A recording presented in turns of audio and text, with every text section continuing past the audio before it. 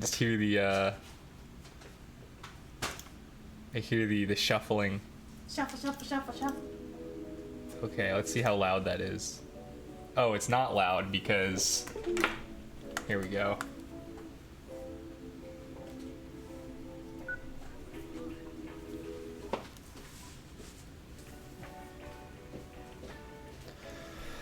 Okay, that's correct.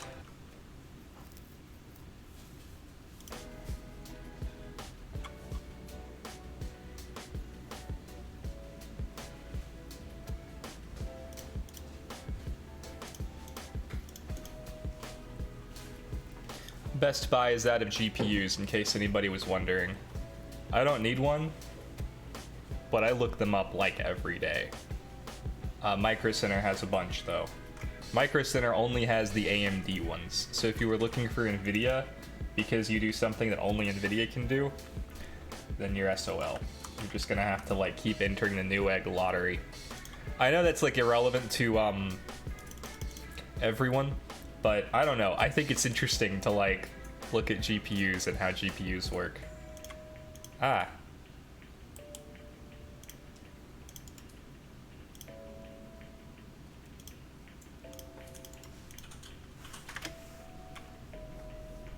Okay. We are online. Ah, hello. So we're late, obviously. We're like 3 hours late. We went to McDonald's. I'm not even gonna lie to you. We did go to McDonald's.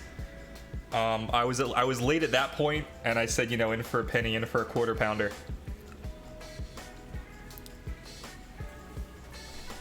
I workshopped that joke with Erin, and she said it was funny, so if it wasn't, blame her.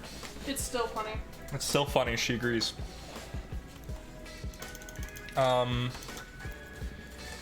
Yeah, okay, cool. Akus doesn't like it. Lame. Lame. That's okay. Groaning is the point.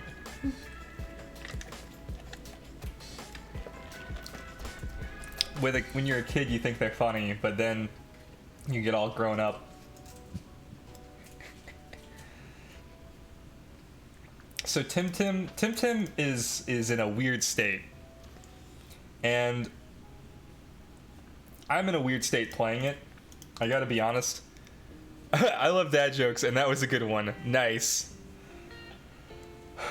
I'm in a weird state playing this game.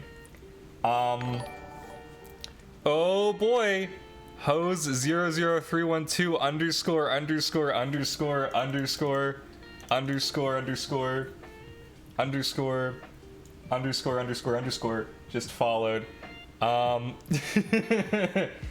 That's great. Hose for short. Haas. We're like 100% sure that's a bot. Haas, if you're not a bot, you know, feel free to speak up. But you know what's great about bots randomly following you? Getting to see that animation. It's like 100% worth it every time. How are you, Ibs? There's another one. There's host 00312. Like 100% a bot. It's hilarious. But again, like I love that animation, so I could watch that all day long. I'm good, I'm good. That's good, that's good. Reading Mickey D's.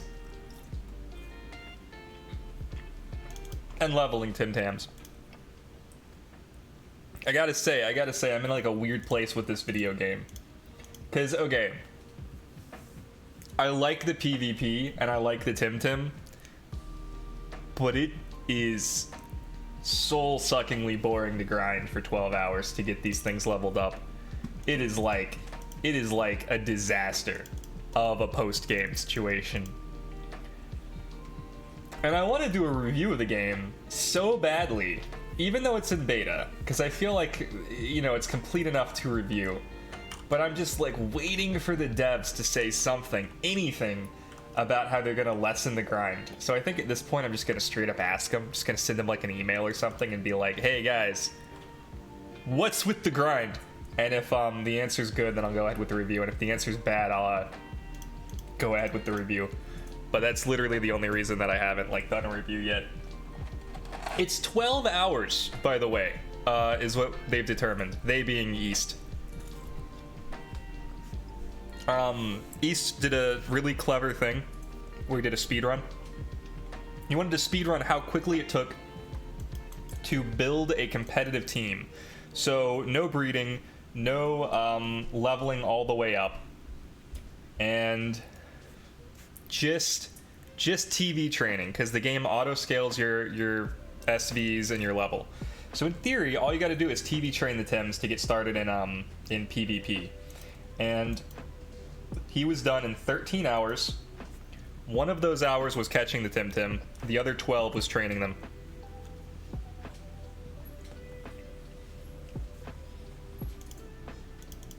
Yeah, see, I wish I wasn't doing that. I don't want to do that. I want to just play PvP. So it's just, it's kind of frustrating that they want me to do this. So I don't think I could recommend it in its current state, and that's kind of a bummer, because I really want this game to succeed. I like the core of the game so much, I just wish it weren't a grind, you know? Hey Madness, how's it going? How has the fix held up? Is it still working?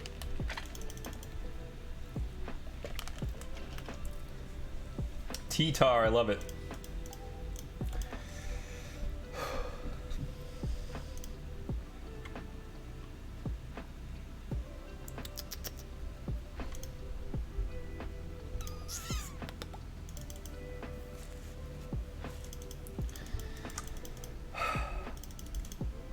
There's a broader discussion to be had here when it comes to games like Temtem. You're a god, my CPU is around 3040. Perfect, beautiful. I'm so glad to hear it. I love doing anything that's PC related, so it's really cool that we were able to fix that.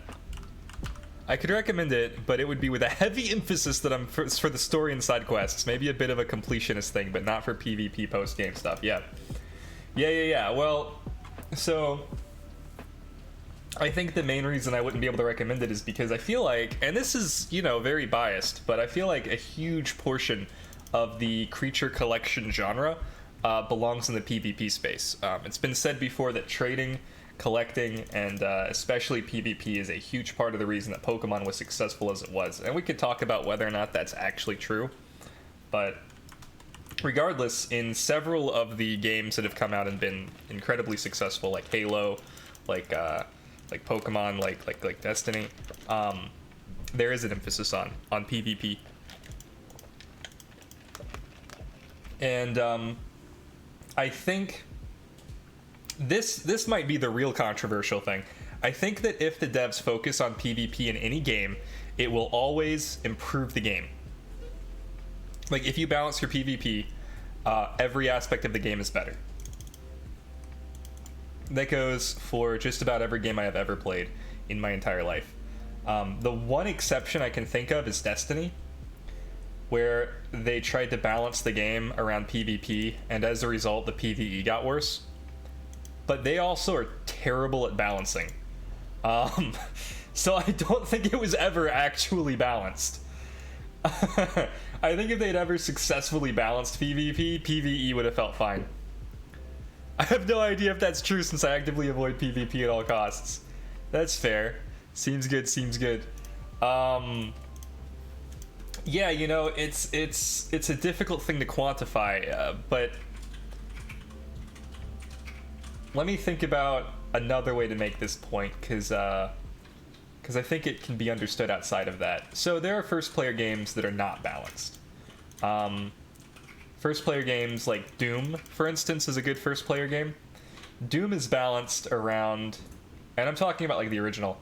Doom is balanced around like this idea that like you can run and gun, and as a result, certain aspects of the game are you know, greatly exaggerated in terms of how good they are. One of those things is the shotgun. Doom's shotgun is like OP.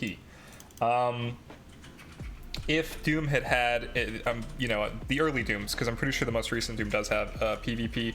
If they'd had you know, early game PvP in their franchise, they might have found that the shotgun was a little overpowered. More of the guns would be balanced, and you would have more variety in how you play that single player game mode. So that's kind of where my argument stems from. rather straight pull the plug on my Xbox than enter a PvP match. I did do that once when someone invaded me in Bloodborne. Oh, man. Yo, Bloodborne is a special kind of hell. When somebody comes into your world, you just straight up, like, might die. Ah.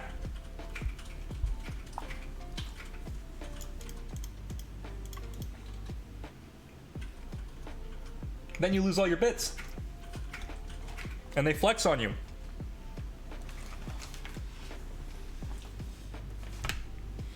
My crispy chicken burger. That's why I turn off online play if I'm not actively opening a dungeon.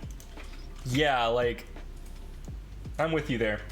In fairness, Bloodborne's PvP is its own, like, genre, you know? Like, I don't think that really applies.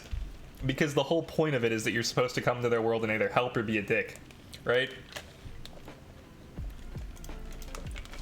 And even though they did have PvP tournaments, and to its credit, they were fairly balanced.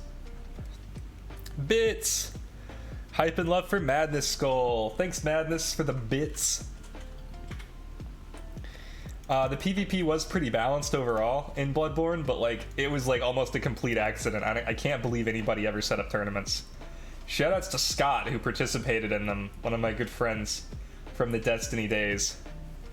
Hey Lelouch, how's it going? Open the Chalice Cliff I'm looking for, save, log off, log back in, offline. Smart. Good way to avoid that. We're currently leveling our Tims. It's tragic that they're so close and yet so far. We do have some new Tims to play with, though.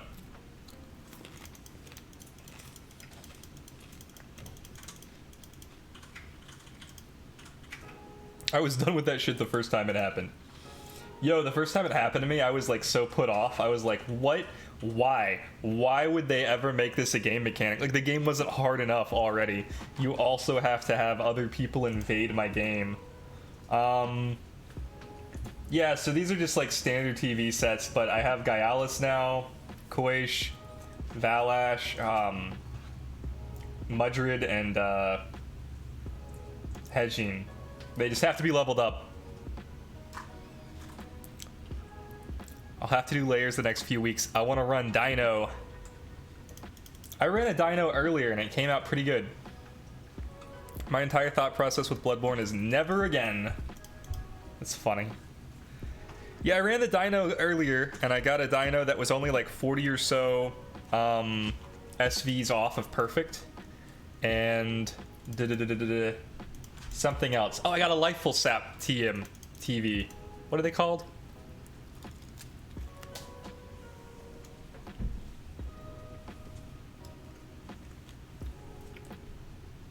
The hacks are rough. The hacks are real rough.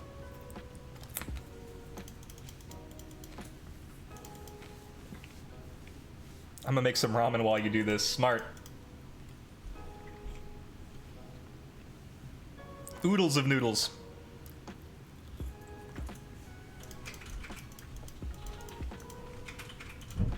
$25 more hacks. You're almost there. Are you trying to raise a dino or are you trying to raise a serpent? I know you said you need to run the dino, but I wasn't sure if you wanted to run it because you were looking for better ones while you train up your Volgon or just because it's thematic.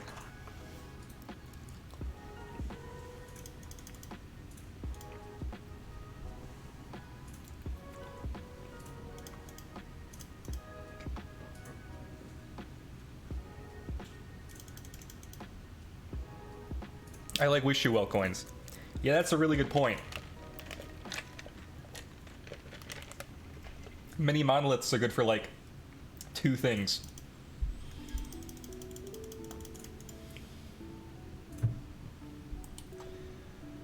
We're so close. We're so close. We're so close. We need nice. 3 more, 6 more, 7 more.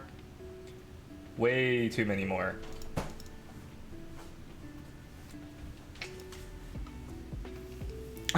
Banned Haas00312. Dang, rip Haas. Let me ask, what is the point of banning the bots? Do we just hate bots? We do hate bots. I don't understand why we hate bots, but I hate bots now. Part of me is a little worried because I feel like the bots are going to take over one day, and on that day, I want them to like me. Apparently, they might be IP grabbers. Well, I definitely don't want to have my IP grabbed.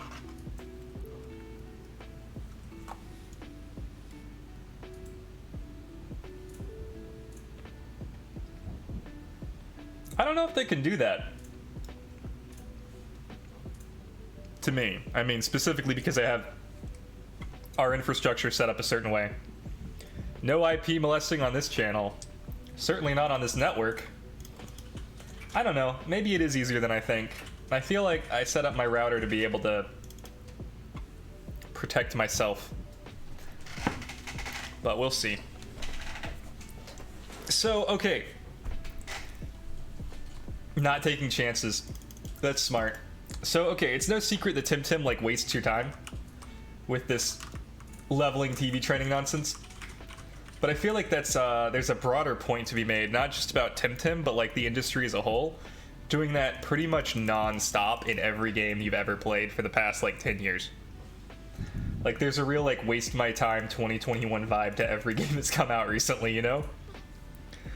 They're like, hey, log in a certain amount of times. Hey, do these, like, awkward tasks that you might not be capable of doing. Hey, did you do your daily login and your weekly login and also your weekly bounties and also your battle pass stuff?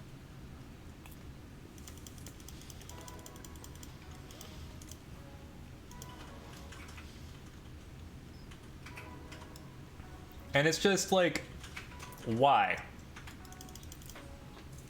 There were two. That's very astute of you. And I know what the, like, I know what the answer is. We talking about Genshin? You know what? You know what's interesting about Genshin? Genshin seems like a waste my time 2021 game. Like, on the surface level of it, it's like, hey, by the way, I hope that you, sorry, what's this light doing? It's like, hey, just by the way, like, do your daily logins and all your, you know, whatever. And your battle pass, and your cooking, your weekly cooking, and also check in with your house to make sure you got all your coins, and did you, like, spend all your resin? So, like, on its face, it seems like a real waste your time game. And, it's been, what's the word? Criticized. It's been criticized pretty heavily for the amount that you have to grind. Like, Genshin Impact does have kind of a bit of a grind to it in terms of getting to, like, the true end game, right? You need to grind for materials for your sword, or whatever weapon you're using. You have to grind for level up materials for your sword, and then ascension materials for your sword, which are like 3 separate things you have to grind for. Some of those are locked behind resin, and some of them only appear at certain times of the week, and, like, that's annoying. And then you have artifacts, which are their own beasts, you know? It's like you need a crit rate, a crit damage, and, you know, an elemental mastery and an elemental whatever substat on your main stat, and every time you level it up, there's a chance one of them is chosen to level up. So that's a whole thing. It's like RNG on top of RNG on top of RNG. And then you've got your, like, level ups for your characters. So, like, yes, it looks like it's designed to waste your time. But the thing about Genshin is, I log in like 5 to 10 minutes every day and get everything done. Genshin doesn't waste my time. I've spent more time today on Temtem by like a factor of 100 than I have on Genshin Impact. And in terms of, like, forward progression, I've made more progress on Temtem today than I have on Genshin today than I have on Temtem. And, like, that's mind-blowing. So, yeah, it seems like it's set up to be a waste your time game, but it really just wants you to log in every day. More than anything, you know? It doesn't actually really care if you do the whole grind. And, like, the consequence for not grinding all of the things that Genshin wants you to grind is that you're slightly underpowered in the end game. Like, that's it. And it's not enough that you're not good enough for the end game either. You can still do everything. It's just gonna be slightly harder. There's really no penalty for not doing the thing. Whereas in Temtem, if I don't TV train, I cannot compete in PvP, really.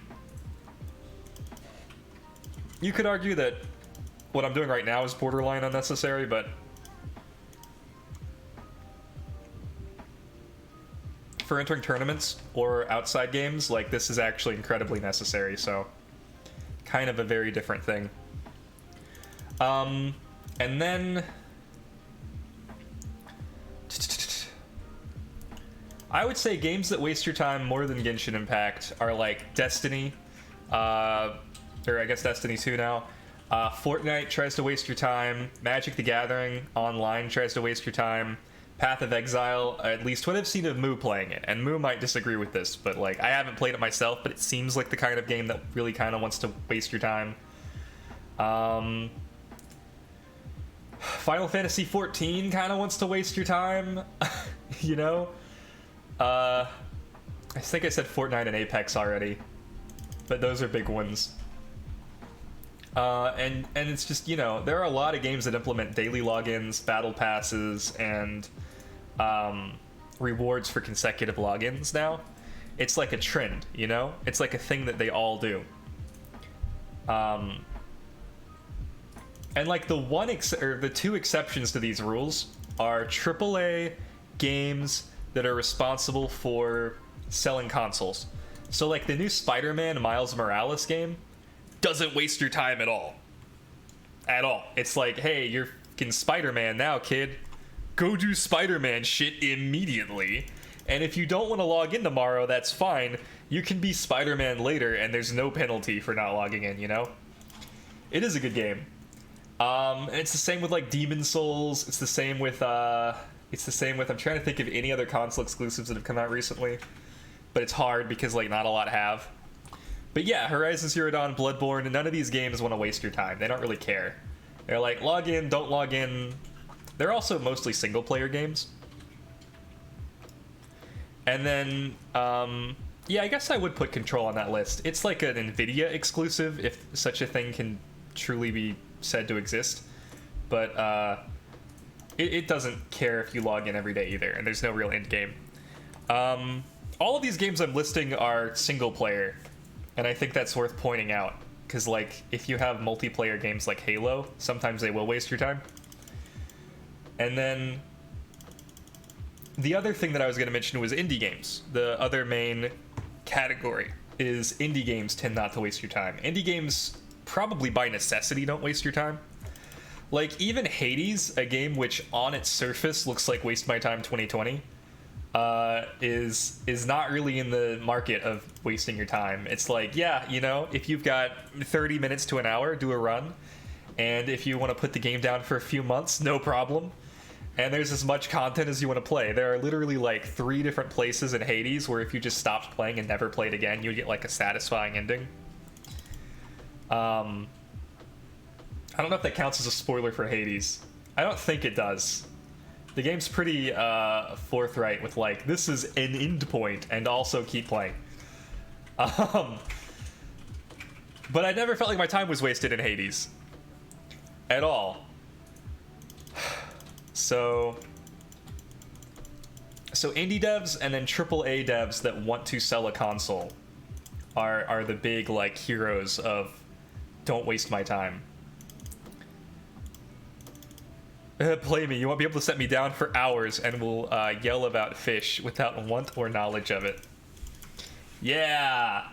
I love that like every game is a fishing mechanic now. Like I've played a little bit of the Genshin fishing mechanic and like, okay, it's a bit repetitive, but it's fun, and I've only played as much as I want to. The fishing game almost feels like waste of my time, but there's no time limit on it, you know? It's not like an event. So you can do as much fishing as you care to, and there's no real penalty for not fishing. Making fishing not repetitive is difficult. It is. You know what game mastered that? And like, okay, the game I'm about to name drop is like Waste My Time Extreme Edition, but Warframe. Warframe is like such a fucking time waster. In Warframe, most of what you're doing is farming missions so that you can get relics, so that you can charge the relics and unlock a part, and then in the like random RNG relic RNG part that you get, Oh, what the hell? The way that this came out looks so weird. Dang it.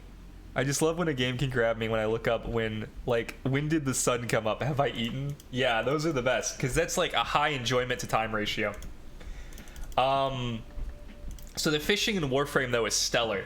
Instead of doing a traditional fishing mechanic where you have like a fishing pole and you like have a timer and you like bing and you get it the first time, which is what Pokemon does, or having like a gauge at the top where it's like constantly moving and you just have to like keep it in the green zone or whatever, which is kind of what Animal Crossing and Genshin Impact do.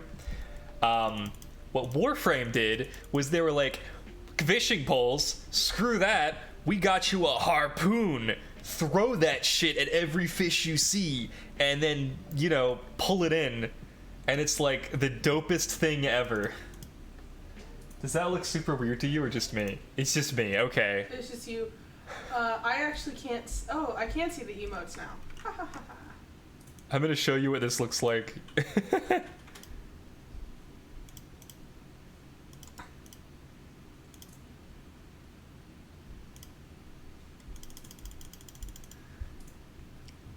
I do that in Temtem when I don't have 15-minute queues and don't have win 5 TMR, lose 25 TMR sessions. Oof. Oh. I have to be doing PvP. Oh, that did come out funny. Yeah. What is up? I don't know. Yeah, it's only on my stream though, so like on my chat log though, so it's like whatever. I mean, hey, at least you know what they are. Yeah. Hype. Last week I lost so much TMR, it was the longest I'd ever gone losing in a row, which was humbling.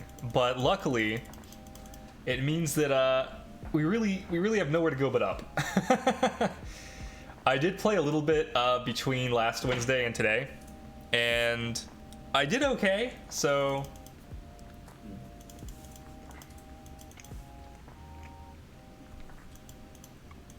I can win, but nobody can look when I'm winning.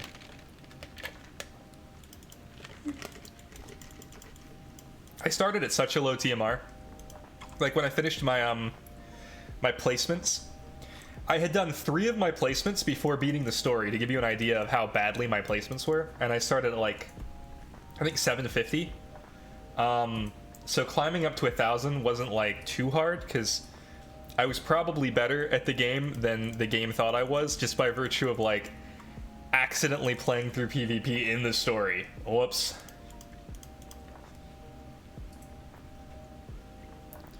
But I think I'm officially at my level now, which is like around 1,000, 1,100. I think that's how good I am. I think that's my true TMR. I started at 470. How did that happen, Lelouch? That's crazy. That's, I mean, no offense, that's really low. I mean, you know that because you're 1370 now, so you're fine. You're doing fine. It's just like, damn, that's really low. Let's do like a random match with my old team. So I'm not really enthusiastic about my old team. Yeah, we're up to 1072. I think we ended last week at like 1035 or something. I got 2 wins in placement and my team was full jank. I then dropped to 240. You dropped from 470 to 240. Oh my goodness, look how far you've come. Good job. Like, what a grow up. A glow up. What a grow up. What an absolute all grown up Rugrats edition. You're a regular Tommy Pickles.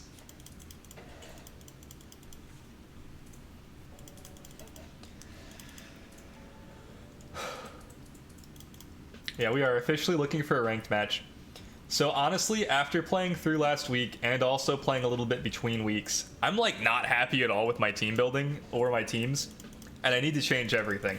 But I'm gonna do it after I finish leveling, so we're still gonna be playing with the old teams, and then if I lose, I'll have an excuse. Speaking of, I think this is a match right now.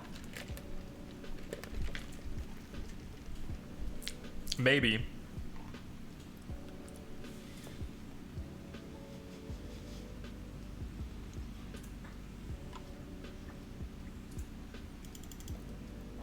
Okay. Do I need to restart my game? No, I don't. Okay. Whew. I'm gonna go with this team. I like this team the most. Or is it death? Yeah, Temtem has a real habit of tricking me into, like, restarting my game for no reason.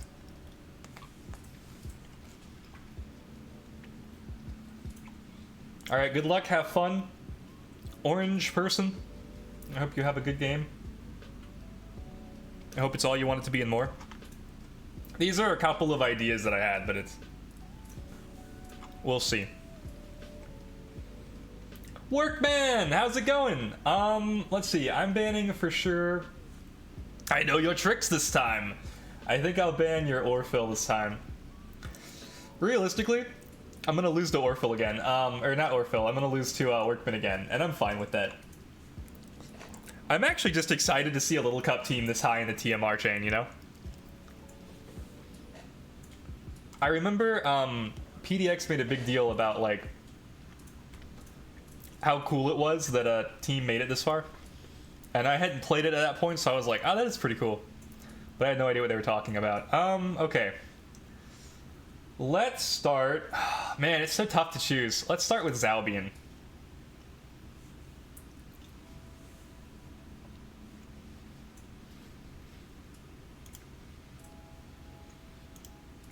This is scary. Okay. I did. In fairness, I had been streaming it 4 hours at that point, and I was not anxious to play anymore. Let's think. Let's try this. Let's try this.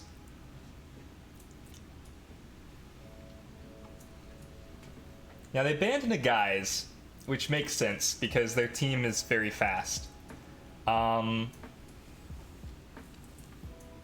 I'm trying to think, like, in terms of weaknesses. I mean, there's not a lot of, like, obvious weaknesses here. They banned my fire flying. Okay, that's interesting. I'm gonna ban their Zephyruff. I'm actually mostly scared of Zephyruff. And I'll bring this. Ragnet? Sorry, Galvadid? Smazzy, okay. I actually already know my next two. The Lowaddle in here is a joke. It's not actually built. There's no Lowaddle. There's not actually a Lowaddle here. It's a trick. It's just a jape.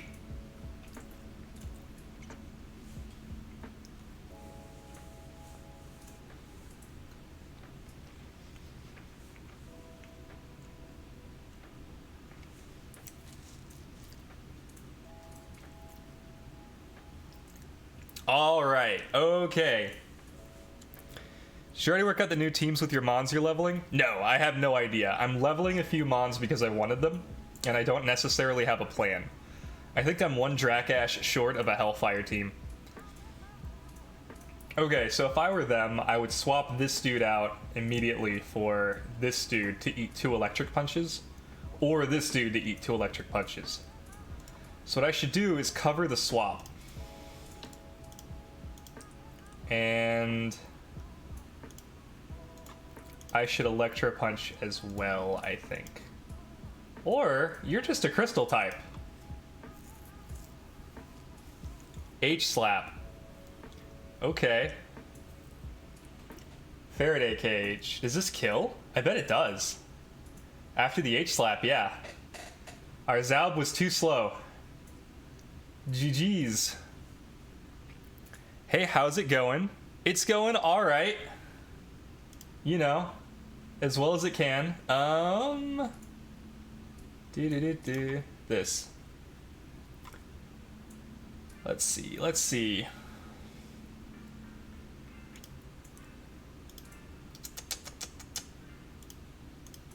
Just gonna keep perfect jabbing.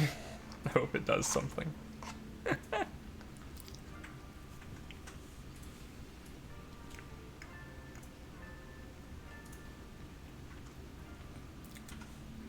Workman is too good for me. Like, Workman has played I think 900 winning games.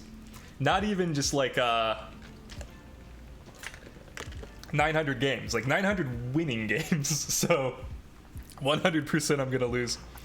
But it is interesting because I'm gonna lose in a new way. This is Frond Whip then, right? I'm finally gonna see the legendary Frond Whip.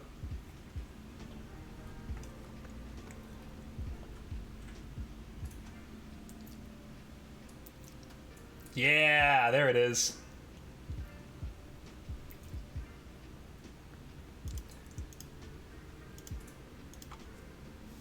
Let's see if this works.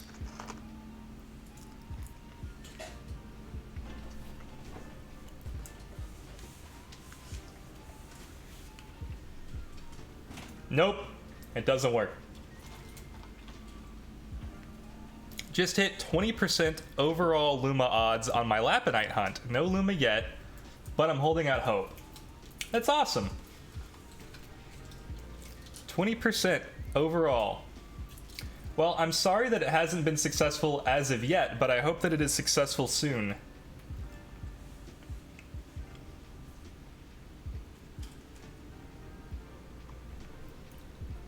This certainly must be swapping, right? If I were them, I would bring in Ragnet. No, I wouldn't. There are 2 Earth types coming in. Oh wait, I would bring in Ragnet because they're Galvanid. The thing is, if this comes in, I'm gonna wish I'd brought Volphy.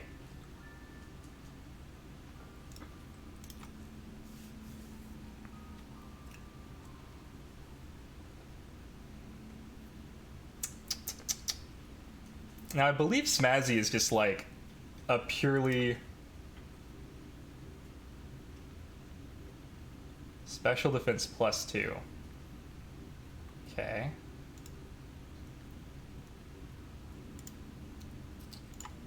Let's go for a Toxic Ink here. Because worst case scenario, we poison, I think. And then a Plague this direction. Yeah. Alright.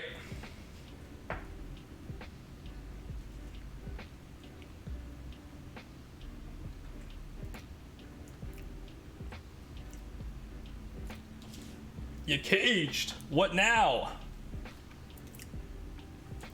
Despite all my rage, I'm still getting one shot by Smazzy.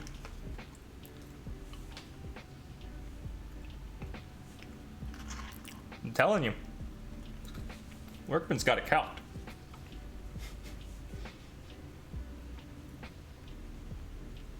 Let's see. I don't really have anything good I can do here. I'm pretty sure we're gonna get destroyed here. There's nothing we can do against this. So this is the winning move. And then this is gonna absolutely murder us. So let's just like do this and hope. But it's not gonna be enough. We're too slow.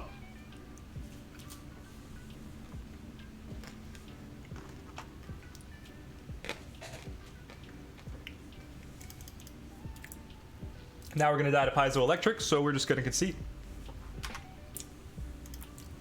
You can't beat it. You just can't.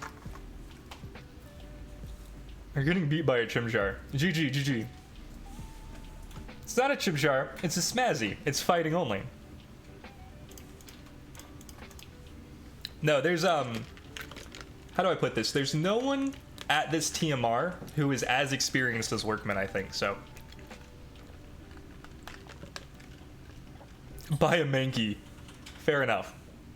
So there's no shame in losing to the Workman. Don't be alarmed. We finally get to evolve because we're level 72 now. Yay!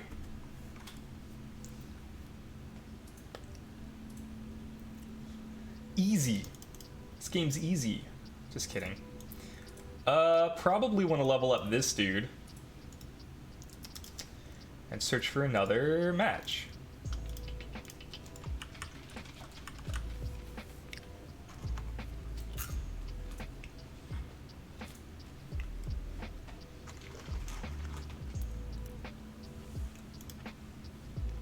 Yeah, I don't have a game plan for that team, by the way. I have no game plan whatsoever. I know what, at this point in my Temtem career, I've, if not figured out, I've been told what most of the fully evolved Temtem do. So, like, if I see, for instance, a Nitrosil, I have an idea that it's either a support Nitrosil or a big attack Nitrosil. I think we entered a game. I think that's what's happening, is we entered a game right here as we entered the Osukai thing. So let's restart real quick. But in terms of calcing out the smaller Tims, it's impossible.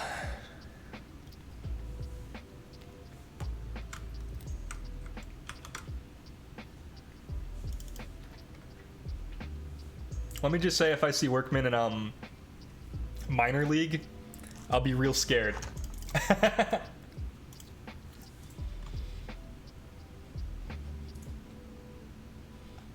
Yeah, see? It did find a match.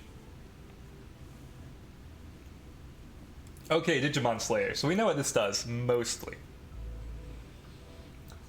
And this is a big synergy team. This is pretty cool. So check it out. We got Hellfire synergies. We got, this is pretty scary. We got, these guys work together. These guys work together. These guys, I believe, work together. And then this guy's scary and this guy's scary. So I think the linchpin of the team is like these three. Of those, I'm banning the Volgon. I know that's like silly because we have 2 Earths and we're not really that scared of Volgon. But we're not really scared of Volgon, we're scared of superconductivity. You're in minors? Yeah, apparently. I am in minor league. It's official, I have a minor league team that I am on. I think that's official. They have, I don't think, any electrics, so we can kind of take advantage of that by running like Naga and Toxic. J-Dragon, how's it going?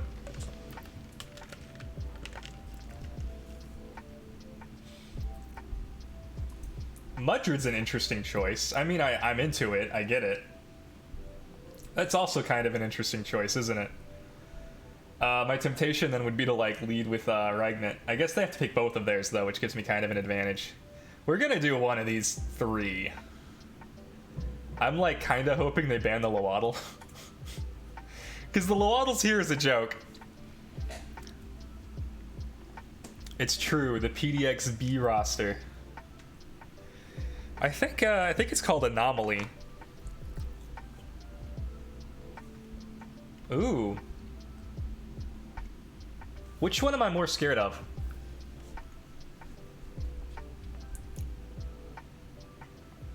I think I'm obviously more scared of this, which means going Ragnet. So this doesn't just get like Tox bombed.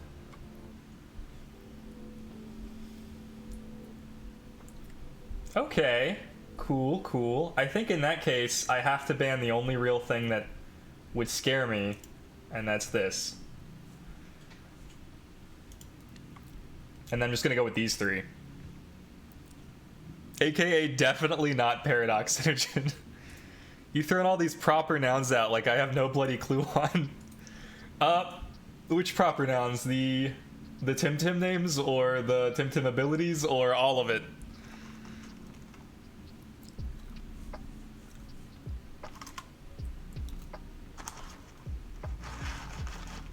Dang, they're down to 7 seconds thinking about it. That's why they're gonna win. They're thinking really hard. I'm not thinking that hard. I'm focused on farming Osukais.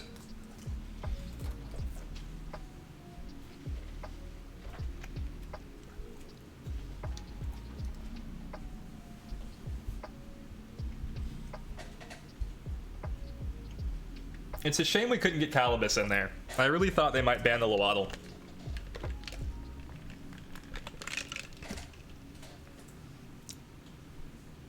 Mostly the team names, Anomaly and PDXB roster, like what is going on? Okay, so, ooh.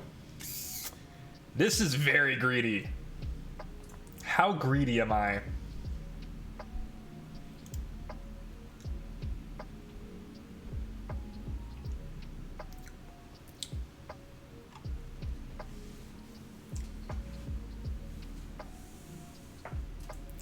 We're 100% getting Nox bombed here.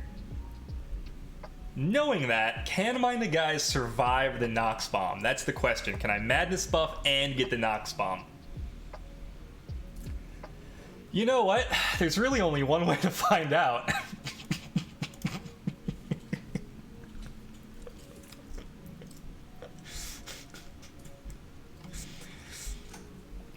If we lose, we're gonna lose in style. Oh god, we're not gonna lose. Good news, everyone.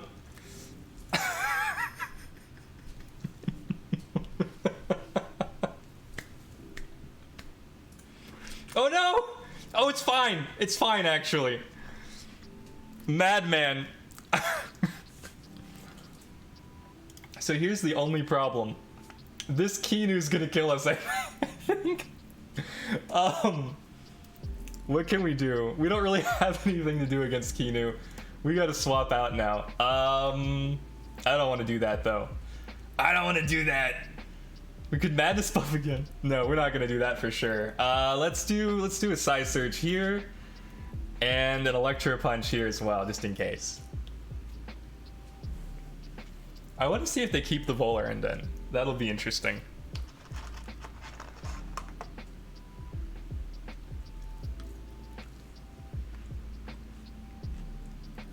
Big damage.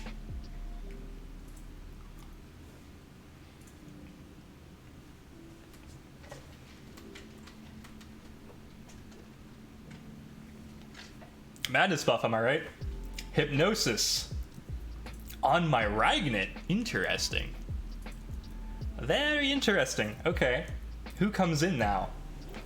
Watch it be Drakash. No, it's Mimit. Ooh. That's cool. I definitely can't be here.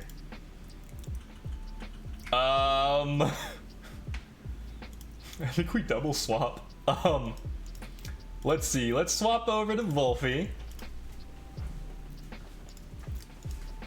And Tulkan, I think.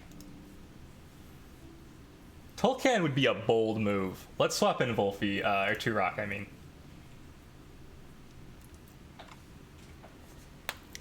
It can't hit you. I think it can. I think it can hit me really hard with Electro Punch. What is this person up to? Being dumb. E-Custodian. Oh yeah, it could.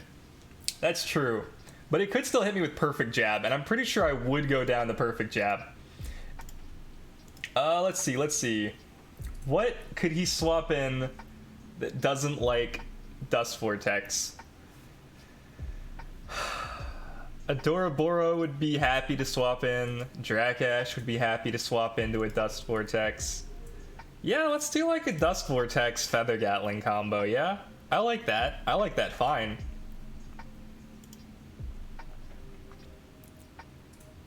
Madness. We got a buff from our madness.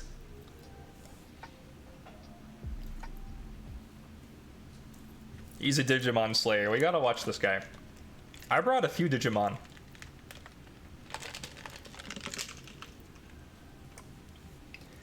I actually can't remember a single Digimon name. Hydrate, cheers.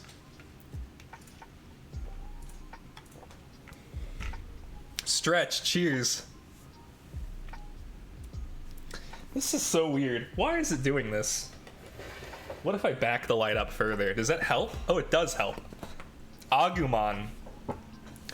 Here's what's really funny. You say that and remind me that Digimon are not Neopets. And I was thinking Neopets this whole time. Digimon Slayer still has not selected a move. There it is. Big damage! You should have thought harder. No, sorry, that's mean.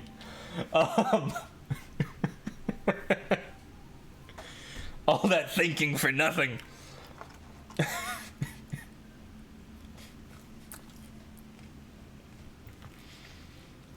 should have thought faster. So correct me if I'm wrong. Adoraboros' only poison type move that uses it all is dodged by Team Elusive. Is that correct?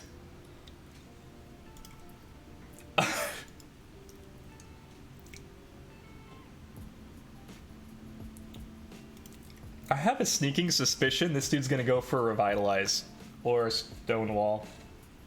And I think it'd just be really funny if that caused them to overexert. Let's just a Feather Gatling. That's not really correct, only with synergy. I just want them to overexert, that's the only reason. Emanip. Turok and his sad low defense, or special defense, which is fine, because... Yep, see, they revitalize. But at what cost? Oh. Did they not OX?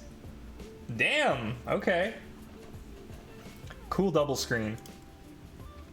Drakash. So, okay, on the off chance they do switch to Drakash, I don't want to lob a Tornado into it. I think that means I have to hit him with the dirt. Big dirt energy.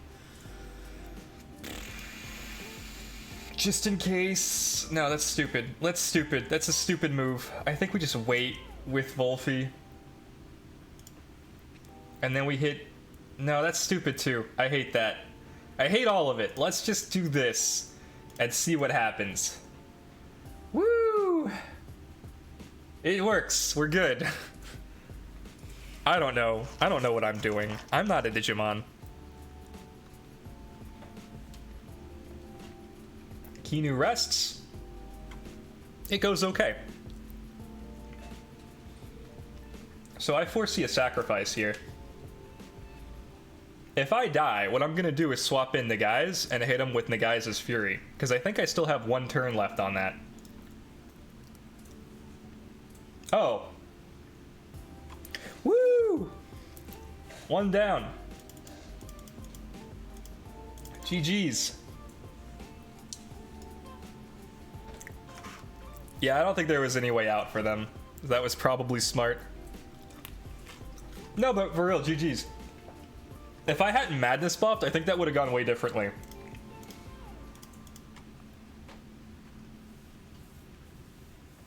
They also surprised me by hitting with Nox Bomb before the beta burst, so it was a slower Kinu, which meant that as soon as my reactive vial activated, it was working against me on the beta burst. It was like, ah, damn, cool.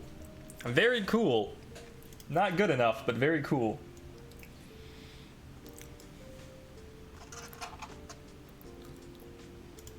It also taught me a valuable lesson. Like, if I want to do that, I need to invest more special attack in my Kinu. Which is the real takeaway here. Special attacking, offensive, speedy Kinu, am I right?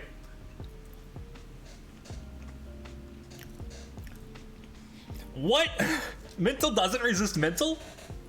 I thought for sure it did. Today I learned. How long have I been playing this game to not know that mental didn't resist mental? Pokemon, man, it's a hard habit. Have you ever seen a flying T-Tar?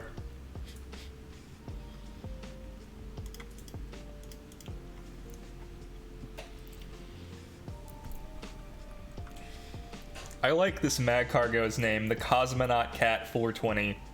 I don't know who it is, but I love the name. It's okay, mental isn't really a type. It's not a real type.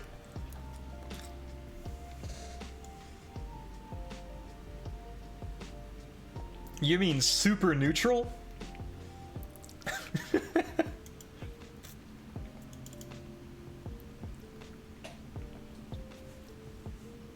Excessively neutral has entered the battlefield. I'm a big fan of excessively neutral.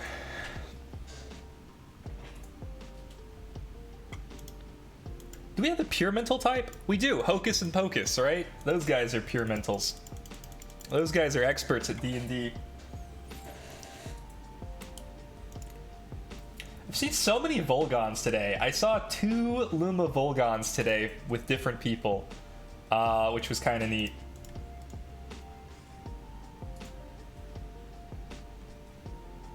They look like they're just green. I think Volgon's normal color palette is way better.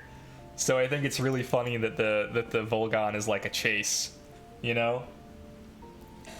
I really want to go get a Hocus. You should, they're kind of cool. I love Luma Volgon. I hope you get one. I've looked at the Lumas on both of the legendaries, and you know, if there's two that I'm not gonna find, I'm glad it's them, you know? I kind of feel the same way about the legendaries in Pokemon. Like, there are only a few where I think the shiny is better than the regular one. Like, Mew's pretty good. Mew's a pretty good shiny. You go from, like, this little pink fetus to a blue fetus, and that's kind of neat. And then, like, you've got Mewtwo, and it's like, instead of having this cool purple typing, it's, like, lime green now. Yeah, same team. I'm still bringing this Lowaddle. Like, it's not good. It's really not good. It's not TV trained at all. Let's see if they ban it, you know? That's kind of the vibe. Oh, man, look at all these Lumas. 4 Lumas. Oh, my God. What do I ban? It's got to be a Luma, right? We have some coverage against Mushuk. We have some coverage against Tortonite. Really, all of these are coverage against Tortonite. Gaialis is scary. Gaialis is really scary.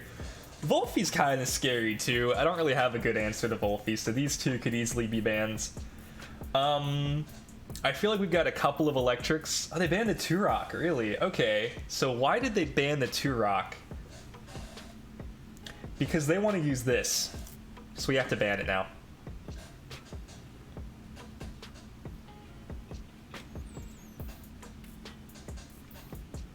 I think that was wise. I banned a Turok today. Did you ban it because you were playing Scarabolt? Scary Volty boy? Volphy, huh? Okay, let's do... What would be funny? Nagai's? Yeah, would be pretty funny. Something to kill Gaialis, ideally. Because I feel like Gaialis comes in next, and I don't have, like, the best answer for it. But I have a free turn 1 with it, so I think we go with, Zaub? Is Zaub the play? I feel like Zaub's fine.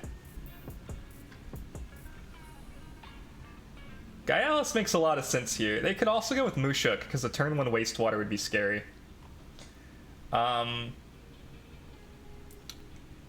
Really, it's... Oh.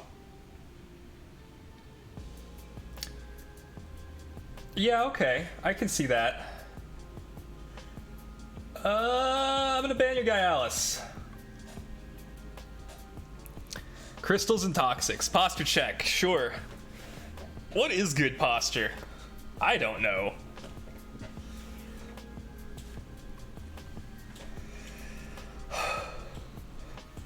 They said to imagine that you have a string attached to your, like, sternum, and that it's tied to the ceiling, and that would be good posture.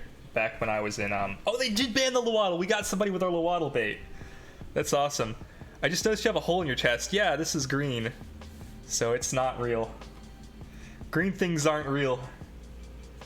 They brought in the Mushuk, which means I'm bringing this. And I get to bring a second thing. So what's that gonna be? Ragnit, because you got a lot of things that are weak to electricity. And then the third thing, I guess Volphy. Volphy deals with this and kind of with this. This is actually a pretty cool team. Hats off to Bastille, at least for having a cool team. I haven't seen Tortonite used in kind of a while. Turok? Okay. I don't think Calibus is useful to us here at all. Like, even a little bit. Like, even a slight bit. I guess it deals a kind of here. And that's really it. So here's the problem. I don't have a good answer to Tortonite. Tortonite might just kill me. Just like straight up. That's a thing that might happen. So that's kind of scary. I can try to fight it, but it's not gonna work. And I can go all in on like hitting the Volphy first. But I don't think that's good either. So I think I have to swap here. And I think I have to swap to something that doesn't die to crystal spikes. And I think that something is Volphy. And I think on this end, I can go for either a heat up or a waste water. And I think I go for a waste water right here to avoid being hit by plague. Well, I mean, I'll still get hit by plague, but it'll be a lot harder for them to hit me. So that's one turn of Nagai's Deceit wasted.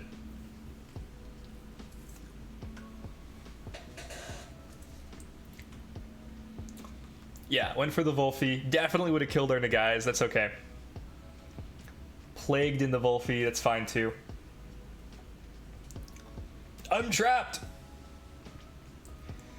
So they ought to see at this point that I am able to kill their Tortonite.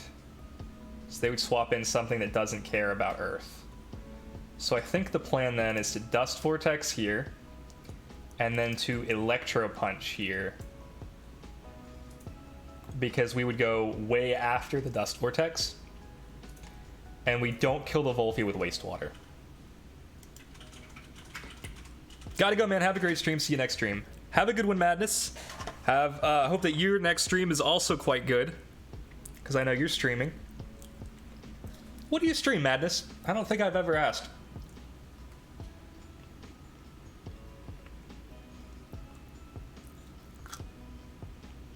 That's pretty cool.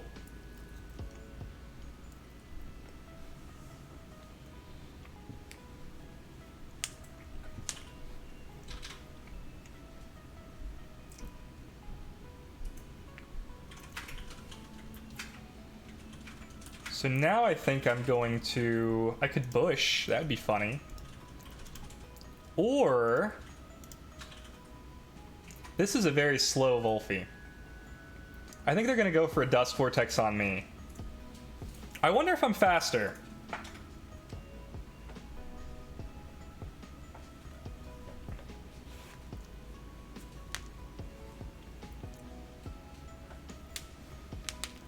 I hope I'm faster. I hope my Cyber Claw is faster than that Volphy. Oh, it just went for the Volphy kill. Okay. Mostly dead by daylight. Very cool. Very, very cool. These are from Alice Madness Returns. They are. Aloha, brethren. How are you, Zen? So we're scared right now of not much. I feel like Zalbian's got the KO here on either or. I think the smart move is to...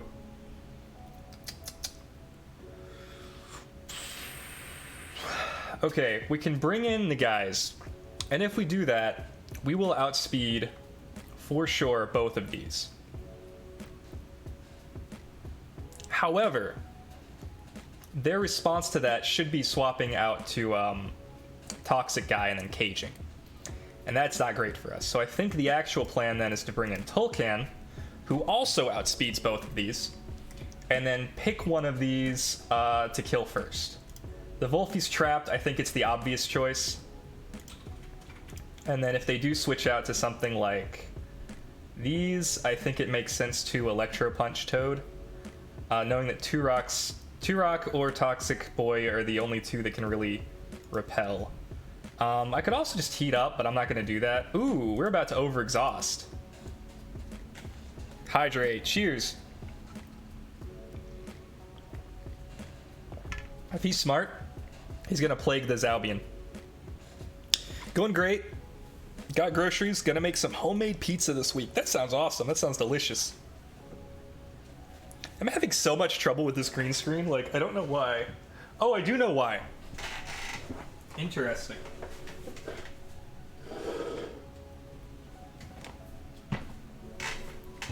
Aaron's probably making a face because maybe that's not it. I have no clue. I have no clue. I can't get this light to go away in the bottom left.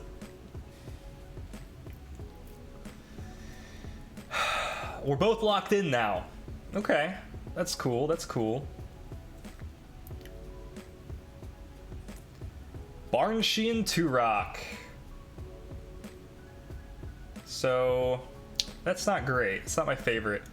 I think I have to Fiery Soul. Oh no. Yeah, okay, we're definitely doomed here. Because we can't swap out the Zaub. And that's really our biggest... Whew, okay. So then the only thing we can really do is we could try and save the Zaub by Fiery Souling here, or we could try and save ourselves by Fiery Souling this Barnshe. I think they made a really good play.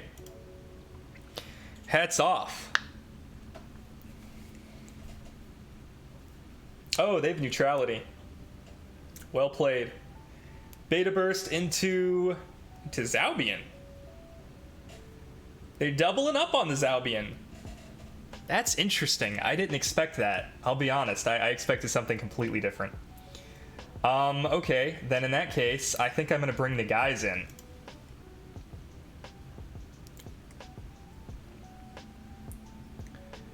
I think I'm going to...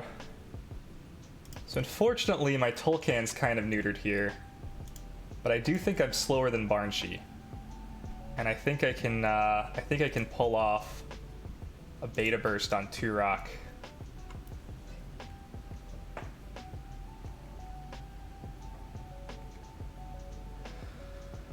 We're kind of relying on them not being able to kill us. Stoneball does go first, yeah. Kind of a non-bow here. Beta Burst goes after that, hits the Turok.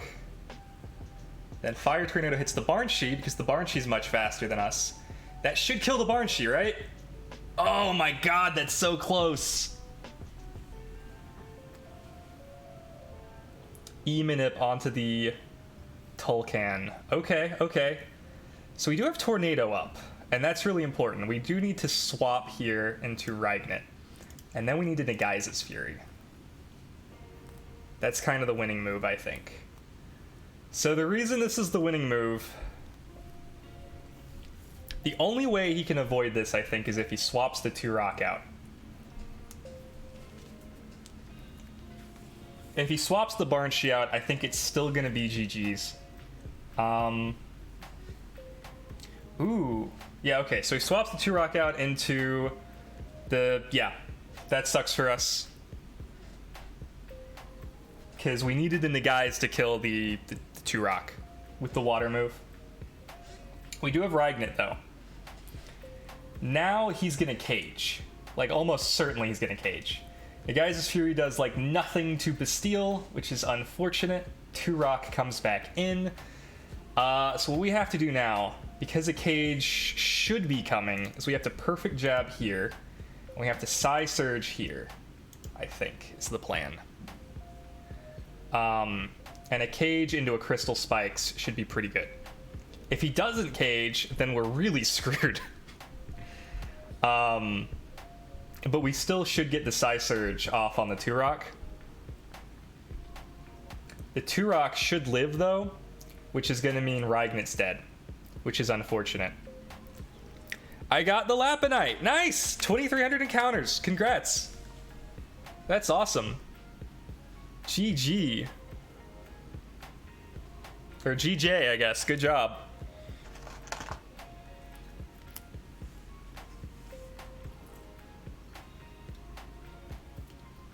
Oh, Crystal Spikes went first. Okay. I'm gonna be honest, I thought I still had one more turn of Decidora.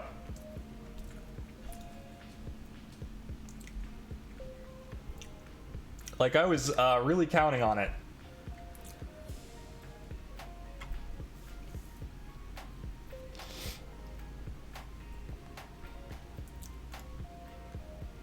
Okay. Now what? I think I'm definitely gonna die.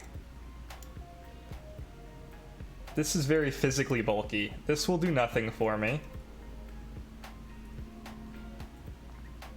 If I don't die, Crystal Spikes is coming here. And there's nothing I can do about that. But if I focus everything on the Ragnet,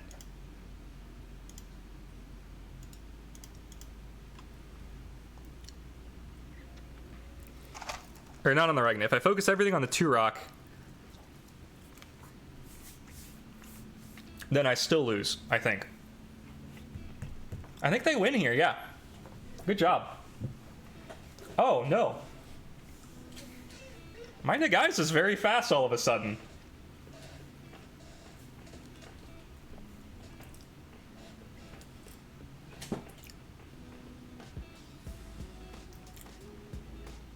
Toxic gas. Interesting. So my Tulkan comes out. This is very funny, because he's still neutral. So this just kills. We win. Wow. I think if they had Crystal Spikes, they would have won the game.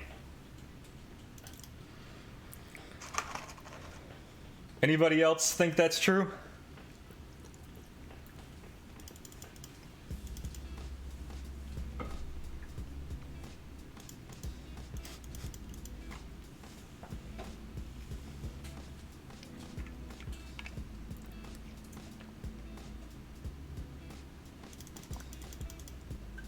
Yay!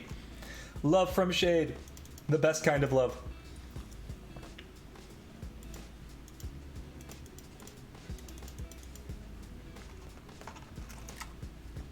Alright.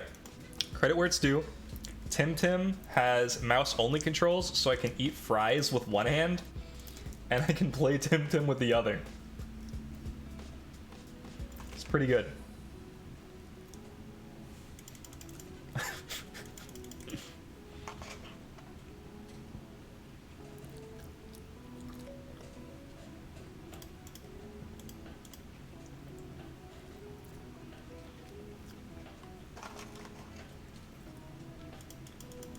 Thanks, have a good night, Ibis. We started really late, so it's totally understandable.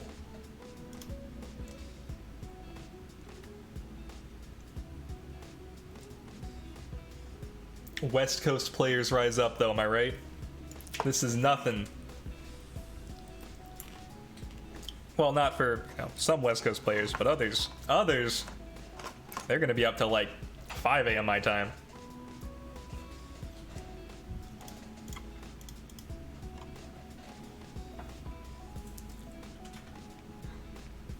F. We're not gonna stay up till 5 a.m., don't worry.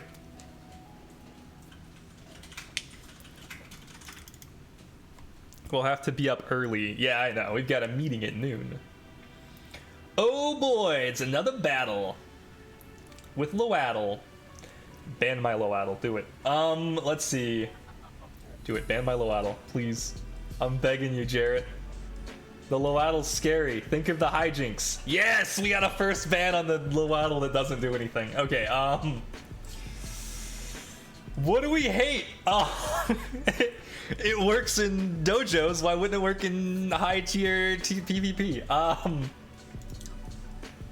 So if he bans that, he doesn't want me to do hijinks to him. What fucks with Nagai's the most is the question. I think that's a matter of like perspective, because like, okay, this could get fucked up by Turok. This is pretty good no matter what. This could also get fucked up by Turok. This is pretty good against Turok, but I think we die to maybe thinking too hard about this. I don't like Mimit. They don't like spaghetti because it's OP.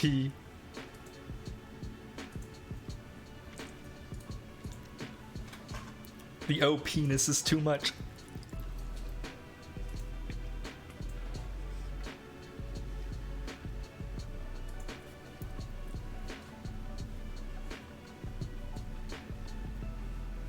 Size bunch.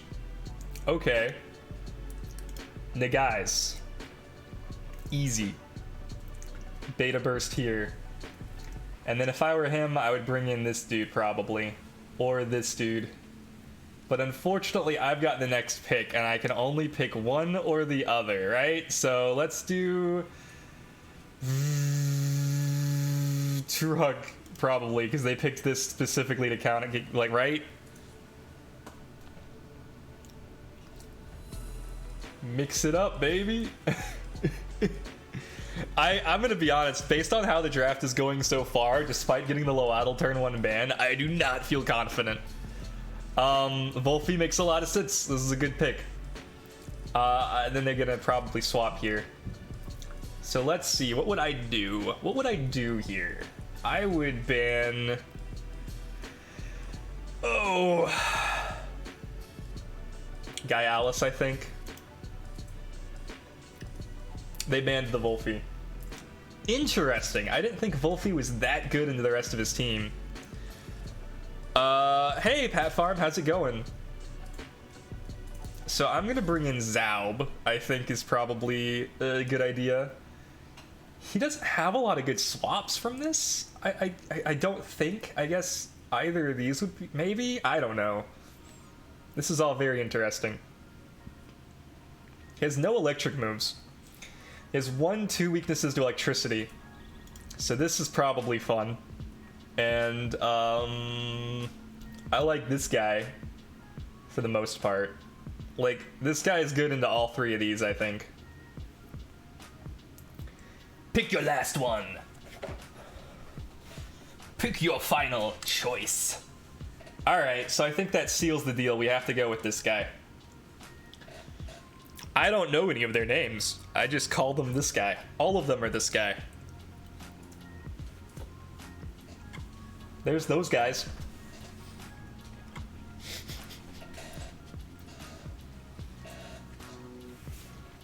Free imbuff, that's what I'm thinking. And they're gonna swap into this probably. Would it be funny to Feather Gatling one of these? Or do we just want to swap because we know we're about to take a Plague? If he Plagues the Ragnit, we get Dust Vortexed.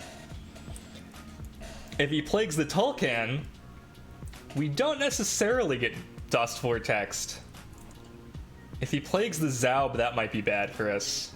Or good for us, because I think Zaub has... I like swap to Zaub a lot right now. Yeah. Free heat up. Free. I thought that might happen. He wanted to avoid the psychic. Imbuff, baby. Plague me. Do it. You did it. You fool. I am the most powerful now. So Puck's about to be real sad, I think. Unless they swap. They could swap. How do we want to attack this Wolfie is the question. The Wolfie could Dust Vortex the Zaubian. That would be the ultimate betrayal. We could Nagai's Fury. That'd be pretty fun. We could Psy Surge. I think they're all neutral, and they all have about the same damage. The only thing I don't like about Nagai's Fury is that it's not going to do hardly anything here. Or here, like these two. But I think it still does enough damage here and here. Puck is throwing this whole match. You think so? I'm throwing this match. Who are you kidding? And won't hit the rat. Yeah, that's the key. That's the key. So we have to Psy Surge the rat, I think. And then I think we Electro Punch here, because it's like the obvious choice. The other choice is to like Wastewater, but... don't love it. The thing is, if they foresee me doing that, then they'll swap out to Size Munch. So is it worth it to just Wastewater and expect the swap? Probably. I'm still gonna do it.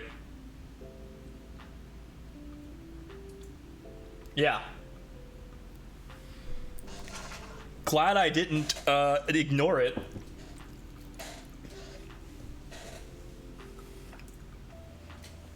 This does not kill the rat. Now that's an odd choice. I wouldn't have expected that one. But I'm trapped. Okay, I'm trapped. What will you do with this information? GG. There is still plenty of time for us to throw, J-Dragon. I don't think you've seen me play. You think we've got it in the bag already. The momentum is here, like, I'll give you that, but there's still plenty of time to throw this entire thing in the garbage. We're back to Size Munch. Okay, so we're gonna beta burst it. I think that's the play. And then we're just gonna, we're gonna waste water in this slot.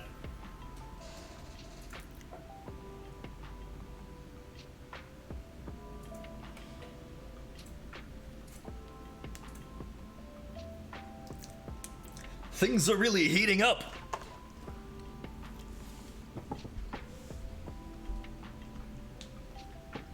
I'm surprised they didn't take Mix. Size Munch is retreating. For what? For Ladybird. Did I just hear I'm gonna waste that slot? No, you didn't. I hear I'm gonna waste water, I think. Or waste that rat, maybe. Don't tempt. I will throw this match so fast you won't know what happened.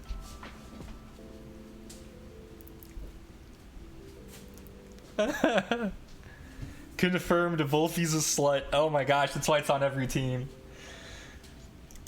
This Tim has no name, owes its allegiance to no banner. Alright, so we have, I think we're out. Is this, oh, this is the last turn of it. Okay. So we're definitely gonna Psy Surge this. We're definitely gonna Electro Punch this. And it's fine. It's just fine. Ooh, you're the slowest. Why didn't you clinch the Nagais though? I guess because it wouldn't be super effective. That's fair.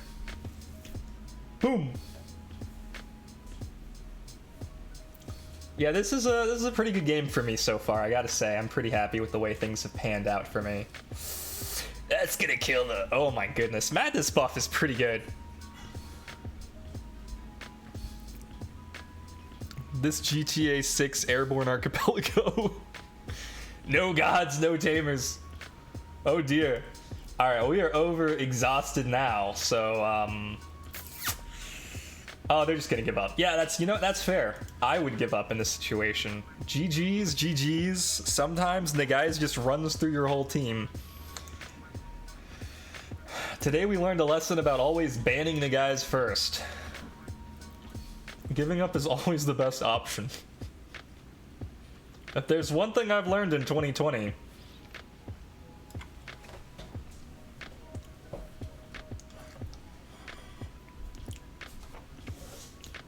Oh, maybe it's because... No, has nothing to do with that.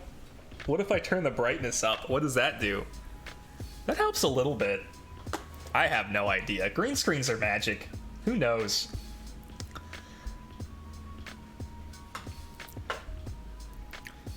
Did you get the swords on 360?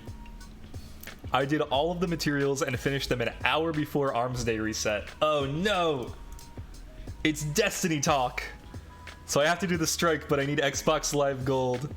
Ah! Unless they use all the same turns in GTA, but I don't think they do. This is some Destiny talk. Banshee 44 in the tower with his Arms Day paraphernalia.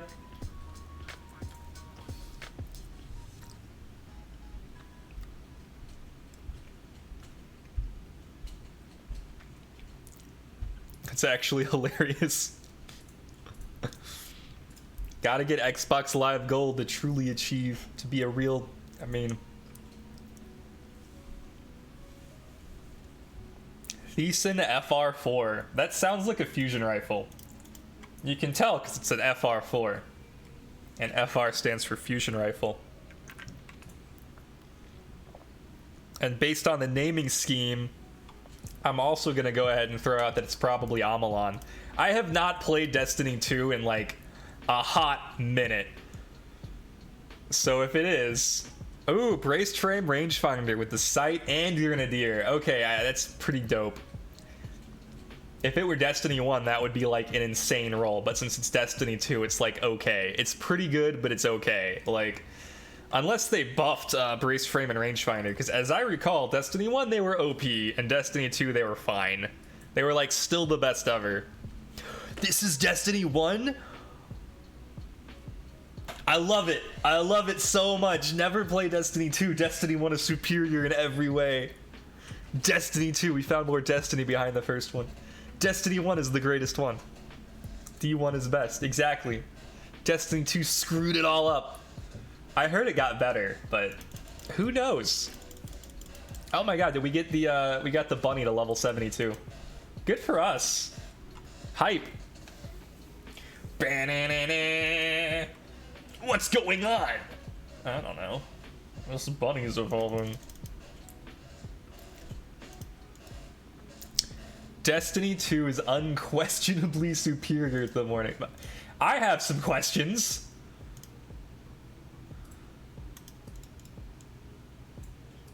It's not even a conversation anymore. No. Levels faster if you don't evo. I know, that's why we evolved it at level 72. We can't level anymore. Once you hit max level, you stop leveling.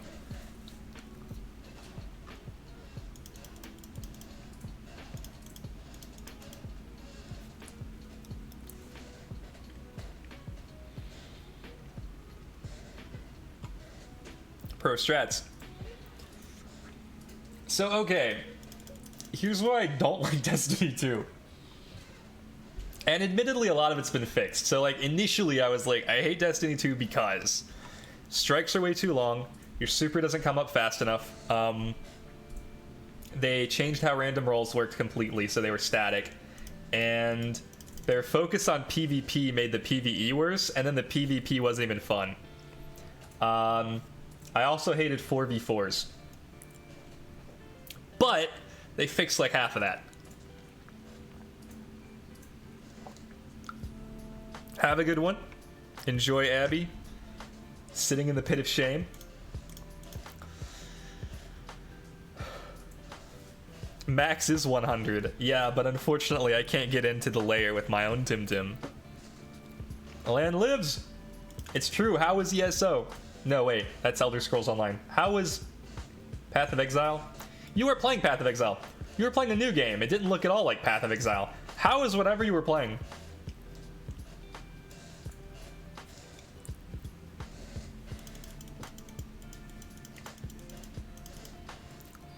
ESO is fun. I've heard it's fun. I heard if you like Skyrim, ESO is like more of it, but online.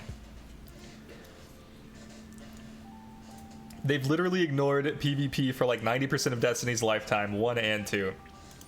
Somehow they've managed to both avoid all of the PvP in Destiny 1 and 2's lifespan and also hamper PvE and justify it by saying that it's because PvP would be unbalanced, which is insane.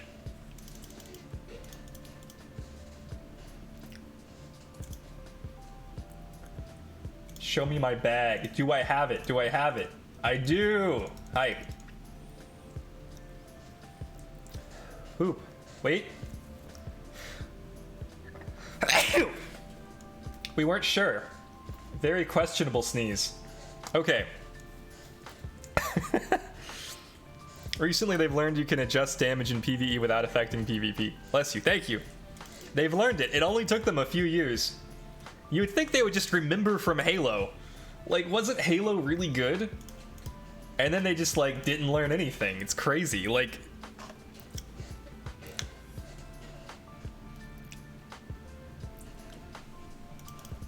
They're also selling the new expansion with Gallahorn in it, and I'm like, didn't you guys do that? Didn't I buy Rise of Iron? Why did I buy Rise of Iron again?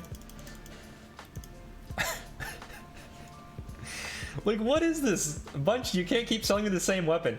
Imagine if, like, next month they took away Oshiara. I guess they kind of did, with Aquatic Whirlwind leaving.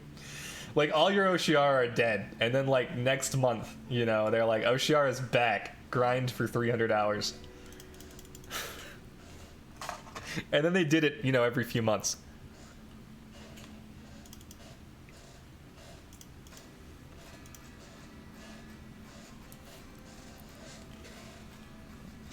You say it became irrelevant, but you're playing it, right? You just got an amazing Thiessen roll.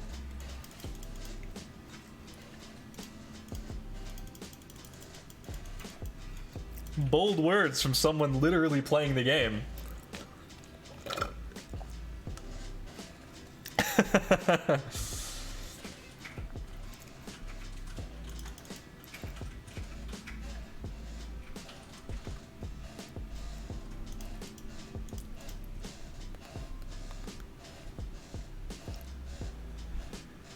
Cream a new update. Only Luma Oshiars caught after today have aquatic whirlwinds. I mean, that sounds like a Bungie move to me. That also sounds like a Krima move. We should be worried.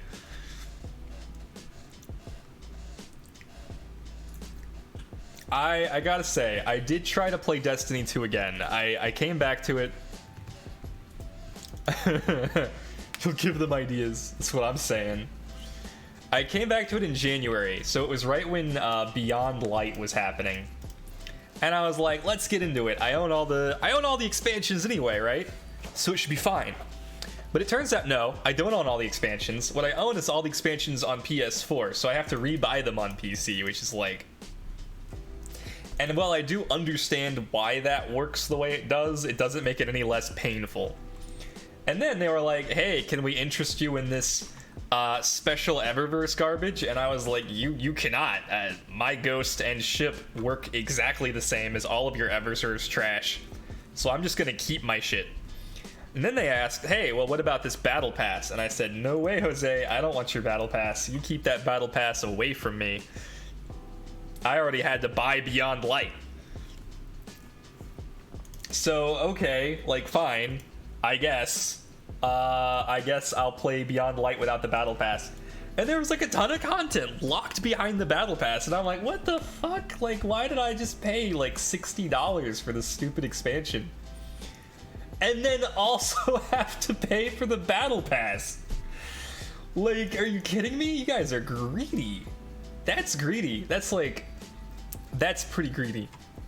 That's pretty unwholesome. That's some goblin tier greed. And then they were like, okay, if you did buy the battle pass, great, but it's over now because we're doing, what was it? The Cabal invaded. And they were like, the Cabal have invaded. And some chick is in charge. It's the Princess Cabal, and she's mad. So you better buy this battle pass or you won't be able to fight her. And I'm like, holy shit. What is this?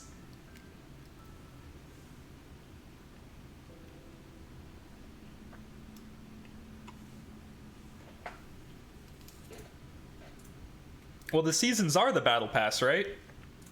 Unless there's a season and also a separate battle pass, then you have to buy both, because that would be insane, right? That would be crazy. I thought the seasons and the battle pass were the same thing. If they're not, then that's crazy. It just reminded me of that old meme. You know, where they're like, video games used to be, and then they would just have like a Happy Meal, and they were like, then they became, and it's like the burger and the fries and the soda are DLC, and now and it's like the burger, but you only get the bun and the meat, and like the lettuce, tomato, etc. is DLC. The fries are all in a different battle pass, each individual fry, and the soda is like an expansion. That stupid meme. That's what Destiny 2 reminded me of in that moment.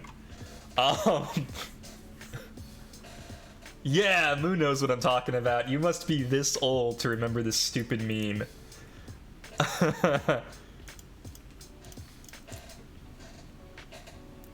Now, admittedly, okay, what did I like about Destiny 2 when I came back? Because I don't just want to, like, shit on it for no reason. I liked... Gosh, no, there was stuff I liked. I thought the combat had gotten better. I don't know what they tweaked, but the gunplay felt better, and I did feel like I was getting my grenades and melees and supers more often. The strikes still took forever. They were still like, 20-minute strikes, and I was like, who is the time? But, for the most part, I say as I grind to level 72, who has the time? But, for the most part,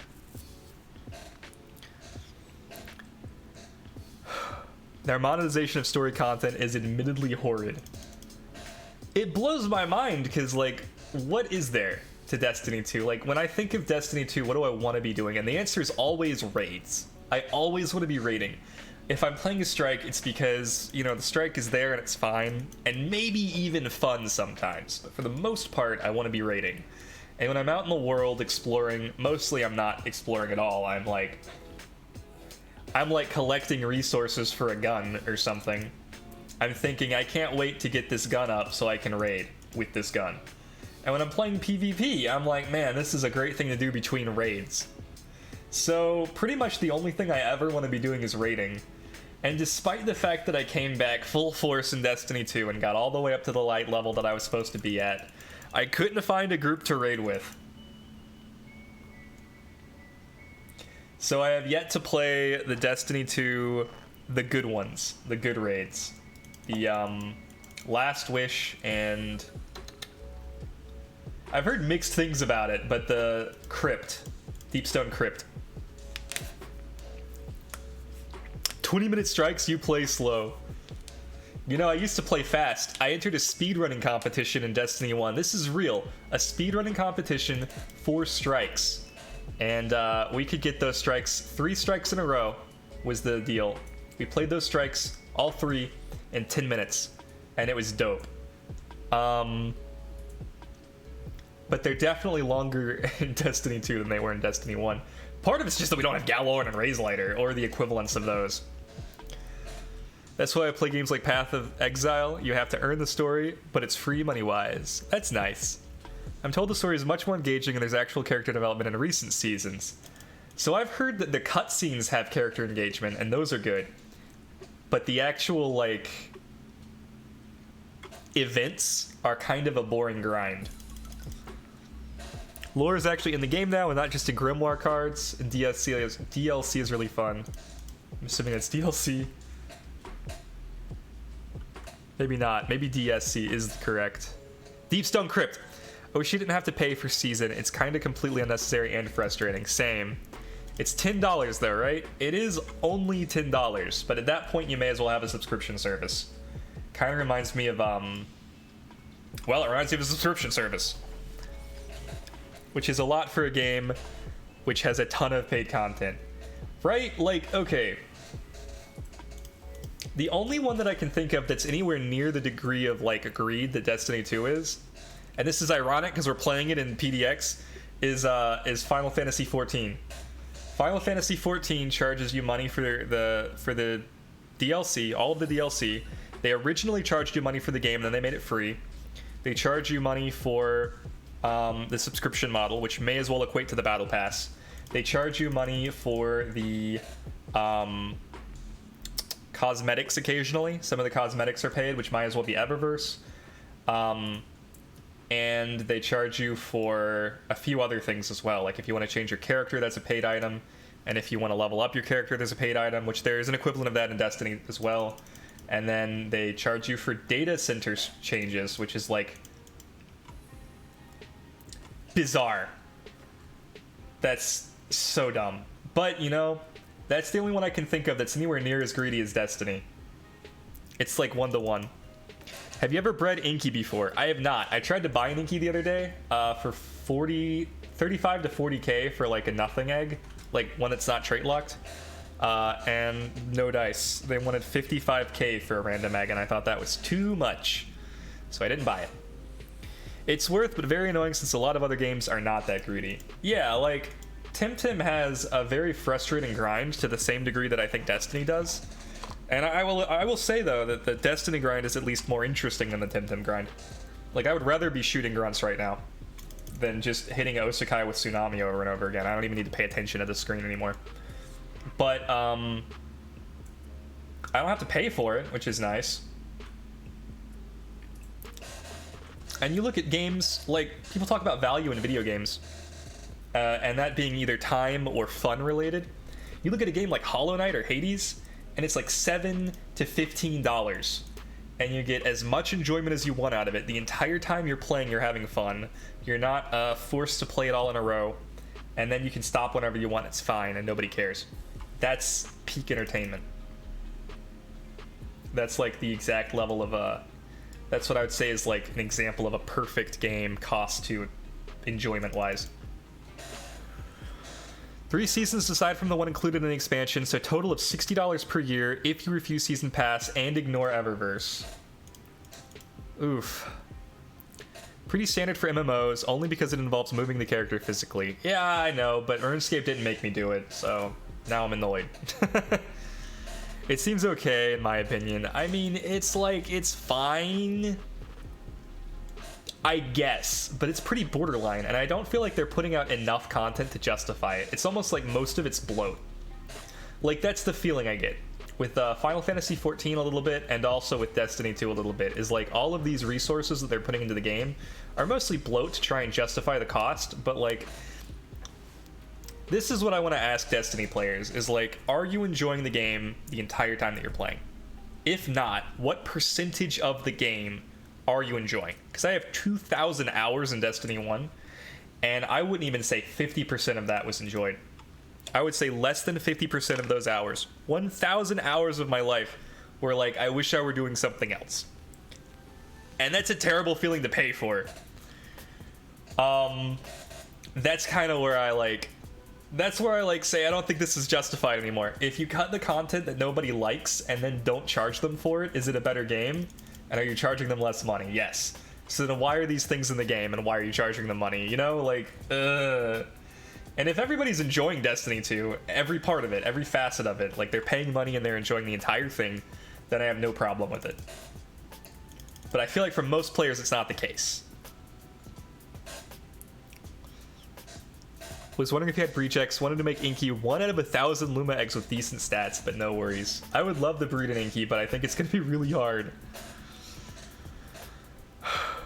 Inky and Shuin are my favorite Tim, but they are hella expensive. They sure are. I'm someone who dumped hundreds of hours per year into Destiny. I didn't see the cost as excessive. Sometimes you're just done playing the game for a bit, and that's okay. To their credit, the Battle Pass system versus the subscription system is a lot easier to cancel since you just don't buy the next Battle Pass. And full odds hunting Inky, oof, 5 hours equals 72 encounters. Fuck that. Oh my god. I'm so sorry. So how long is it gonna take you to get to 1,000 based on that math?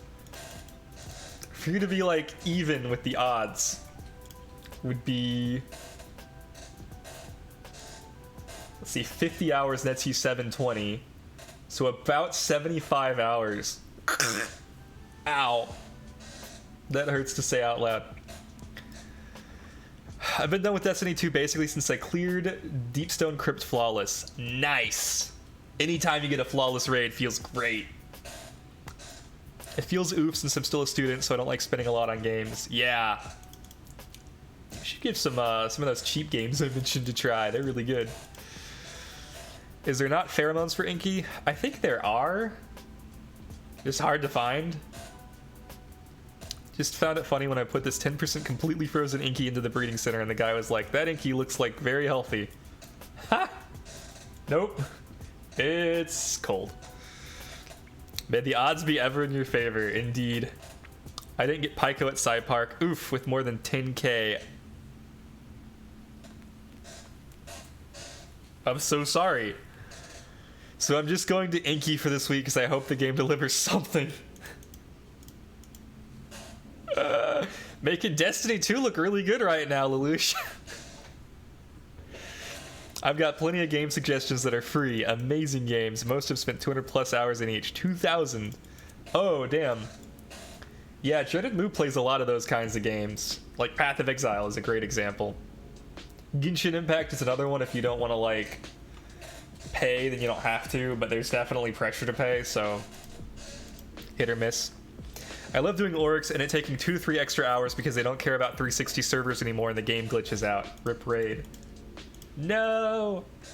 Oryx was such a good raid too. That's a shame that Oryx is effectively dead. I heard they were bringing one of the other Destiny 1 raids back to Destiny 2 though, so I assume it's either Oryx or Wrath of the Machine. And one of the two, right? They're not going to bring Crota back. Surely they're not going to bring Crota back. They wouldn't hype it up if they were going to do that, right? Like, Wrath of the Machine is your guess? I really liked Wrath of the Machine. I went for a world's first with my crew. We entered the boss, I think, third. We were in third place. And one of the very first suggestions from our Aussie pal was, she said, why don't we try dunking the relic when he's hobbled over? And I was like, yeah, that makes sense. So we tried doing that 4 different times, and it didn't work. So we thought, well, that's not it, and spent the next 4 hours trying other shit. And then later somebody came in and said, it's dunk the relic. And she was like, I fucking knew it. And I was like, yeah, well, we tried that, and it didn't work. We just got the timing wrong 4 times in a row. Oryx was a good fight, but the boss fight is SO. It's, I liked the boss fight for the most part. I think they might bring Crota back as a dungeon or a strike. Oof. It's not going to be Wrath, it's probably King's Fall. I think King's Fall makes the most sense from a, like, we're doing Sabathun, so Oryx should be here for that kind of perspective. But I think Wrath of the Machine makes the most sense for a, from a, like, lore perspective. Like, if there were another Fallen House, and if they managed to get the Siva again, then it's like, this could conceivably happen again. But, you know, whatever. I don't really care. Either way, it's going to be a weird thing, so. I think Wrath of the Machine and Vault of Glass make the most sense as canon, though. If you were going to try and canonize raid redos. I still miss Sun Singer self-res. Same. Here's a fun one. I think it was the week of Wrath of the Machine coming out. We went to Disney World. And so I brought the PS Vita. Anybody remember that console? The PlayStation Vita. It had this cool thing where you could hook it up to a PlayStation 4 and use it as a controller, and you could see the screen on the PS Vita. So, like, most of what people use this for was like, oh, I gotta go poop. Then they would sit on the toilet with their PS Vita and play PS4 games. But what I did was I hooked into Disney World's Wi-Fi and then connected to the PS4 at home, and with the latency, played Wrath of the Machine as a Sun Singer. And the only reason I got away with that was because we had self-res. So if latency just screwed me over, I could still self-res and not be a total, like, loss of DPS. And we beat it. That was awesome. That was, like, one of the coolest things I ever did in Destiny. Beat Wrath of the Machine week 1 on a PS Vita. The best part was I didn't need to do it. Like, I didn't need it that week. I had already done it on all 3 characters. But my friends were like, hey, we need one more. And I was like,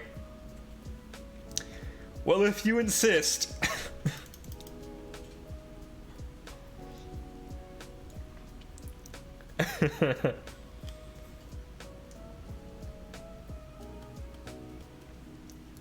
The best part was I posted it to the subreddit for Destiny, and people called me out like, you didn't do that.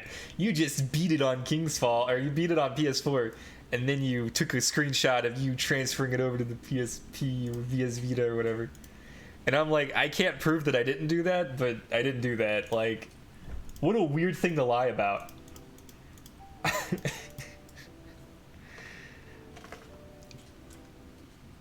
Right?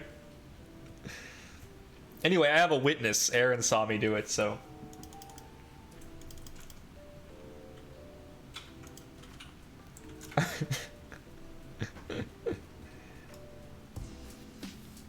I think I've decided that if this Valash stays at level 68 or 69, then that's okay. I don't really need it to be level 72 for any reason. Kind of like playing Genshin on mobile. Genshin's much easier than a raid, but yeah, very similar. I'll tell you what's not easier is aiming with a bow on mobile. Holy shit. I've been using Ganyu on PC and thinking like, this game is easy. But the second I had to play it on Aaron's phone, it was like, what? People legitimately use these controls for bow? Like, no they don't. They can't. There's no way. Where do I go? Oh, you know what? I'm gonna go here first. And then I'm gonna look up where Babawa happens. We have to release some stuff, though. Where does Babawa happen? If I were gonna do a Babawa radar, I think it's that lake in Kisiwa, right? Let me double check. percentage points. 60% chance in Kisiwa, Mawingu Islets. 32 to 39. Yep. It's that stupid lake. All right. I'm gonna sit there with like 5 other people then. Babawa is always happening. Party animal. Today, it's really happening.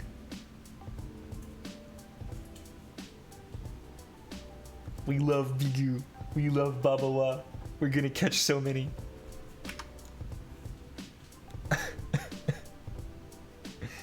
I've been waiting for this radar for like the entire time I knew radars existed.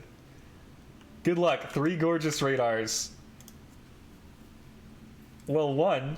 I mean, man, I wish I could give Galvanite and Cycrox to somebody else. What's your game plan for the Babs? Catch a shitload? Release the ones that are bad? Keep the ones that are good? Breed it? Try to get all 4 egg moves, even though it's like a crapshoot? Here's the problem. I only have this many spaces. Do I owe anything to anybody? I don't remember. So if like I owe somebody something, like I don't think I do. Oh, you know what? Actually, somebody asked for a Howchick egg. I'm gonna breed that later. Okay. Let's mark these. They are now perfect, and they are now SB trained. So I think I have a box of perfects now. 68. So close. Give me your coward's cloak. Alright. Yeah, this is officially a box of diamonds. Look at that. Isn't it beautiful? Isn't it perfect? Ah! You got any perfect Team Elusive Volphy? Good question. This one has a fertility left.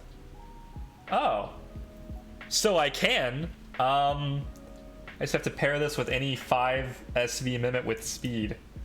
And you'll get Sludge Gift and a random thing. Or I guess I could lock the Mimit. Yeah, I could do that for you if you want. I don't know if I have any spares. Yeah, none just lying around.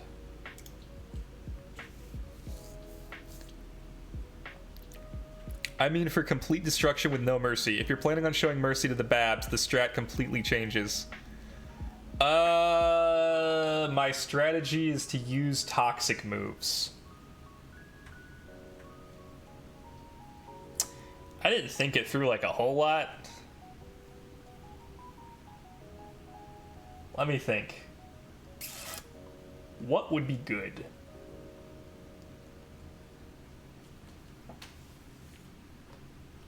At level 72, they're gonna know Water Cutting Lily, right? So probably don't bring anything that dies to that.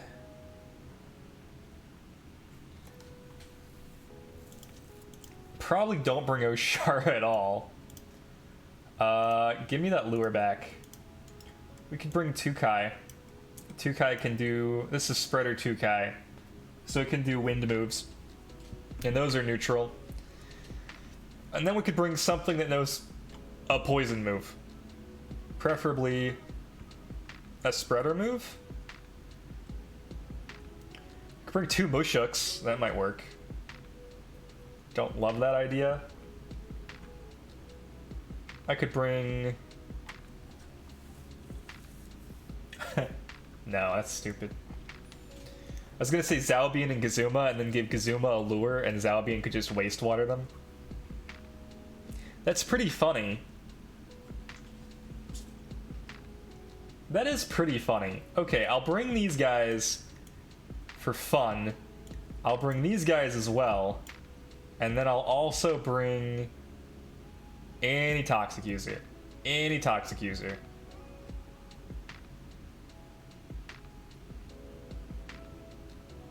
Maybe not any, because these 2 don't do enough damage. Do not show mercy to the Babs. They won't. We'll get replaced with Harmful Lick. We'll have Aquatic Whirlwind, Chain Heal, Harmful Lick, Aqua Stone starting at level 65. Huh. So they're not great into waters. Good for Tukai. I guess I could bring Oshiara. No, that's stupid. I need something that does damage twice to two things at the same time on turn 1. So Tsunami, but for everything. And I don't have that, so I think I'm just gonna go with like, is this Volerant fast? No. No, it's not. Whatever. Get in here, buddy. You're probably fine. Who cares? Let's count our slots real quick, because we can't catch more than we need. We have to catch exactly... And we can come back to it, so like, it's not a big deal if we fill up, but like, we just need to make sure we don't go over the number, and the number is... 13. That's kind of a funny number. We're also able to change out our squad if we want to. I think I'm going to change out this squad for something else if we want to keep doing some PvPs. Or we could just keep using this squad, which was fine. I think I would replace this with...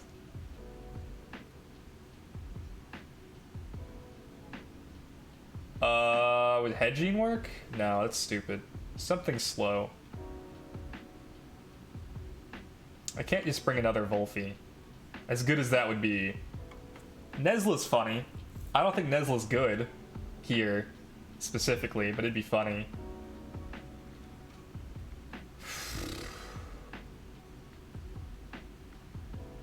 Amphitheater is kind of funny, too. Because if they do ban then a guys, then like suddenly it's a Sparks team, kind of. Not really, because it's so many... Okay. Maybe just Mushuk. Yeah.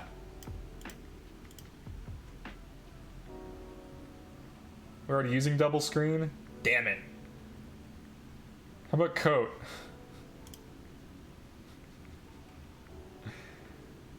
Is that bad? I don't care. New squad ranked games! Kinda. What's the fastest way to get there? I think it's actually from Quetzal.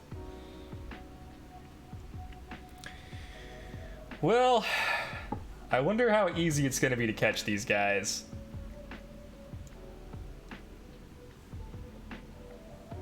I don't know what the Babawa rates look like. I just want Babawa. That's it.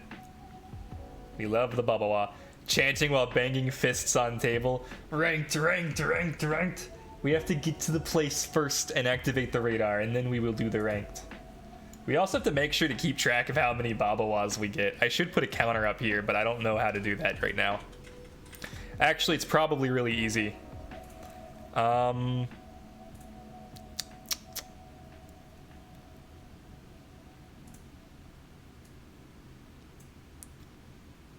What is... No, that's not it. These are widgets. I don't want widgets. I want widgets. I want, like, text. Here it is, text. Add source. New source. Babawa counter. Add source. Easy. Choose options. Text 1. Where is it? It's up there in the corner. It's so cute. 1 caught. We haven't caught one though, so we have to put 0. Get out of here.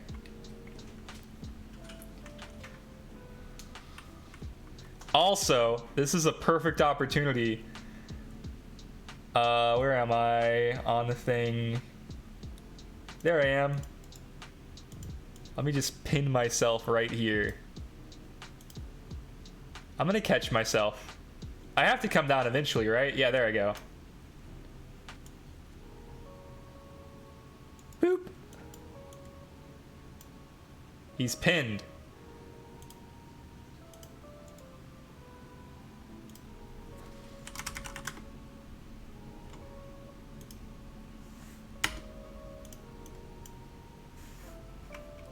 No, it doesn't work.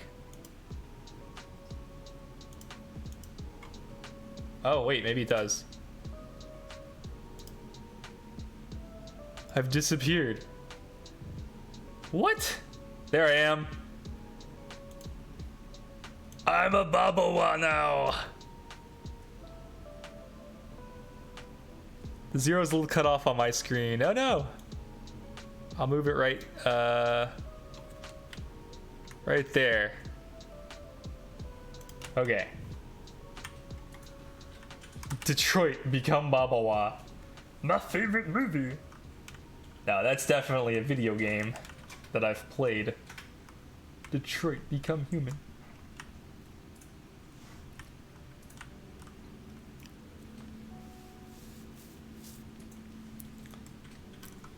I wish I could just change everybody to Babawa.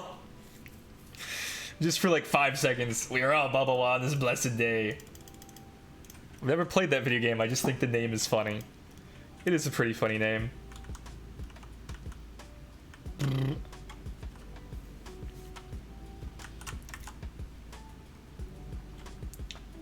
Excuse me, ma'am. Where are the Babawas? To the left. Thank you.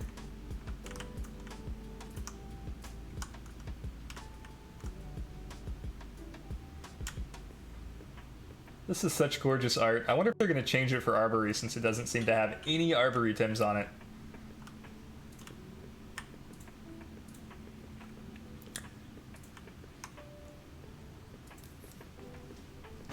I see Dreaded Moo change to Babawa. How do I actually like get to here? I have to go up to go down to go around. I hate it. All right, fine.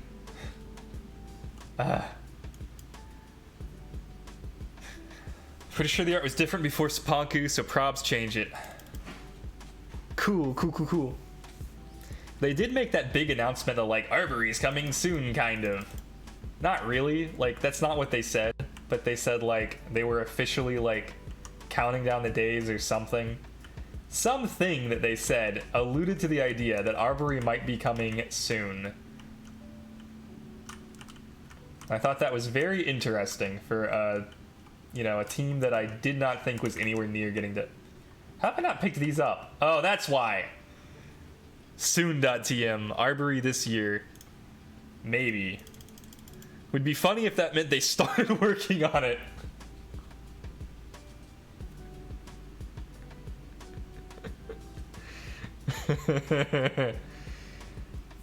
Sometimes I wonder.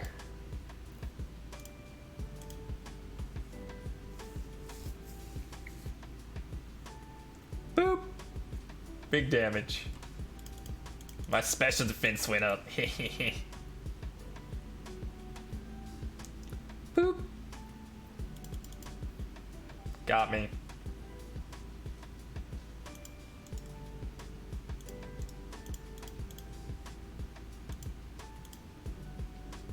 Me trying to decide on moves while I fight this NPC that's 30 levels below me.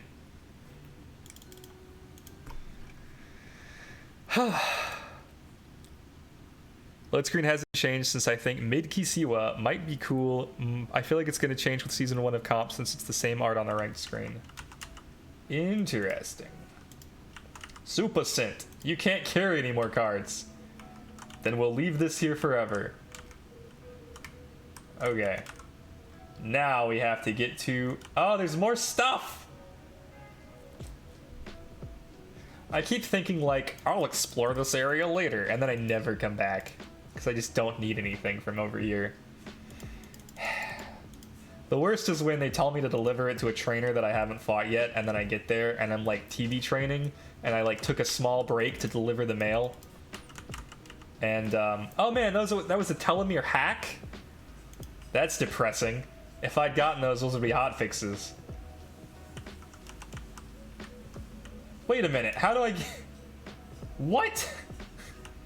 I just, like, passed it. No!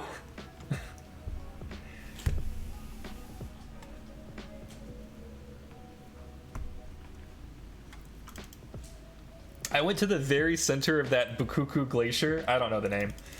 And there's a card at the very bottom. And it's like a long spiral to get there. Anyway, it's gotten me twice now, is the moral of the story. I hate that glacier. They've had me deliver mail there, food mail there, twice. Why?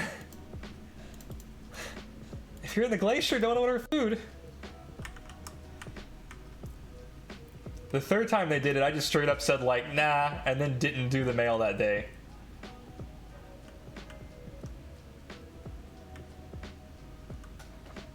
Not worth. It's Droppy. He's so cute. Don't you just want to hug him?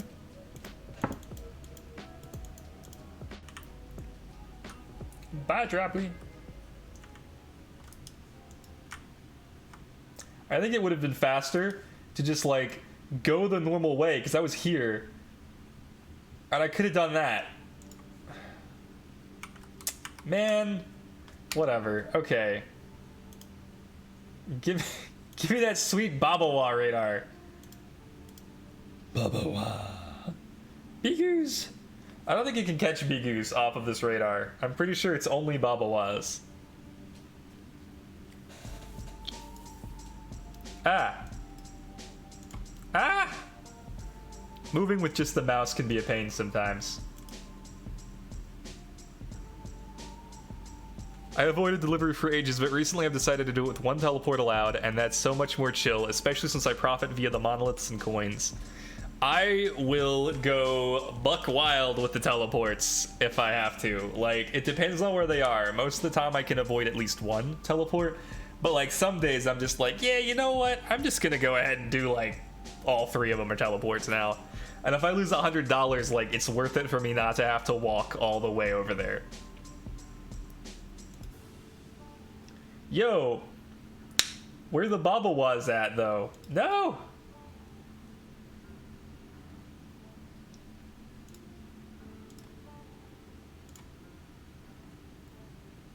You'll have to be on the water for the spawn to occur. Weird. You ever have the Aquamarine Cave and Thalassian Cliffs deliveries and remember the name and know you aren't gonna do it? I think I've done the Aquamarine Cave deliveries. It's only the Glacier that I won't do. It's Babawa, my favorite Temtem. We're just gonna kill it. The early ones up to 50, we're just gonna murder. Unless they're, you know, Luma. You gotta queue for ranked for the spawn to occur. Oh, alt. You jokester. Here. Fine.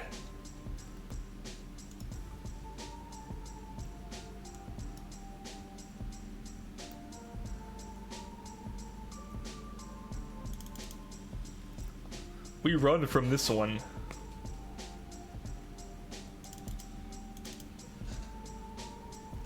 I might have to use WASD for this. Luma Dracash, so pretty. It is. 2 Babawas.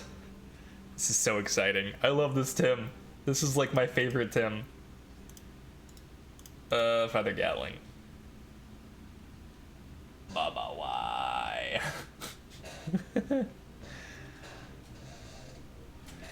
Yeah, I had a Drakash radar that week, so I was like, I'll just do the radar, and if I don't get it, it wasn't meant to be, and that, you know, it wasn't meant to be. But the radar gives you Drakash for like most of it, and those give you 3 special attack SVs, and I liked that quite a lot.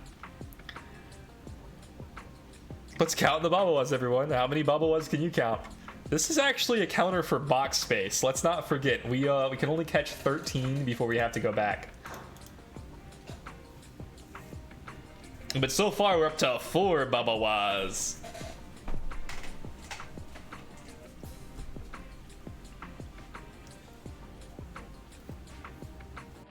We could count down. We could go like box space remaining 13.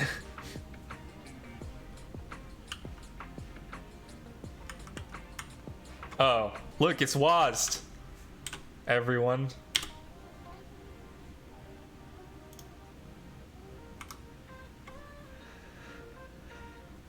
I'm running into box space problems now. May have to tap into my alt before too long. I guess that's what having a full living Timpedia does to you. Yep, sure is. Dadawaz. Wazdawa. Babawazd.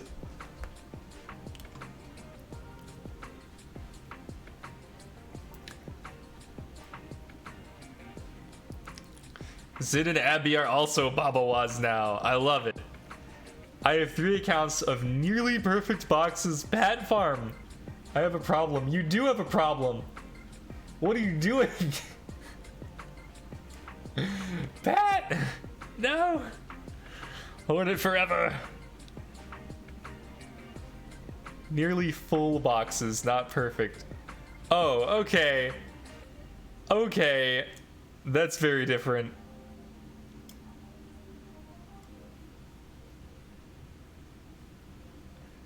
I have like 3 boxes of perfect. I have 1 now. I have 1 box of perfect. That's counting the SVs that I've trained though. So like maybe just if I counted perfects, it'd be closer to 2.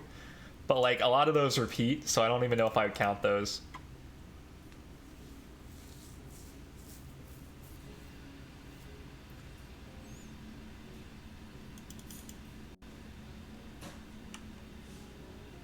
So many Babawas to throw on the ground. Like this, and this, and this, and even this. How come they show up as like a little smoke cloud?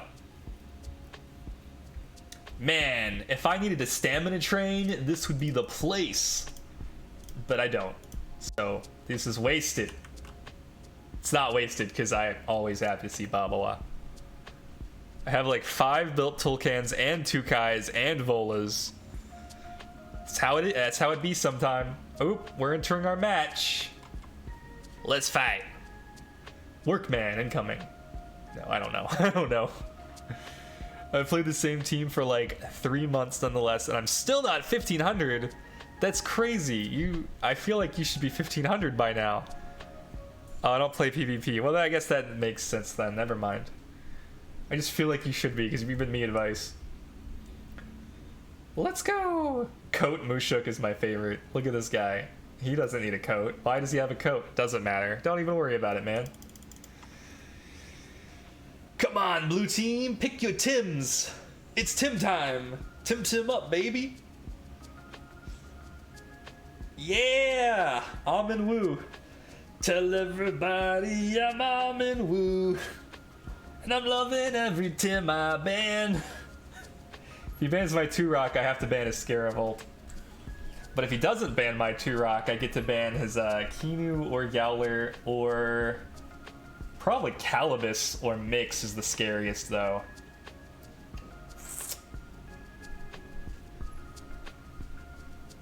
So okay, how confident am I in this team being destroyed? I feel like this is gonna be a hard fight, but I think I'm capable of winning it. Let me put it that way. Alright, I get to ban now. The only thing that'll really mess up a 2-rock Nagai's lead is, I think, his Calibus. The Volfi's a threat, yeah, but I think his Calibus is the one that I really want to ban.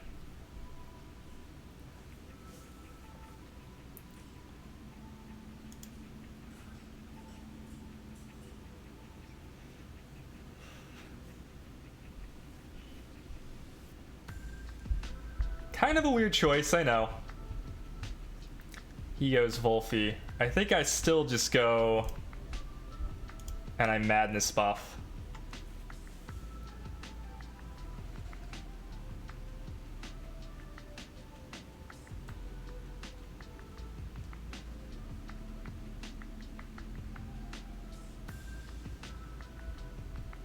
He could go Kinu here, and that would be kind of a bummer.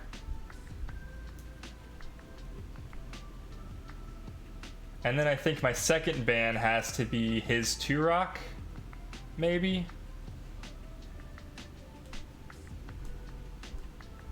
I don't know. What do you guys think of this pick ban phase and how it's going? Mix, huh?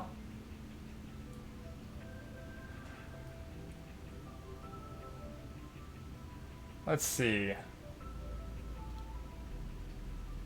I don't know if Mix dies to a stone ball. I feel like it doesn't. I could swap the Nagais, fearing a plague plus crystal move. I think I do ban the Kinu next. The Yowler's, you know, scary, but Kinu's the pretty clear switch in. Turok is kind of good into his whole team. The Wolfies should be his next ban. Mix that don't die to stone balls are Monka S. You think so? We'll see. He banned the Rygnet. Interesting. Turok. Okay, well I'm definitely going with this. And Saubian. I wish this team had one more digital on it so I could do more stuff with Electro Punch. There's the Scaravolt that I knew was coming.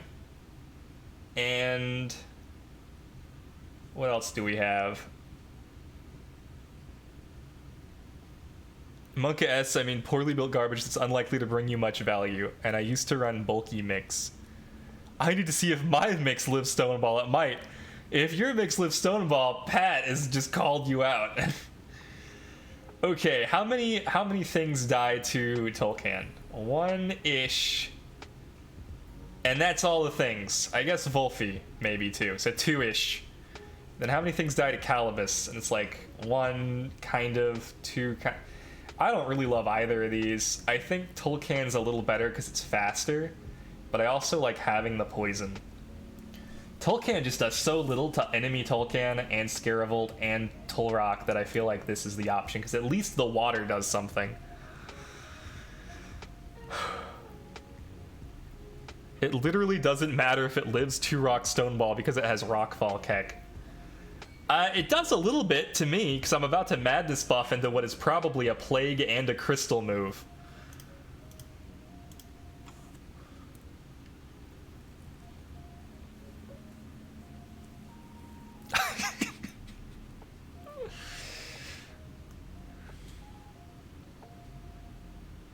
And I don't know how good Reactive Vial's gonna be for that. Guess we'll see. Ugh. I didn't even press X. I was just like, I already know my first move. Been on aggro for over a year now and I don't want to play slow again. Oh man. Never play slow, only play fast. What does playing slow get you? Wins? Who cares? Mix does retreat, so it must be Turok coming in, right? Yeah, Turok comes in. You know what Turok doesn't like is Nagai's Fury.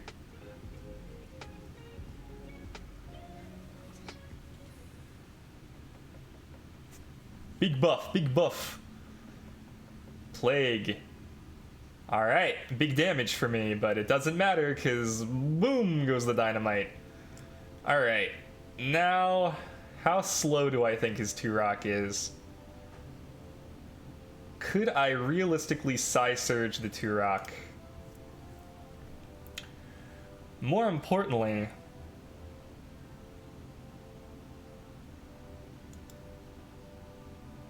if I Nagai's Fury, then the Wolfie gets to live. If I Psy-Surge and I target the Wolfie, then Wolfie might die. But I'm pretty sure Nagai's is gonna go straight the f down. So I think we Psy-Surge here, and I think we also look here. Yeah, I think we Feather Gatling. None of our things are effective, but Feather Gatling at least covers the swap and hits Wolfie. Do we get the... No, oh, he's swapping again, that's fine. Mix is in! We did not cover the swap very well at all. If only we had stoneballed. Oh, so close. It doesn't matter because we have Rockfall though. And we're gonna beta burst the Wolfie. Oh, never mind, he's dead. That's cool. Bye.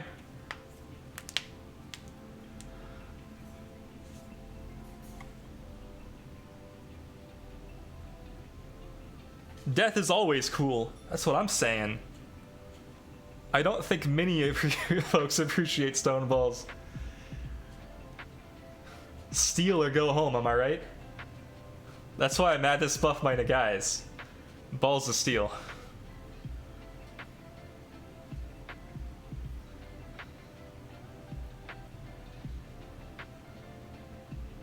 Like going fast and kicking ass, that's what I'm saying. That's the only reason I play red in Magic the Gathering. Turok is back, baby! And he's gonna stoneball the shit out of you. Because he knows you used your Psy Surge. And you're still trapped. Well, that sucks. I guess the Guise's Fury and also swap probably into Wolfie? I don't know. I don't like losing my I feel like a plague is coming my way.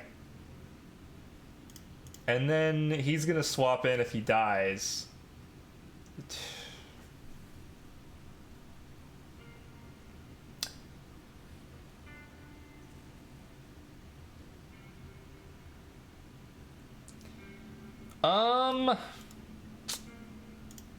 Yeah, I don't really love Zalby in here. Lure Calibus. Lure Wolfie. If I die, I want to bring the Wolfie in. So I'm gonna stay in and Feather Gatling the Wolfie? That seems bad, but here we are. Yeah, there's the stone ball. Owie! That hurt. Good call, Psy Surging, buddy. Feather Gatling into the Plague, right? That's why we were swapping. This is kind of funny because it means, oh, you bushed.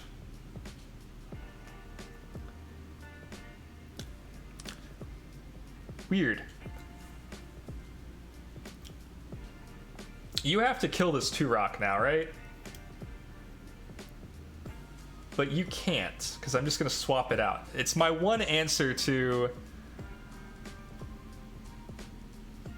it's my one answer to... this. I think I swap in Calibus. I think Calibus takes the Plague decently.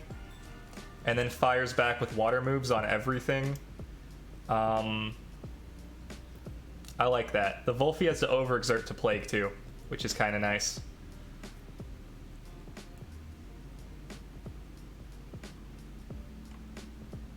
What are we plaguing? Please let it be Scarable. Damn it. Okay, fine. You can have your whatever. Your Tulkan. And now what are you plaguing? This? Is this what you're plaguing? Wolfie, get some rest. No, we're just resting. That's fine. Okay, so Tulkan can do big wind damage to Calibus. Nothing wants to take a Dust Vortex. I guarantee it. So... well, I guess Turok does, doesn't he? But we still want to, like, Dust Vortex here, and then also I think Aqua Stone here is fine. Yeah, you Tornado the Calibus, but my big shield energy is good.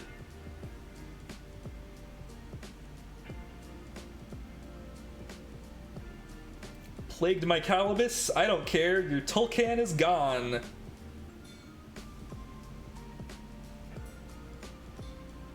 And you've overexerted your Wolfie.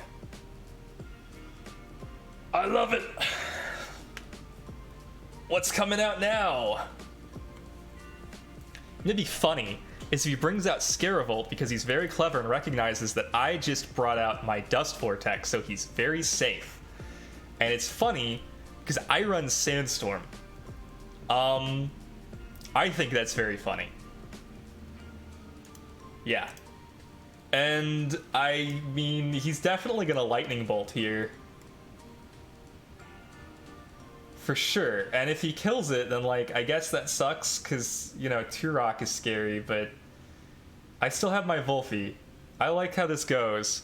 Who's faster, Scaravolt or Calibus? Almost certainly his is faster than my Calibus, but the Volphy's faster than the Scaravolt. I don't know if Sandstorm's going to be enough. 69 is pretty nice. I know Dust Vortex kills for sure, but I'm not 100% on... I guess it makes sense to save it. Like, I could swap into Turok, and then what? He is overexerted, and he would bring in his own Turok.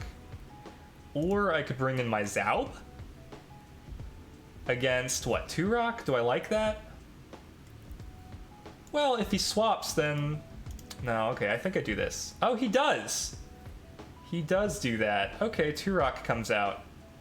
And now my Turok's out. Calibus is trapped. Hilarious. Okay. What if I swap this for Turok then? I hate that. What if I... God damn, I wish I had paid attention. I think I have to swap my Volphy for Zaub, and then I think I have to Aqua Stone here. I think I still get plagued, but I think it's worth it. Yeah, I don't care about being trapped. I swap anyway. You know what's really funny is No, wait, never mind. I was thinking I had Escapist. Lifeful Sap is pretty good. Feather Gatling into my Calibus. Oh, it does kill! That's pretty amazing. Also, the fact that it was faster than my Calibus. I didn't think Turok was faster than Calibus, I'm gonna be honest. Alright, well, I don't love how this is going. Let's bring out Volphy again. I have misplayed, chat. Okay. Could swap back into this. Or I could waste water here and plague here. By plague, I overexert. And then I don't have anything for his Scaravolt, which is Scaravolty. On the other hand, that's probably gonna hit here after the wastewater. He's trying to switch this in as much as possible. I'm just gonna wait. Why not? Just gonna let him do his thing.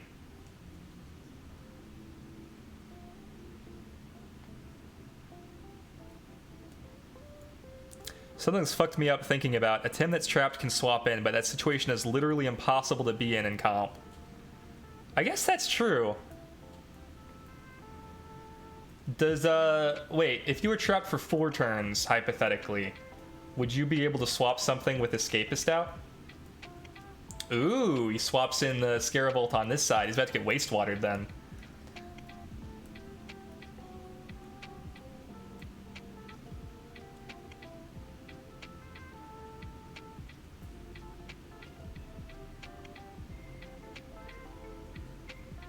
Big damage on Zaub, and I'm burned. That sucks.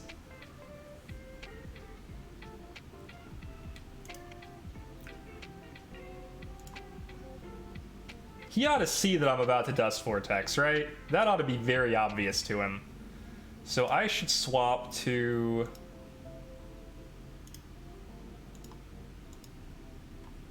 Volphy? No, Turok, right? No. Big brain, think about it. If he's gonna electrocute Zalbian, then he's gonna lose his... We gotta kill this Turok or Volphy. And we have a chance to hit it before he hits us with the Lightning Bolt. And then it's our Volphy and our Turok against his Volphy and his Turok. His can outlast mine, though. So then it becomes a question of, like, how much does he think I'm gonna do? I think he has to switch the Scaravolt, so I think I do go for the Turok. But I think I wastewater this side.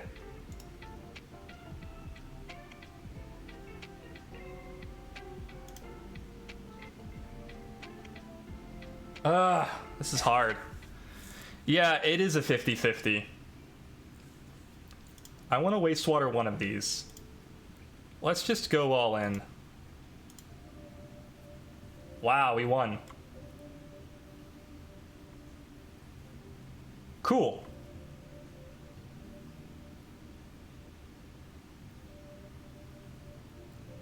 Turok is now overexerted. Here's the problem, though. His Wolfie is much bulkier than mine. And I think in this situation, the fact that his is bulkier than mine means he wins.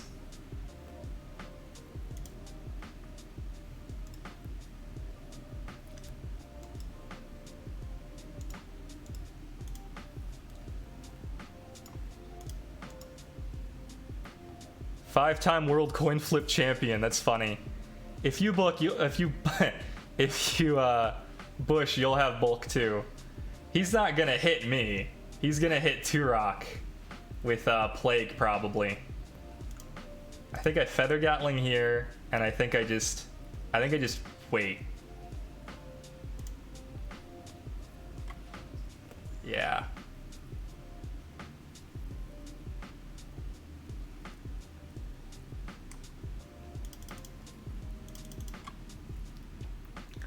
Now he's got Lifeful Sap, and that's good for him.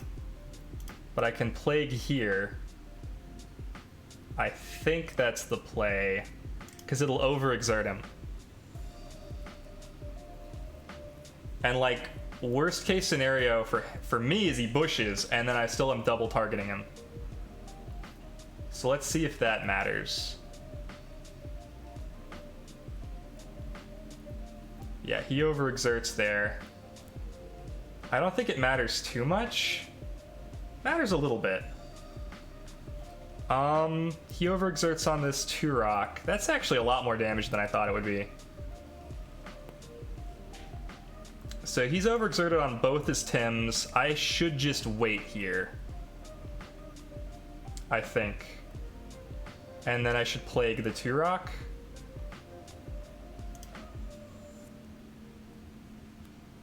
Drill the bush. I don't think so.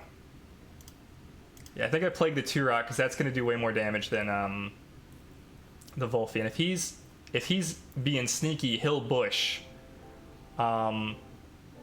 Which would be funny. Oh, we don't kill it though. Oh no, we lose. We definitely lose here. Feather Gatling hurts. Owie. And we die. Yeah, damn.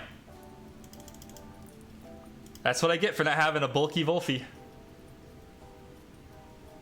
I also should have attacked with the Calibus instead of swapping, and I think that would have won me the game. Whoops! Oh well, anyway. Now this. What I gotta do is I gotta start paying attention to whether or not I'm trapped. I really don't look.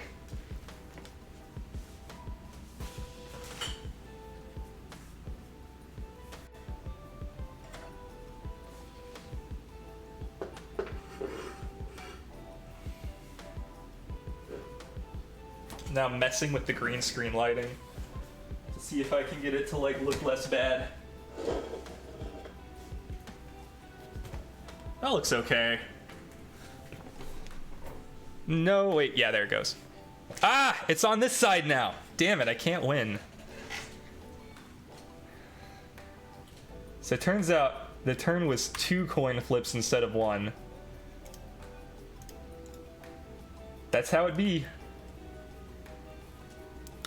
There was also the one involving the Zalbian swap. GG's, yeah, GG's. Well played. I needed to attack with that toxic, yeah, Calibus. Whoops. Got me good. It was a close one though. I'm happy. I learned a lot.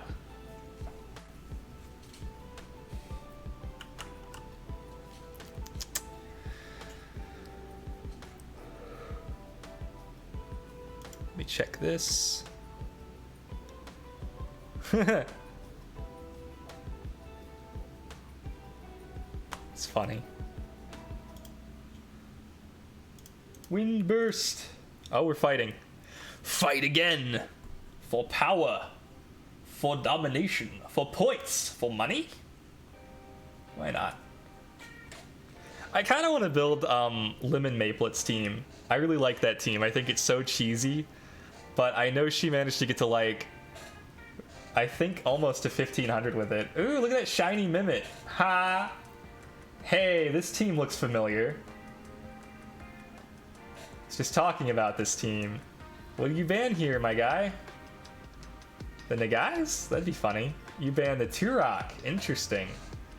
I think I ban the Gazuma.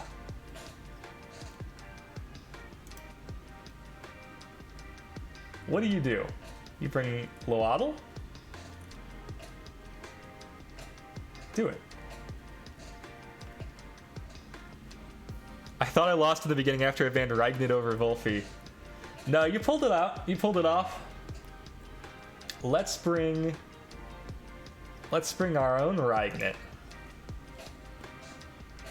My current plan is to make all my Inky eggs, open them while finishing my free Tim, then I can feel both disappointment and boredom at the same time. It's a win-win. I like to pick again. Right, I'll pick Zalbian, I think. No, because there's Madrid right there. Ooh, what do I bring then? If he brings Madrid, then he can Soil Steam, and that's no bueno. I could bring this. Or I could bring the guys. I think I bring... Yeah, I think I bring this.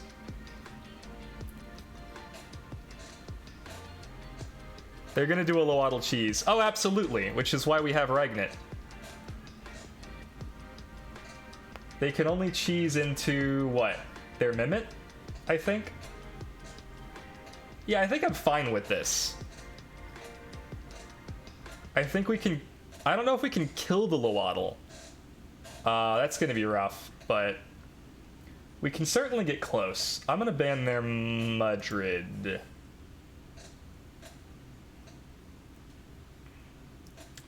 Okay, they're gonna go for Nature Coish Mimit combos. I think I'm fine with that. I have a lot of Toxic.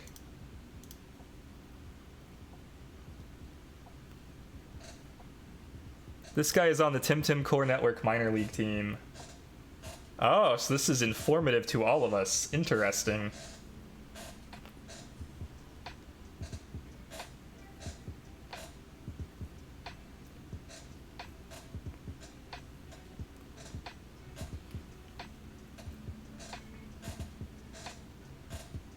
If he brings in the guys, he has way more plays, but he doesn't do that.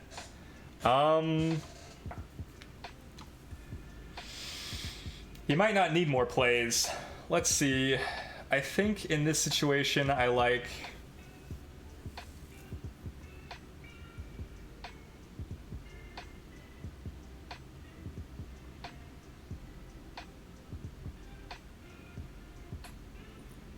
I think I like Tulkan.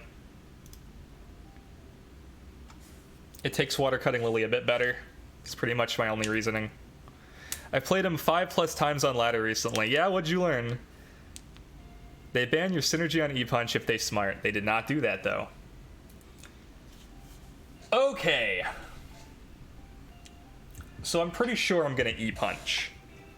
I'm pretty sure I'm gonna E-Punch. I'm not sure if I'm gonna E-Punch into their Obi-Tin or their Loadle. I think the Mimit almost certainly has a whip, which means I think I do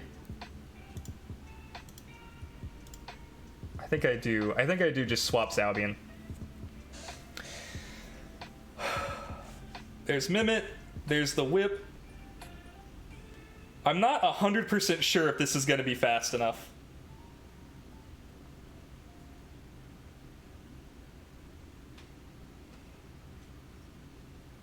Oh, it is.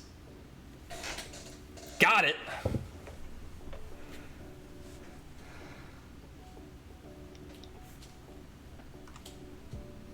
That felt awesome. So here's the beautiful thing is if he brings in... Oh, he can't bring in the guys. Oh, it's perfect. I love it. I love it. If he brought, if it had whip, I think it would have been better, right? Like, if he'd had whip, he would have won. I'm not 100% sure. I'd have to run a calc on that. I don't know. Okay, so OB10 is digital electric. I don't really know what to hit it with. I feel like I could just go for the Lowaddle. There's not really anything on this side that resists electric. And I know this doesn't have bush yet. And I can just heat up on this side. Yeah. So he swaps this into what? Into Quish to take a big piece of electric damage. Sure. Sparks is the Quish. No, he sparks himself. That makes sense. Electro Punch into the Quish. Big damage, kind of. There's a Water Cutting Lily coming. We heat up, which is cool. So now we have to be faster. Now we have to be faster than a Water Cutting Lily on probably what is a maximum speed Quish. This exists, though. I don't think Water Cutting Lily's gonna work. I think he has to...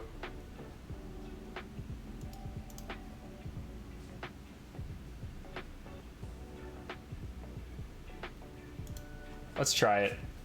Let's see if this is enough.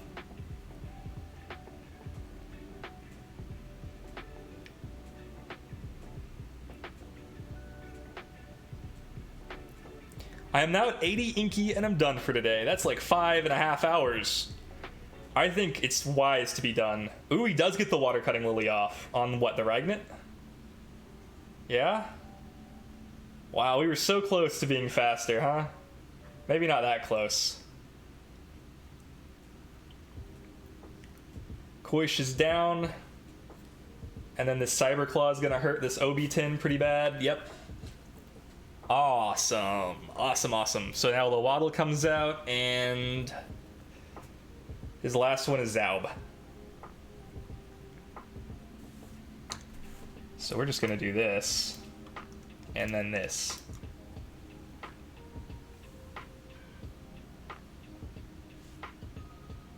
Oh, his Electro Punch is faster. You punched the wrong one.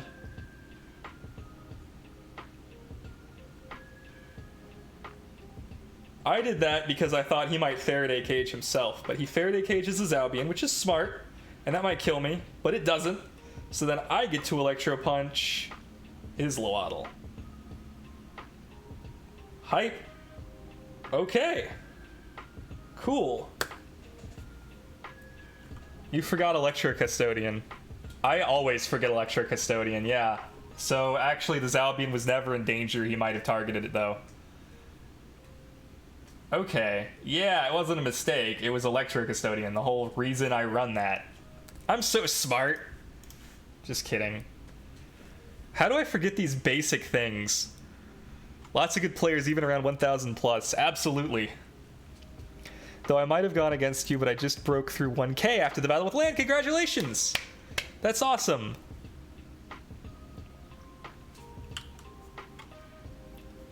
Glad to have more people in the 1K. Yeah, I must have been like, I mean, I don't want to say way above you, but like probably a good 50 or 60 above you if you were below 1K still. So that should have been a hefty TMR bump. Nice.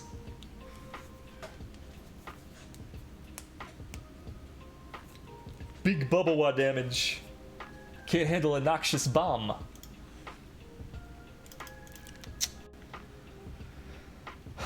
Well, that was cool. I think he's gonna put Whip on his Mimit now. I hope he does, because that would be really good for him. I think. That's what I would do. What am I looking at? What am I trying to do here? Oh, I was gonna go do another competitive match. Oh, we're almost up to 1100 again. Sometimes we get to 1100 and sometimes we drop down to 1000 and you just never know what kind of day it's gonna be. But yeah, there are a ton of good players around the 1000 mark. Really good players. Yeah, it's a stiff competition kind of game. I think it's because it literally takes this much dedication to get a good team together. Like, hours and hours of dedication. Like, you played the story, now play an additional, like, 15 hours. And now play an additional, like, 10 hours after that because your first team was bad. So 25 hours dedicated to playing PvP. Like, you're gonna get good at the game. Some cost fallacy demands it. I'm glad I started this radar early. If this were like, you know, we gotta go before 4 a.m. again, I would be like annoyed.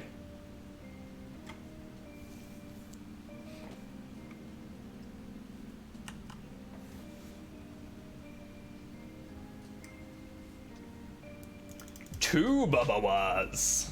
What does a Luma look like when they're just running around in smoke? Thanks, I was 996, put me to 1015. Okay, okay, that's like still a good 19 points. That's awesome. Over the edge. Now don't fall back down is the trick. 1000 I think is supposed to be like average Temtem player, right? Like 1000 even is what they've said is like this is the, you know, pure median of the player base.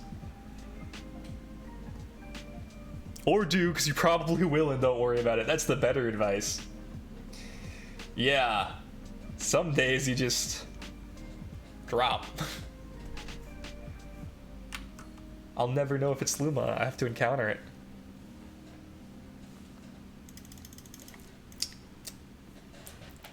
Man, Babawa was such a cool Tim. Is there a cooler Tim? There's not.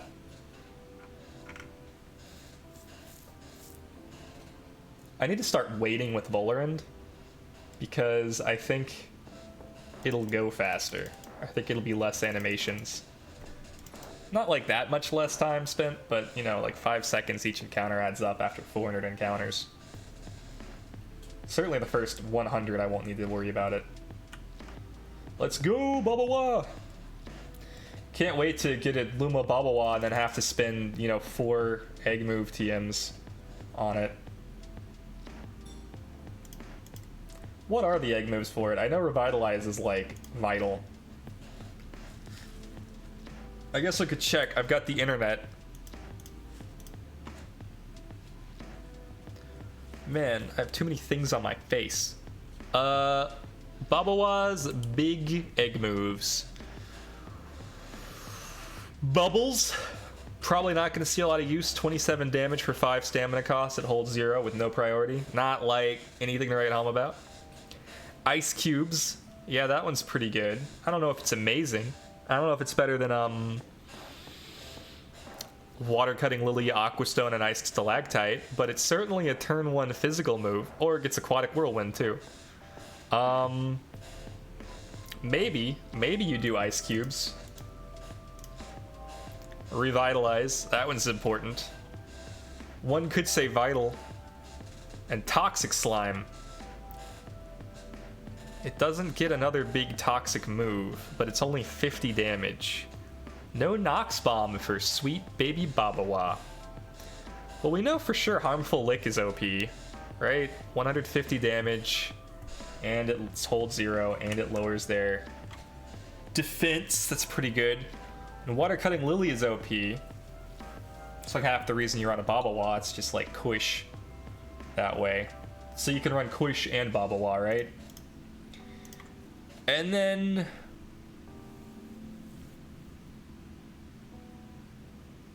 Revitalize, realistically. And then 4th move. I don't know if you run Ice Cubes. I don't think you do. I think I would rather Harmful Lick in any situation that I could Ice Cubes.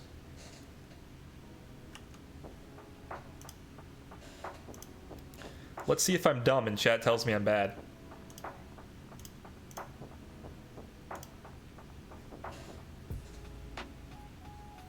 Harmful Lick doesn't drop defense. Oh, so it's just a regular lick then. Regular Slime is a cool move, but apparently I'm the only one who thinks so. 0 Hole Trap with speed drop. Huh, that's pretty good. I guess I should read more.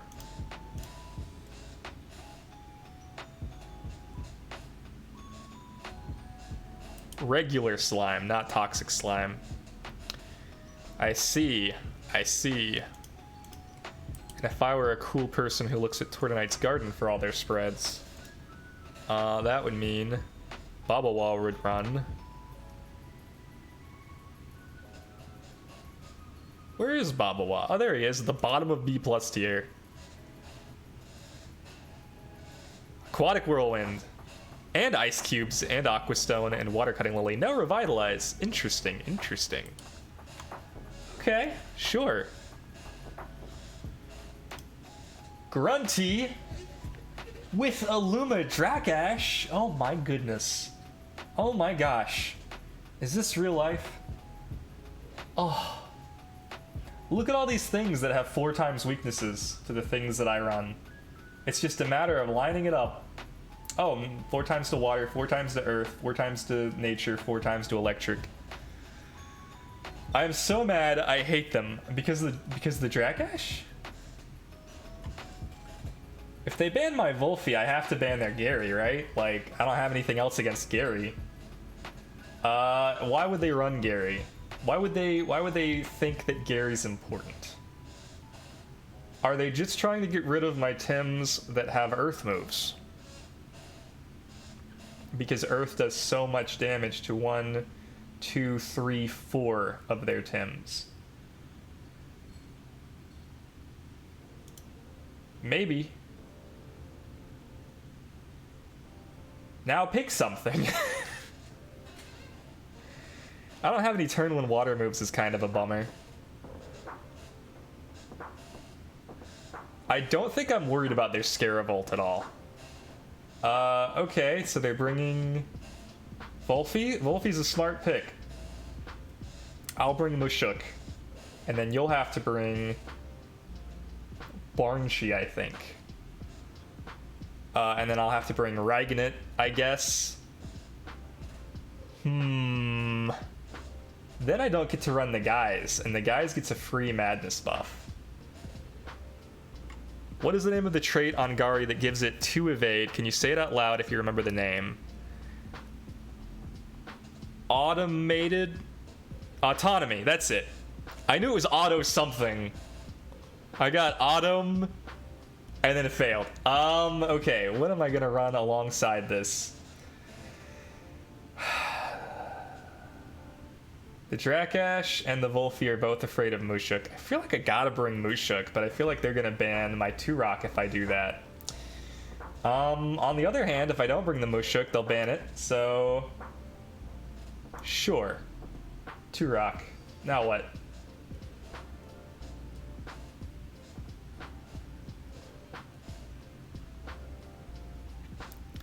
I always saw it as autonomy, but apparently it's autotomy, which is something different.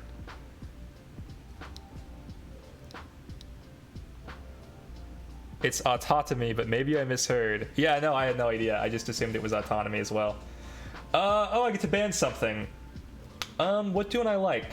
I don't care about their mix. I don't care about their Scarable or their Drakash. I don't really care about this either, so I'll ban their mix. Because these guys are weak to electric. Oh, yeah, Ragnit's a good ban here. Do it. Do it.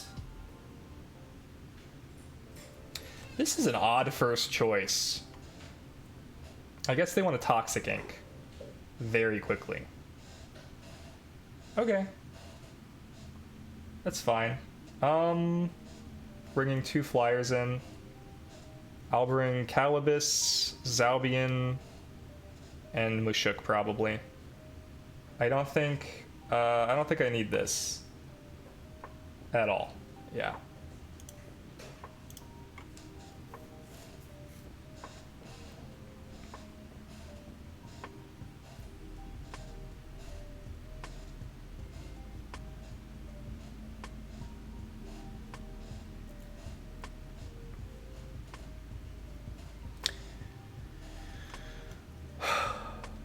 I'm not sure if I love how this draft phase went, but I don't know how else it could have gone.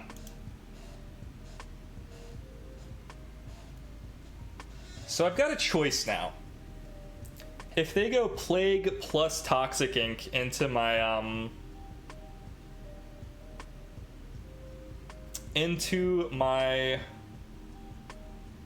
guy, I'll be sad. I can Madness buff or Beta Burst, but if I beta burst, then I'm still gonna go after their Toxic Calibus. My options now are to swap into something that can take a Toxic Ink and a Plague, which is probably my own Calibus. Which is fine, and then I could save yield the guys for later. But it would only have 3 turns, and that's kind of a bummer. I could also swap into Mushuk pretty easily. I think I do. I think I swap into Mushuk here, and then I Feather Gatling here. And they might just, like, read that completely, and then Plague / Toxic Ink the, Oh, that's interesting.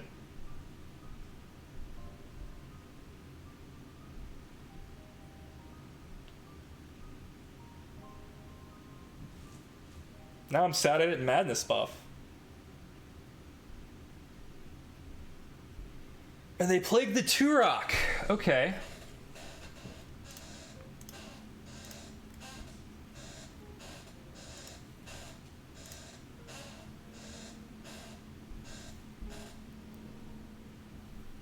The Turok is important for later, so it's so good into the rest of their team, I think I swap it out for Calibus. Calibus doesn't mind getting plagued.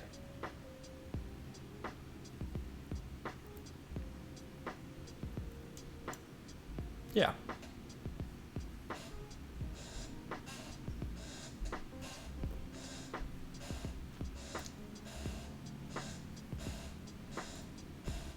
Davy Jones comes back. Sure. Alt. I see. I see. This is unfortunate.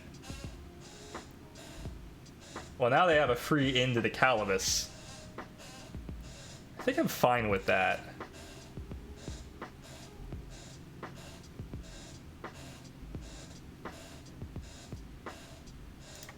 I think I have coat and double screen, so this will do less damage. Hey, look, it's me. It might actually be named after you. That'd be funny. Does uppercut kill? I feel like the answer is probably no.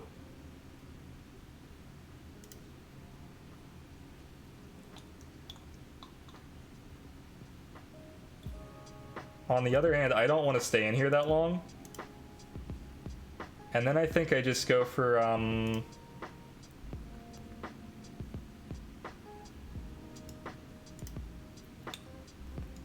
just go for a Toxic Ink. Yeah. I guess I could H-slap.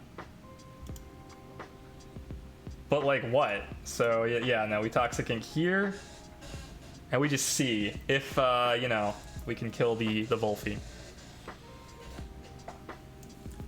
And they might switch into something else. They might want to keep the Volphy for later. I don't know. I'm actually surprised they're still thinking. I feel like I picked a pretty slow turn. It is, I know this player. Oh, nice. They do swap that out. Okay, into what? Into the Spider. Interesting. I feel like that's not what they wanted to do. I guess it could be wrong. Tornado hits Calibus, and I'm sad about it. But it doesn't die, so it's fine. Then uppercut into Toxic Ink is kind of funny.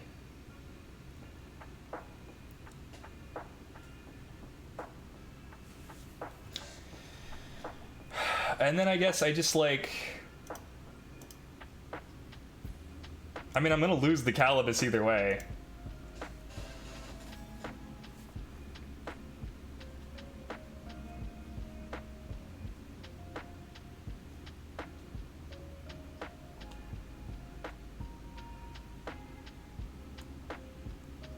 Someone named their barn sheath similarly to mine, and that still makes me happy.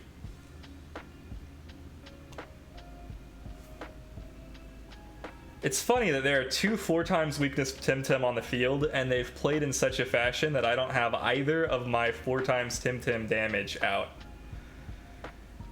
Part of me wants to switch from Mushuk into into Turok, but the problem with that is I feel like it would have died there. And then it electric storms, and that's scary but fine.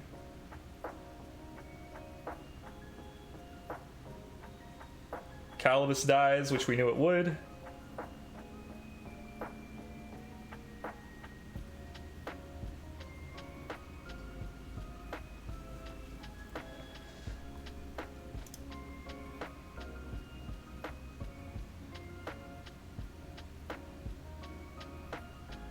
I would bring in this, personally.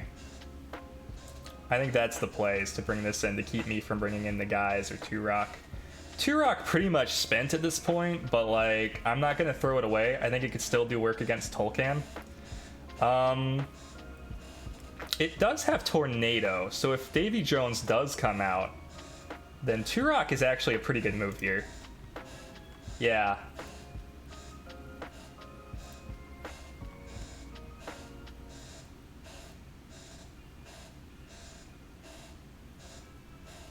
Let's see.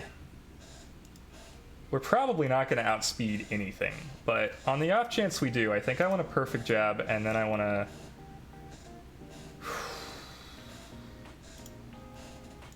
I guess that doesn't do much. Do I even still need the Mushuk? It dies here, it dies here. It does hit this pretty hard, though, doesn't it? That has -1 defense, so it might die to a Wastewater from Zaub. That's pretty much the only reason to keep it. What am I predicting here? I'm predicting they hit the Mushuk so that I don't have a turn. Does it matter? Can I swap it? What would they hit it with? Beta Burst again? Beta Burst or Hypoxia. And then I could swap in the guys pretty easy. But that's not something I want to do. I think I'm just going to have to leave it.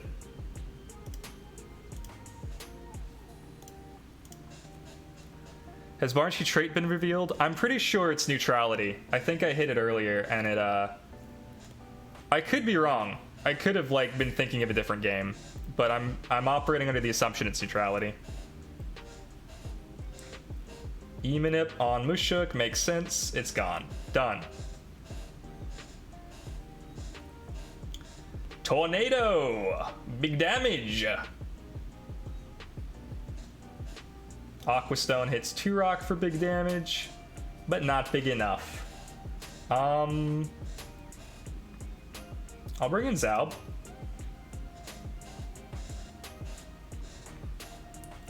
I think this scares this away, and we get Volphy. I think I heat up here. If I heat up though, and they kill this, and then send the water move this way, I'm super screwed. The other hand, I could throw an electric move here, and that might not be bad. Whew.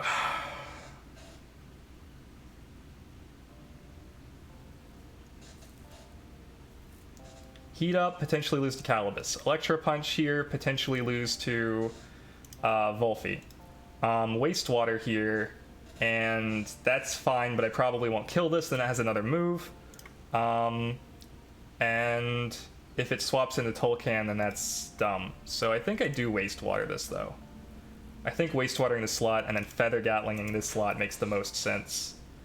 Tornado my Zaub.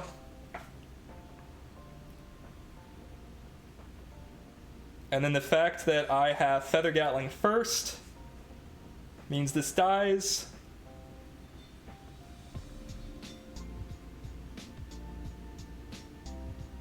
Cool. Wow, we actually get a double kill. Oh, never mind, it is neutrality. Okay, right, duh. Well, this is gonna die. At some point. We did kill the Scaravolt, right? That happened.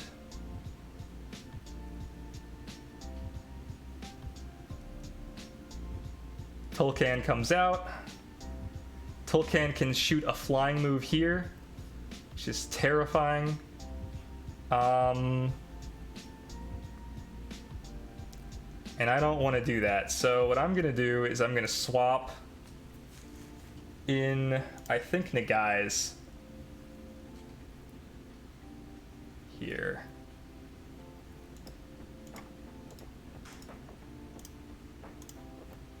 And then I'm going to...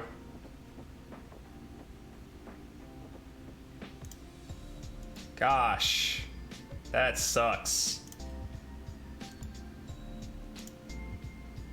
Stoneball this Tolkien, I guess.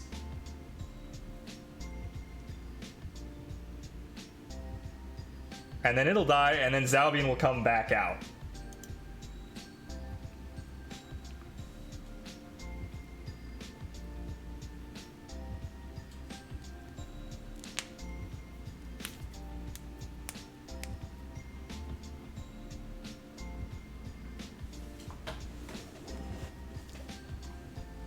And I'll have, I think I'm 2 turns into the guys now. So Zalbian comes back out. I am now going to be able to Nagai's Fury, which will definitely kill one of them. And then I'm gonna, I think, heat up, because I think this is a free turn to heat up.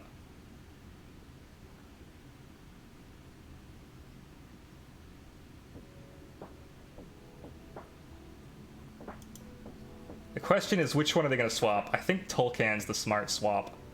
Swap that out, swap in Volfi. And then my Nagai's Fury only gets value on this, and I've heated up. But then I get to double up here while Tolkien exists.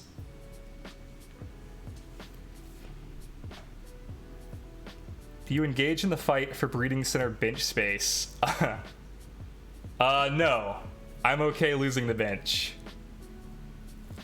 I think even if they swap this guy out, I might still win. Yeah, Volfi comes in, which is scary, admittedly. Like, that sucks. The Nagai's Fury is gonna happen before you can move with alt, and that's gonna kill this guy, and then I at least have kind of a free turn. This is my last turn with Nagai's online, I think. And I think the play is I Psy Surge here, and I Wastewater here as well, because he's gonna go for a Dust Vortex. Tolkien's going last. I could also Electric Punch, but that means I definitely die. And I don't think Psy Surge kills. And I don't think Tolkien can kill either of my guys. They might be able to, though.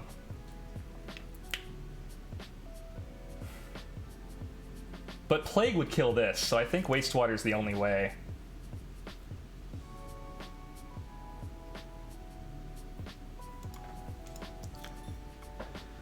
I think I definitely Psy Surge here, and I could Electro Punch there.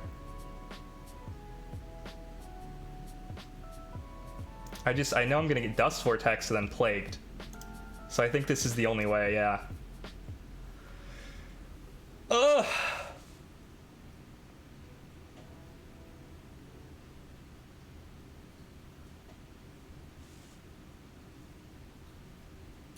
Now, if he played it right, and he tornadoes the right dude, he did not. I think we live this? Yeah, we do live this. So now we have 2 moves. We have Nagai's Fury, and we have Electro Punch. He can't kill us both. I think we win either way. I think that's GG, right? Looks like GG to me. I think his best move at this point is to fire off a wind move into my Nagai's. Oh, but he goes for the Zalbian. And I think Nagai's Fury kills. I'd be very surprised if it doesn't. If it doesn't, I'm retiring Nagai's. Yeah, okay. GG. We did it. 11:02. Sweet.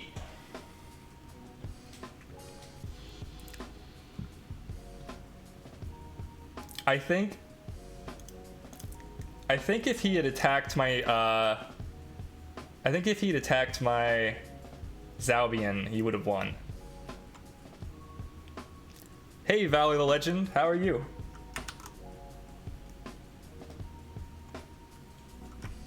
I think if he Wind Burst the Zalbian, I think it was a 50-50 though. Because he had the wind burst or he had to fire, right? And if I'd gone for the electro punch, no, because then he would still dust vortex. So I think, yeah, double into the Zaubian with wind and dust vortex, and you get a kill on Zaubian either way. And then if I kill the Tulkan, then the Volphy gets to Plague, and if I kill the Volphy, then the Tulkan gets to Tornado. I think that's the only way to win. I'm leaving an Oshiara excruciatingly slow to use to level things at the Earth Shrine. Oh man, I did that. I've got 500 in HP and 500 in special attack for leveling at the Earth Shrine, and it's no wait, I'm sorry, it's speed and special attack. It's not slow at all. So I almost did that. It's probably not ideal, but you only need one tsunami, so the stamina's worthless, and it's very difficult to die there. I just wanted to outspeed Hook. That's really it. It's probably a better way to build it, though, to be honest.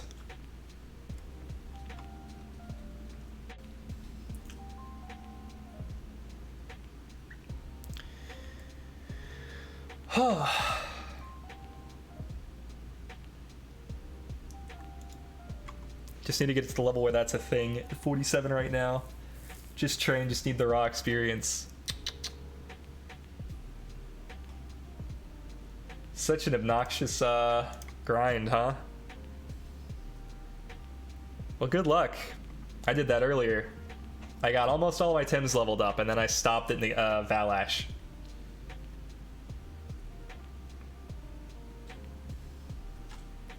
Kinda wish these Babawas would just run into me. Ah! I right-clicked by accident, that's what happened. Wonder what the new Tim will be for farming the level 100 shrine. I assumed that they would all go to level 100. Was that stupid? Do you think they'll stay the same level?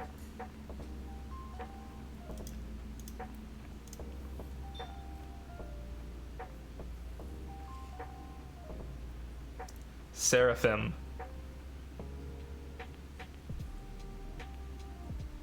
Xenos are the same level. They have to. I mean, Xenos are the same level, but I could totally see a world where they just, like, increase the level to 100. Do we know next level cap for when Arbory comes out? I guess not. I think we're all assuming it's 100, but... Well, I am. I always assumed that Arbory comes out and finishes when we get to 100, but... But it's probably like 78 or something. Who knows?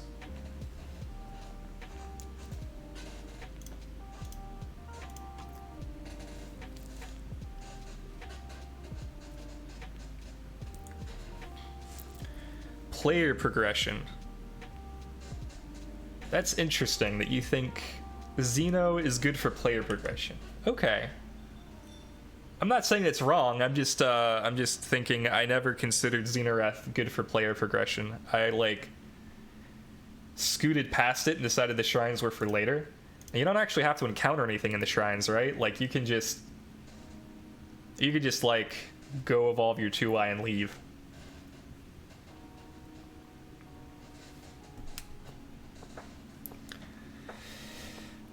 And the intention was to make the fire and digital shrines higher level, but they didn't because of the Tim Card X, so I'd be surprised if we didn't see a new one. I'm really hoping for it either way. Please, please, please give me a different background for leveling. After you finish Tukuma, where are you going to train up before Kisiwa? After you finish Tukuma, where are you going to train up before Kisiwa? What? I'm just going to go to Kisiwa. Like, I didn't train up at all. No, that's not true. I probably did grind a little bit. But I didn't grind on the shrines until I got to the Earth Shrine. The Earth Shrine was better progression for me than anything else. Like, by far.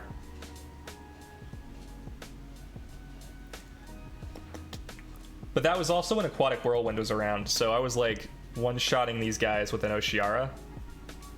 And then just one-shotting the other one, or two-shotting the other one with, like, Ice Shuriken and whatever else I had. I think.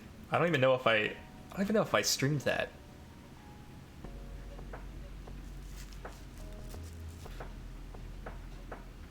I spent ages training in the Xeno Shrine and never found the best method, but Stone Ball on Volcarine did the trick. Good. Huh. The level 1 Tyrannac and Volgon though, Pat.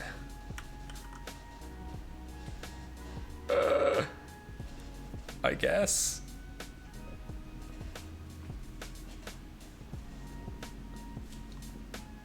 Droply! No, we run from those.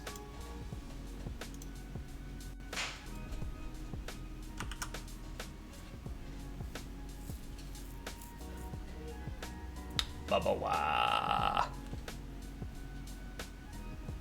It kind of looks like he's got like a little beard. You see it? Right there? Is that what that's supposed to be? Or is that just a pattern that's already on his like chest? Oh my god, is it a little beard? That's so cute. I love this guy. I think he does have a little beard. Nice. What a distinguished gentleman. Valor, even with 50 SVs and 500 TVs in special attack, I don't always one-shot the Osukais with Tsunami. When I had Aquatic Whirlwind, I could one-shot him earlier, but now I feel like the level you get to is going to be around 65 before you're even like hitting the 0 speed, or sorry, 0 HP, 0 special defense ones.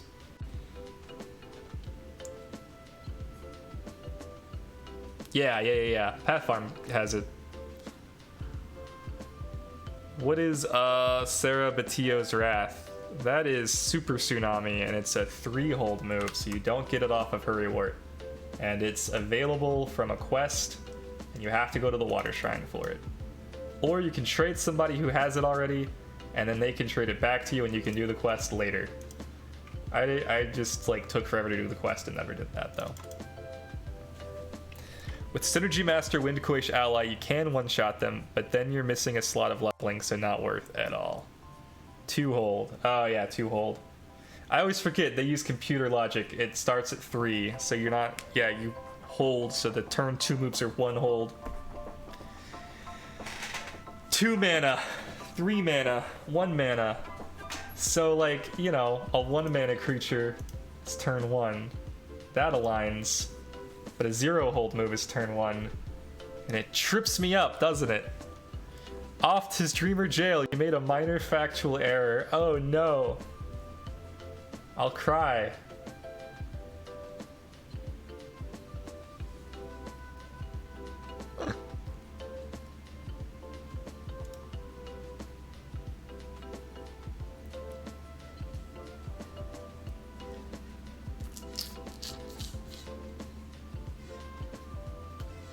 Here we go. More Babawas. We're up to level 36 on these guys. These boyos, they're so good. They do have a little beard. There it is. You can see it from that angle.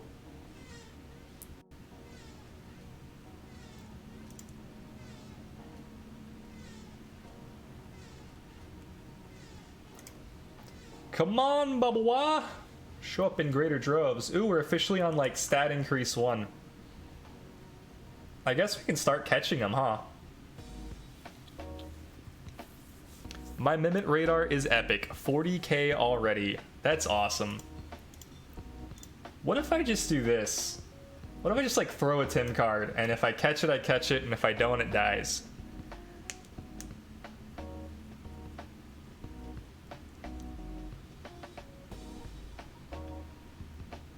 You can give a Luma Oshara for the Sarabatillo quest. It's not Luma in the battle, and you don't get it back. Did you learn that the hard way? Did somebody learn that the hard way? I found out early on that when you give a Tim to somebody, you're not just showing it to them and you don't get it back ever. So I was like, okay. Never, ever, ever gonna give a Tim that's worthwhile to anyone. I heard someone did learn that the hard way. Oof.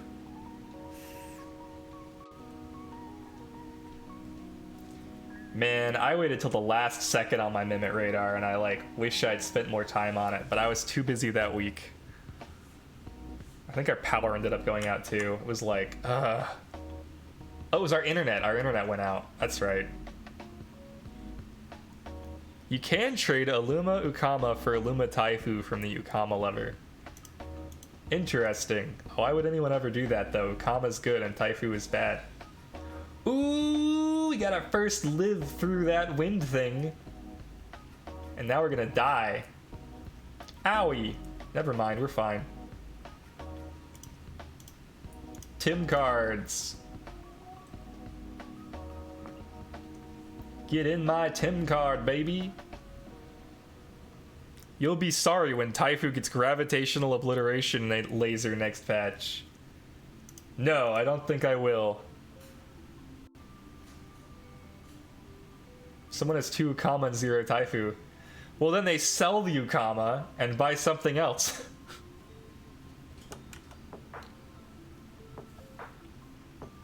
Or they build 2 Luma Ukamas. The last thing you want is a Luma Taifu. Windy boy. This one did not live. It is not worthy for Tim card. Ukama is a good boy. What a good design too. He kind of looks like a cross between a tadpole and a dragon. He kind of looks like Dratini, is what Aaron said, and I was like, yeah, it does look like Dratini, like a lot like Dratini, but shorter. And he's got more fins and shit, I guess. Anyway, I like it. Hey, Dizzy RL is now following. Thanks for the follow, Dizzy. No cap, using my Luma Taifu right now for this Mimic Radar. Ridiculous. One of my favorite Lumas. I found a Luma Hidoti in Side Park and I'm storing it away for when it gets the buff. You gotta use a Genki. It's true, you run a level 72 cold-natured Genki. And then I think, is it just Tsunami? Hurrywart Tsunami?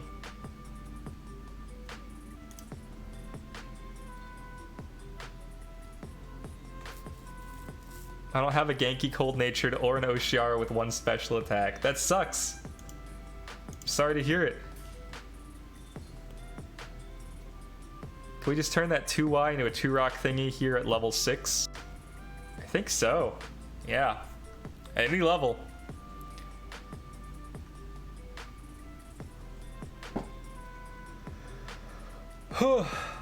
I didn't use a Genki on my Mimic Radar. It took forever. I was like constantly having to run back to the stupid PC. And it was like almost 4 a.m. reset time, you know? So it's like, ugh. One day I'm gonna get another Mimic Radar though, and it's gonna be a good time.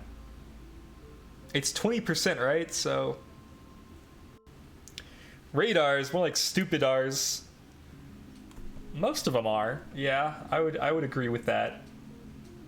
Some of them are pretty good though. If you want to like breed a Temtem, then radars are a great source of good Temtem. Saves you a little bit of time in the long run.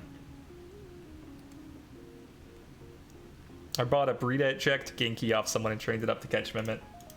That's smart. I had a whole lot of Genkis that were cold nature, 50, 50, 50, etc. They make good Gazumas for turbocharge, but they also make good Mimic catchers.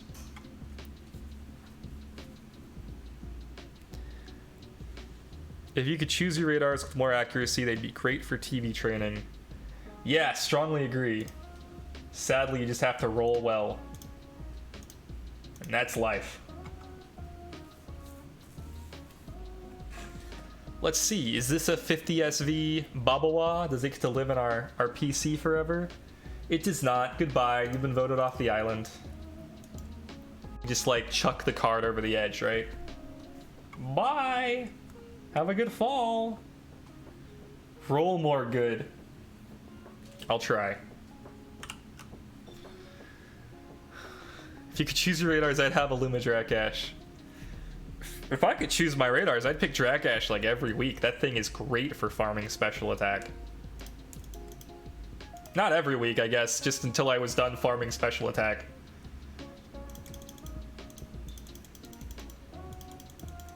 I would probably go with, because we don't need attack radars. because Osukai exists. Speed, I would go with a speed radar, and I would go with a special attack radar, and maybe I would just do Babawa every week for the stamina radar. No 50 stat Babawa, just not trying hard enough. I know, I gotta step up my game. Roll better. Good luck on the Amphitheater quest. Yeah, Amphitheater's a good one. I had an Amphitheater radar last week, but I took too long, so I sold it. That's how it is sometimes. Amphitheater's a great one, because it doesn't even need the egg moves. They're just a flex.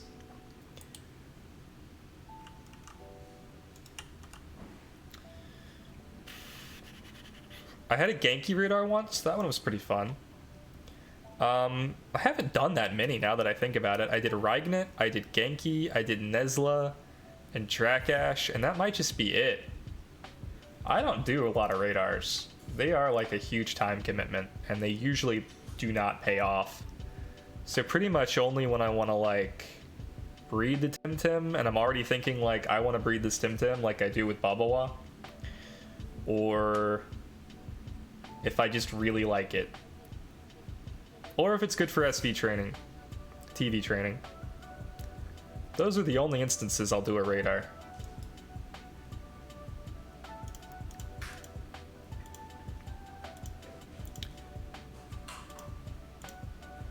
I've done hundreds of radars. How many Lumas have you gotten out of radars? I assume the answer is like roughly 20% of them.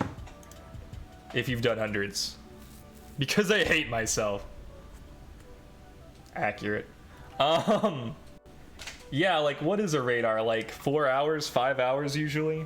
Maybe less. Maybe I'm exaggerating. Maybe it's like 2 or 3 hours if you rush it. I feel like I did that Drakash radar pretty fast. We finished well before reset and I started like at 9, at like after midnight. So I guess less than 4 hours if you get an easy to kill radar. I tsunami'd so many Drakash, it was funny. I'd have to count. Damn, enough that you have to count.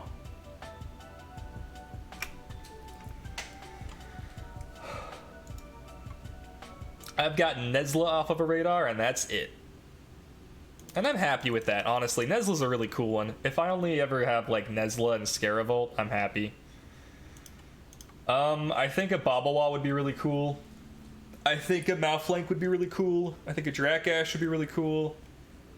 And Amphitheater would be really cool.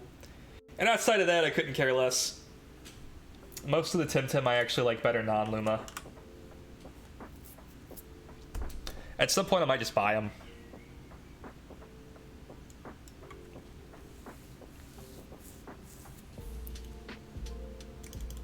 And the thing is, they come to Side Park, you know? So if I really, really wanted them, I could just, like, dick around in Side Park for a week.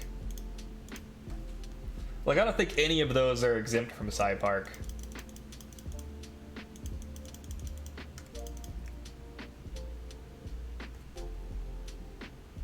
It's probably under 20. Hundreds of radars, but less than 20 Lumas from radars. Isn't the rate supposed to be like 10%? Like overall, once you get it all together, right? It's like either a 10 or a 15% chance of getting it off of one radar. So like roughly 1 in 6 to 7 or something was the...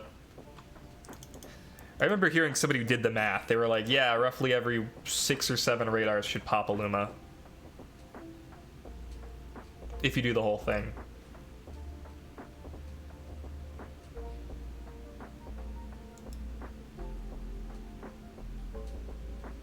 Glad we can all sit around and do our radars together.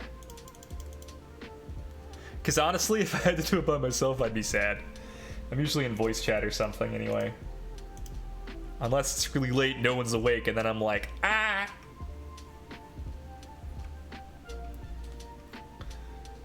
Sometimes when I'm feeling feisty, I'll just load up a secondary game and play that too.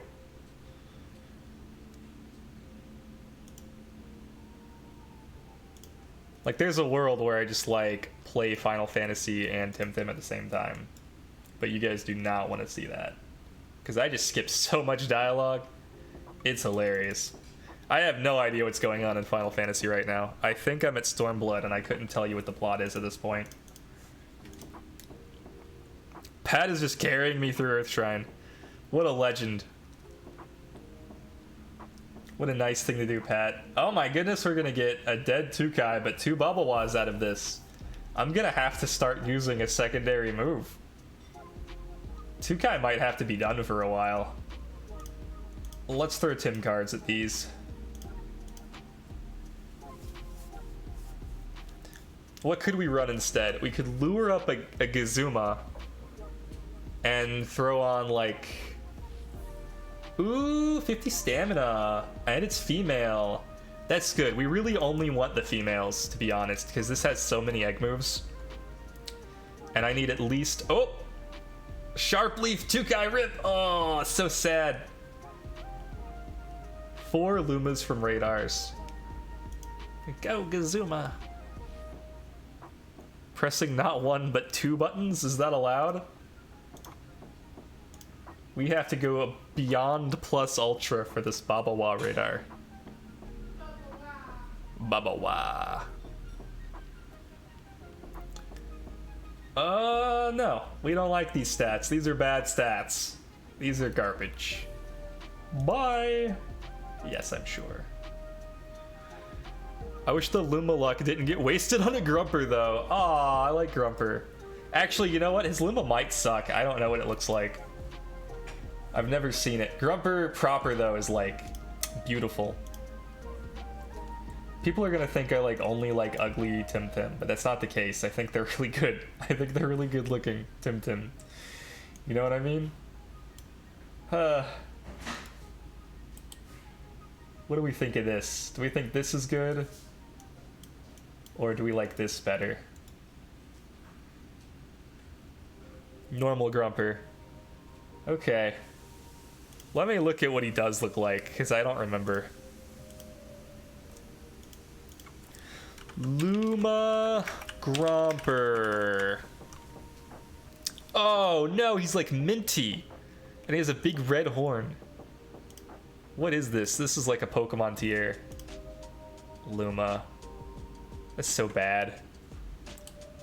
I hate it. Why does he look that way? Ah! Here, everyone. Please enjoy. Why does he look like that? Sweet, sweet Grumper energy.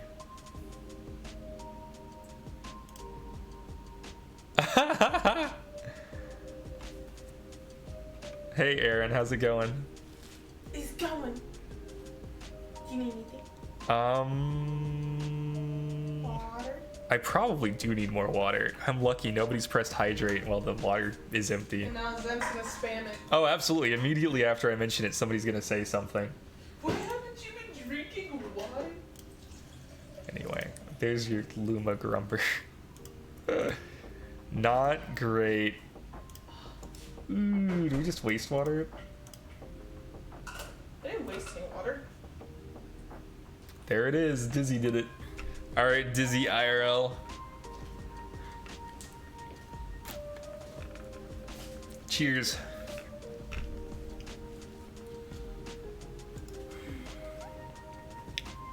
I exaggerated with the hundreds comment. It's like 120-ish if I had to put a number on it, with 19 total Lumas.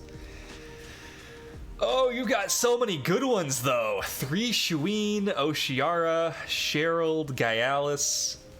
Those aren't available anymore. Mix is a really good one. And the Volfies also are pretty dope. Volfi's one of those where Sludge Gift is irrelevant. Pat Farm be like, what do you mean? Sell?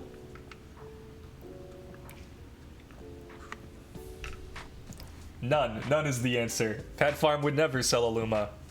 Why sell them when you could hoard them in the PC so you can count them on stream?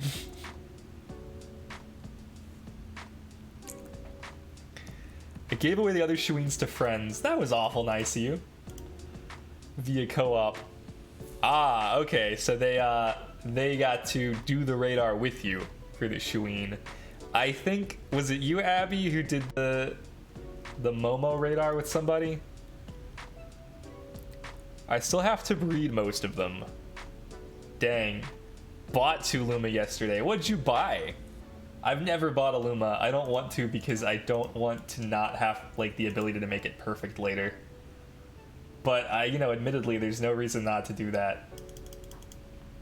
Momo radar for 300k. Damn, that's a lot of money. That's a lot of moolah. That's a lot of primo gems. You know what I mean?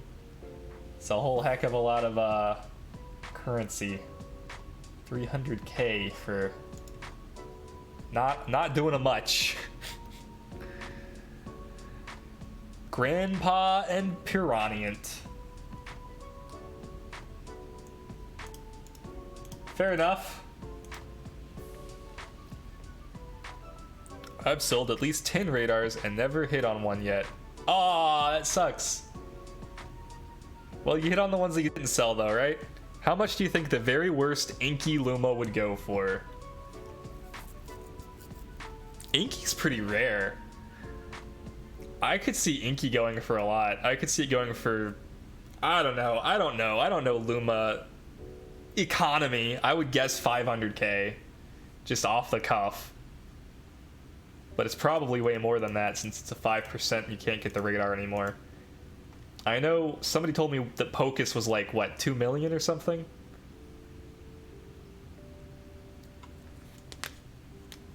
Just for the ranked flex alone, yeah. Yeah.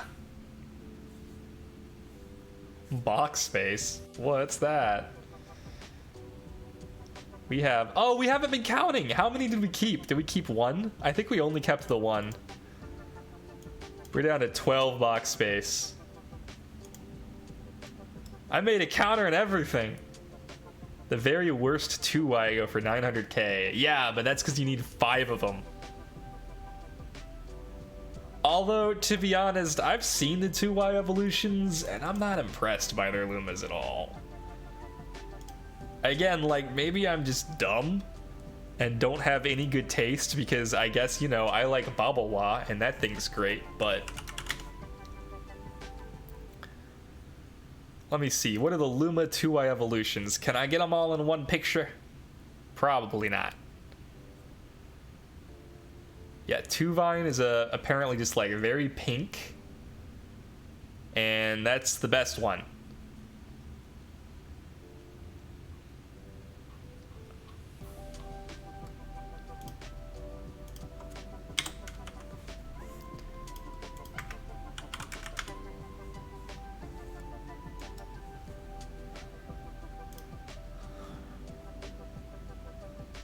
No images with all of them in there. Dang, Google Images, you failed me. For the last time. Who am I kidding? This wiki page has all the Lumas. It's true, but I gotta click on them individually, right? Oh no, okay. I could just scroll down to the area with the 2Ys. Good call, good shout. Okay. Let's take a look-see. Aw, man. There's an ad. It's okay. I've now narrowed it down to no ad.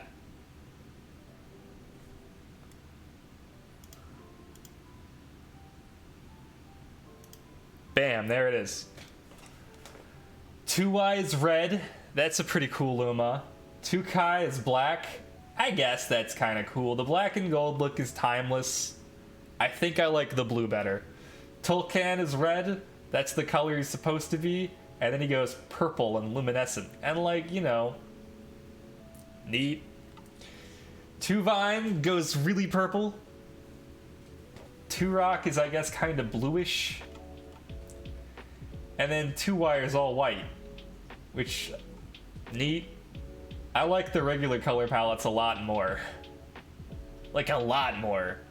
The only thing I hate is that, like, Tuvine isn't red, like the crystal implies. But this purple is also off color, so I'm like, why? 2Y. Anyway. That's been my Luma rating. Thanks so much. You need to go look at a GIF of Turok. Luma Turok.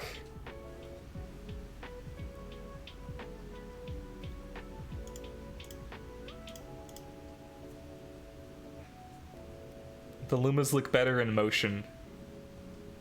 I could see that, but I don't know. I guess I like the regular color palette too much. They look... I mean, they look like they're supposed to. I don't know how to put it.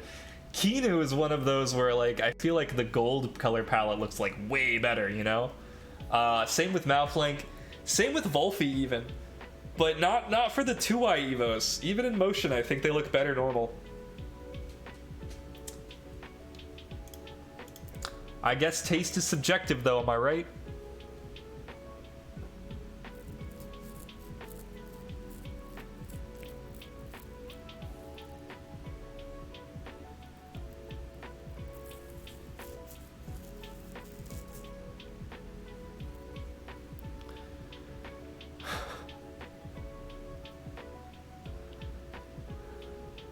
Turok and Tolkien are gorgeous, others are eh, that's my take.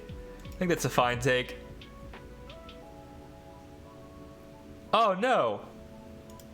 If I like Babawa, I must be right.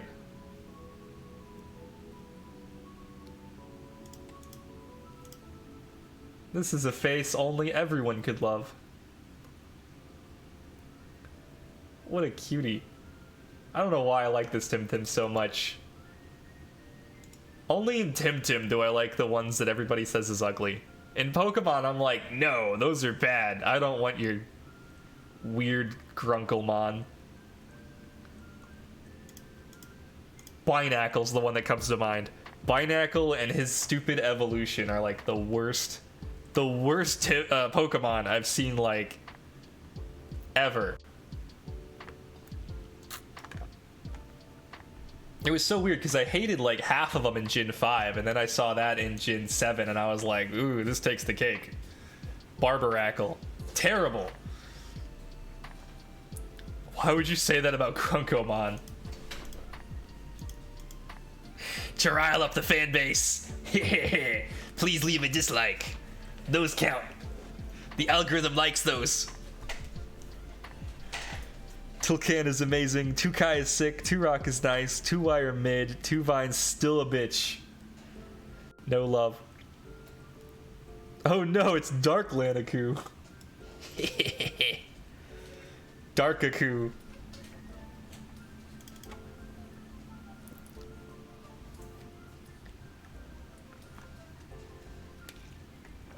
The name implies nature, right? Vine? Yeah, that's what I thought. And then I looked at it, and it was like, oh, it's green. Well, now I definitely know it's nature. And then it was crystal, and I was like mad. Honestly, though, you were rocking the Darkaku get up today. Thanks. I'll take it. We walk the twilight. All hearts begin in darkness and also end. This is my Keyblade. It's the Dark Blade.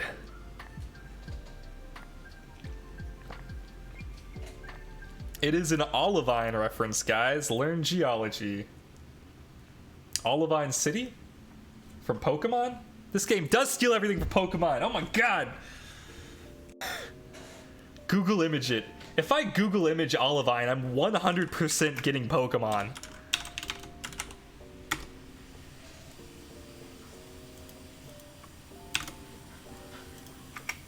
Now, I do have to type in city, but absolutely 100% there it is. Olivine City from Pokemon.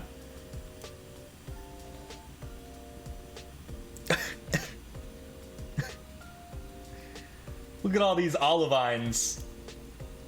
Bam. I don't think that's... Is that Olivine? Yeah, there's the lighthouse. And I guess... This is like a weird remake, right? Is this an Heart Gold Soul Silver, is it? Oh my god, is this Heart Gold Soul Silver? I don't even recognize it. That's crazy. I've played Heart Gold Soul Silver. I literally do not recognize this town. Okay, well, whatever. That's enough of that.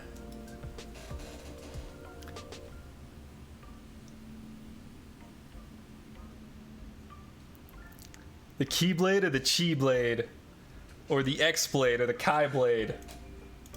I think they always pronounced it Keyblade, right? Even when it was like XI. Which... No, it was just X, right? It was like, this is the Greek letter key, and I'm like, okay. The pronunciation and implies of Tuveen is disturbing. Is it Tupeen? Oh no. I read that Reddit post. Turns out that guy was faking it, by the way. If anybody knows what I'm talking about, I'm sorry. But yeah, apparently that guy was faking it, in case, you know, you were wondering. He had us going. Those were well photoshopped. Who here hyped for more Hollow Knight? I am, personally. I'm so hype. We got, y'all, we got to Hollow Knight Steel Soul run. We did it. We have 87% right now, Steel Soul. I thought those were baked goods for a second. I'm gonna show people. Okay, if you care about Hollow Knight at all, these are charms. Oh, they're still wet. I can't touch them. Okay, here they are. Aaron's been making these little charms. So there's like hive blood up there. It's kind of difficult to see them. It is. There we go. That's better. There's the Grim Child. There's the Weaver song. Defender. Dung Defender. Defender Crest. And then I think this is... What is this? Which one? Down at the bottom? Down at the bottom, yeah. Let me see. Oh, that's a beginner one. You should know that. That's a beginner one? Is that Wayward Compass? No, wait, that's the Luma. That's the one where the flies pick up the Geo. Yeah, I shouldn't know that one. I haven't been a beginner in Hollow Knight in like a while. Master Hollow Knight over here. I have so many names picked out already for my mean 2Y Evo team. Too hot, too wet, too hard, too bit, too sharp, too flex. 2-bit is very good. That's clever. I really like that one. That's my favorite. What I would give for Heart Gold and Soul Silver on Switch. Man, no, you want it on PC, right? Just download an emulator.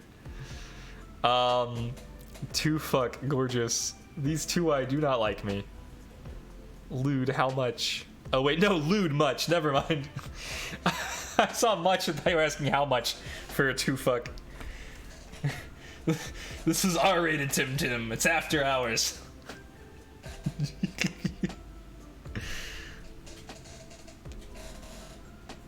We are literally 13% from getting a Steel Soul 100% run. And note the gorgeous was in response to the charms. I wasn't that pleased with myself for saying the word fuck. Fair enough. I'm sure Aaron appreciates that. I think they look pretty good. She do. Abby, it's 6 a.m., isn't it? Is it? It's only 1:40 a.m. here. 6:40 a.m. You're on the same schedule I am.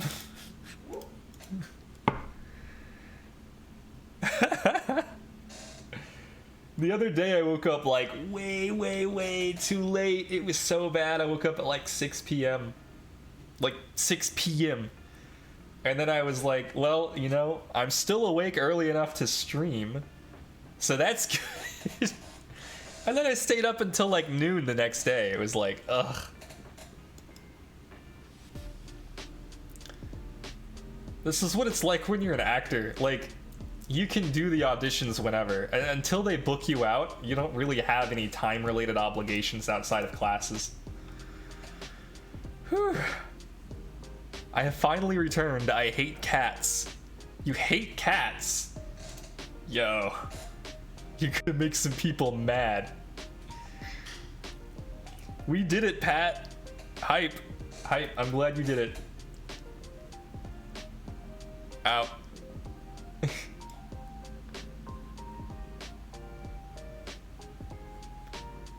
I want you guys to know that I did download the Google Chrome extension, Better Twitch TV, and it just, you know, sometimes works and sometimes you get nodders.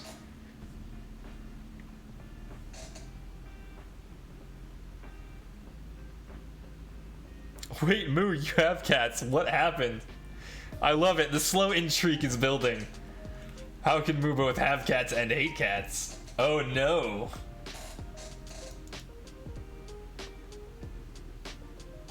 That's just how the kek ooze.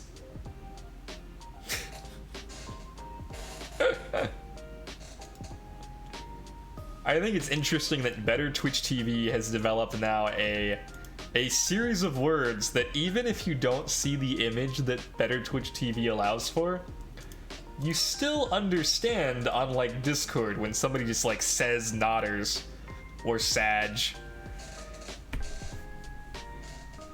It's interesting. They've like added words to the English lexicon. I just spent the entire time power cleaning carpet because he decided to eat 2 cans of food in 10 seconds and barf it out. Oh no. And it's carpet, so I couldn't wait. Oof. I say Kek W and Monka S in regular conversations, but only on Discord. If I say them in real life, I will get cyberbullied. They'll bust out the new Twitch paddle. It's kind of like the Weeb paddle, but for 2021.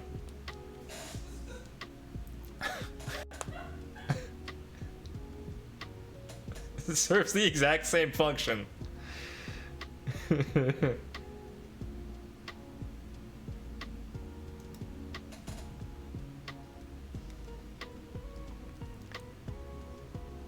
Man, do you remember when they actually like straight up just sold paddles for spanking at conventions that were like supposed to be family friendly? And you would see these young kids walking around with like their yaoi paddles that say hardcore on one side and softcore on the other side, and you're like, you child, do you know what that means? And they're just like grin at you and walk away. It's like, what? I'm so glad they don't sell those at cons anymore. No, you make them. I find BTTV works more consistently if you got the stream manager open in a Chrome window while stream is up. Yeah, that's probably smart. I should do that. Load up that Chrome window, press the button for Twitch. Bam. Hope that you just don't hear my voice twice. Muted. Minimized. Don't look at it. Done. Somebody Kek W and see if it worked. Well, even better Twitch TV. Now when you say the words Monkey S out loud, instead of any words coming out, a smaller image of a frog appears in front of your mouth. Did you add them to your channel? I thought I did. Shit.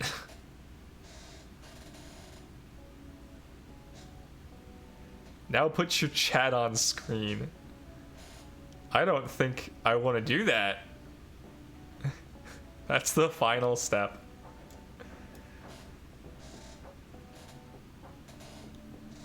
We'll just have to be sad about it.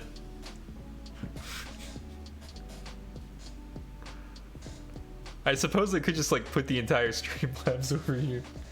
That would be wild. If I just started capturing Streamlabs instead.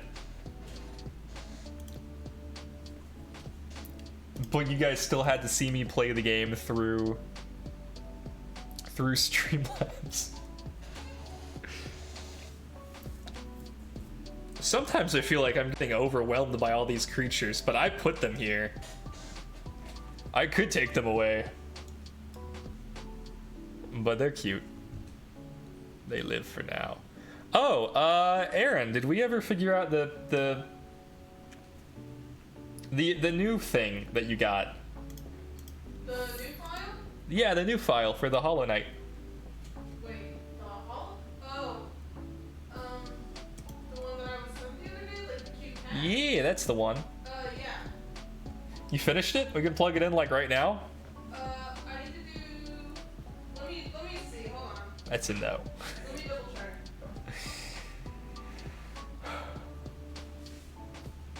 Well, my hands are covered in slate. I don't know. Look at me, I'm edgy gamer boy nodders.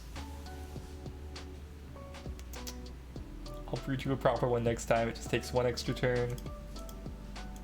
One extra turn is a lot of turns. Did you put your credit card number in the little box better TTV provided? It's necessary for full functionality. Don't worry about where the number goes. I put my credit card number in too many places. Okay, the worst ever was, they didn't steal my information, thank goodness. At least I don't think they did. But there was a t-shirt I really wanted. This is real. This is very sad. I was very sad about this. Let me see if I can find the t-shirt. So, it was where I was like looking for, yeah, I think it was this. I was looking for like a really cool, this is a different website selling it now. I was looking for like a series of shirts that I could just like wear that were like semi-fashionable and I could wear with things. And you know me, I like Babawa, so I have terrible taste. So this was one of the shirts I wanted for myself. Just, you know, a lot of tentacles coming down from a black top. Anyway, I put in my information and they took the $25 plus shipping. That is cool though. Thank you. I think so. Hydrate, stretch, posture check, show us the bean. Anyway, I never got the shirt. They never sent it to me. They never even sent me a shipping address. I checked with the company too beforehand because I was like, this looks like a scam. And it wasn't a scam, or it was a scam, but it didn't look like one. They had an address in New York and a phone number. I called them up. Nobody was there. It was a real phone number, but like nobody picked up, so I don't know who it was. Just like, you know, 30 bucks gone. And it's just 30 bucks, I guess. I did contact my bank and they were like, it's gone. And I'm like, thanks. What are you guys good for? But, you know, it was just a bummer, I guess, to not get this shirt, really. I would have paid 60 for the shirt. The Babawa shirt? No, the sweet tentacle shirt. Oh, I can make you that. Yeah, I know we have like a t-shirt place nearby, but I don't know. I don't know. I don't want to make shirts. I want to buy shirts. I can make you a Babawa shirt. Zabine. I'm Bean. New boy will be ready for Friday. Nice. Okay, cool, cool, cool. I'm missing a row. I thought I was done. I would take it. Nice. You need some emergency box space for capturing? I have 12 whole spaces left, but yeah, probably. If you want to, like, take some of these off my hand, that's fine. I might trade you some stuff. I might trade you everything I have that has, like, the release symbol on it that I, like, just have for new players.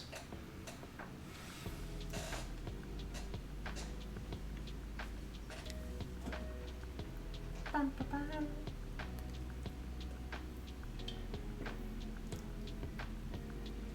Hmm.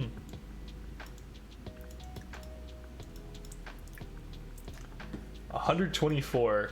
For 60%, this is taking a lot longer than I thought it would. Maybe it's because I have to wastewater both of them.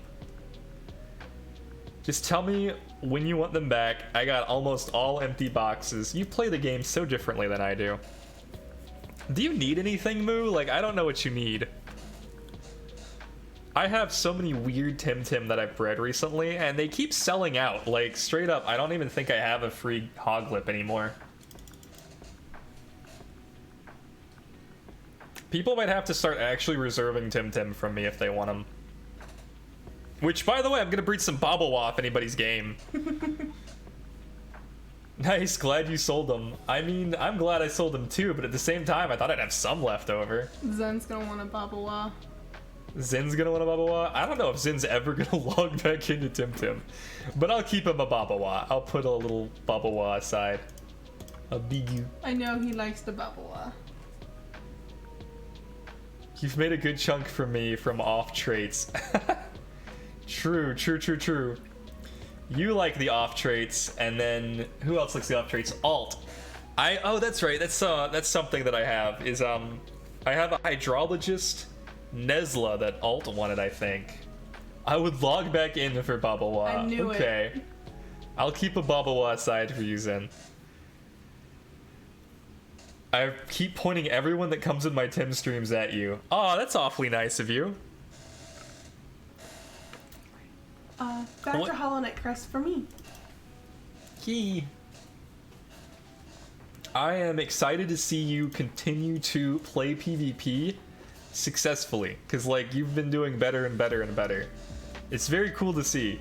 Because I, you know, am like one of the newest players I know, so I haven't gotten to see somebody else slowly like grok Temtem strategy.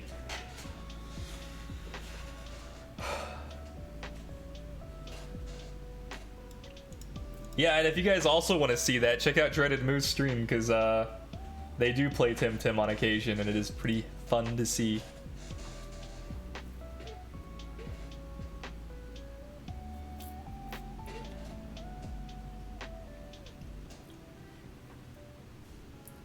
Strategy is a strong word for what I do. I don't know, I feel like you have, you know, some form of plan at this point, even if the strategy is just hit stuff. Why are you guys so dumb?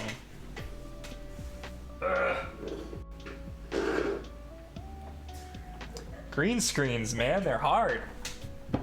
That's worse. Oh no, it's better now. I think it's my camera more than it is the lighting. I think the camera constantly changing is like messing with it. That's so weird. I need to save a little suns right now. Dipped below 200k and I hate doing that, so no Babawa for me for a bit.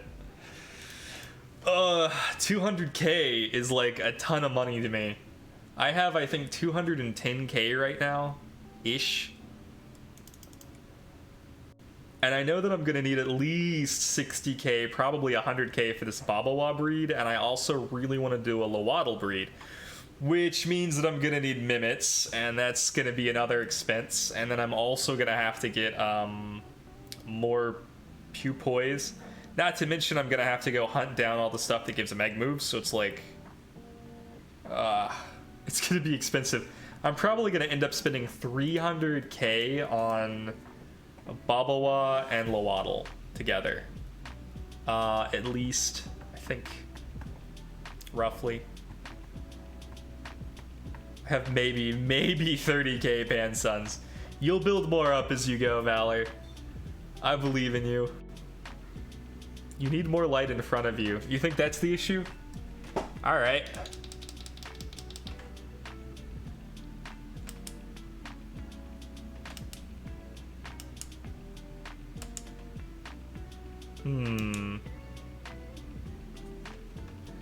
I don't think this goes up anymore. Whatever. I'll solve it later. It's crazy because it hasn't done this at all yet, and it's doing it like today, and that's it.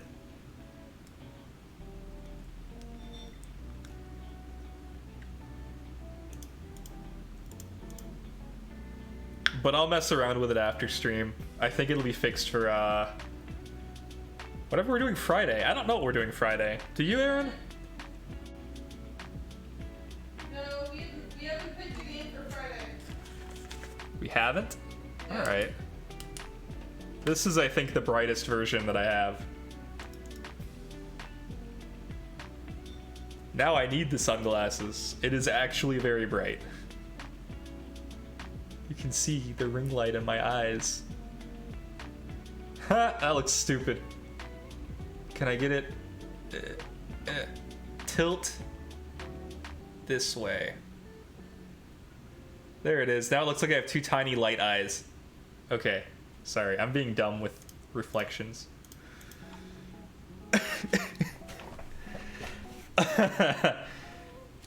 I'm actually doing free Tim this week. Should finish today. I feel a lot better about it when I use it for HP training. Man, free Timming.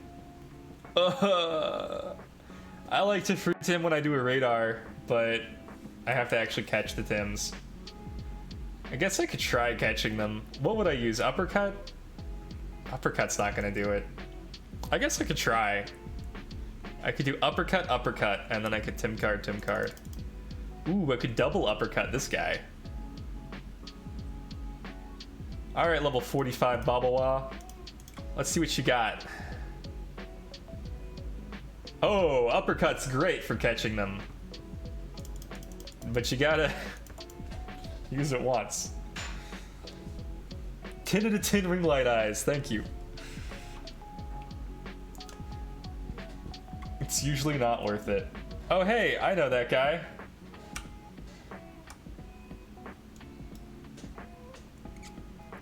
Show us the laser eyes. I have.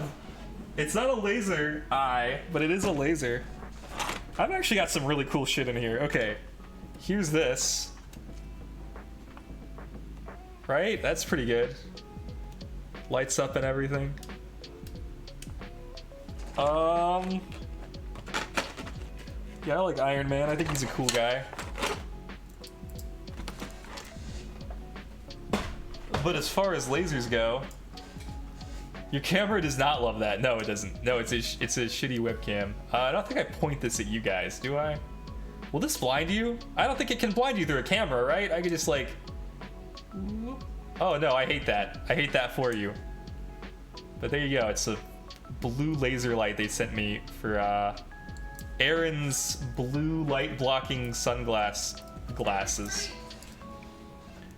This is prime Dark Aku behavior. Evil gadgets. Bye guys, have a good one. Bye Alt, have a good one yourself. I hope you get all the things you want in life, you cutie. We are a little chaotic tonight, aren't we? Yes. Whoops. This is the Babawa laser. Twitch streamer blinds himself live. Yeah. Live stream fails. Top post. All you gotta do is shoot a laser in your eye, and then all your playthroughs are blind playthroughs. Ooh, we can keep this one.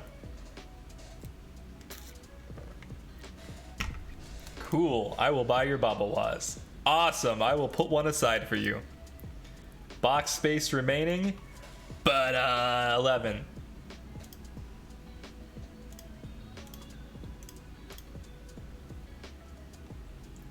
I'm chilling in the Voombi Tim Center when you need to offload stuff. Voombi.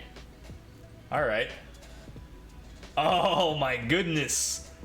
Our minimum stat threshold is, I think, what, 20? And we got all orange. This is a special Babawa because it's especially bad, and it's really amazing that it's this bad. I should go to bed. Who goes to Voombi at the dreaded move? I think they're going to Voombi because it's so close. Like, Voombi is right here. So, in theory, bam, bam, bam. And then I don't have to teleport back. What a gorgeous Babawa. It is all orange. It's a special kind of Luma. So I heard somebody wanted to do a breed for Hidoti where it's all ones. Like the worst possible Taifu. 11111 Taifu. I think I'm short 1-1, but whatever. Y'all know what I mean.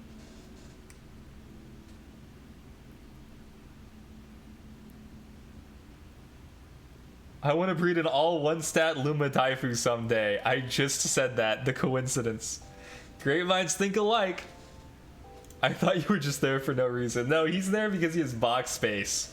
And he wants to lend me his box space while I catch these Babawas. Yeah, I'll trade them to you now. How about that? Let's do that now so I don't have to keep you waiting.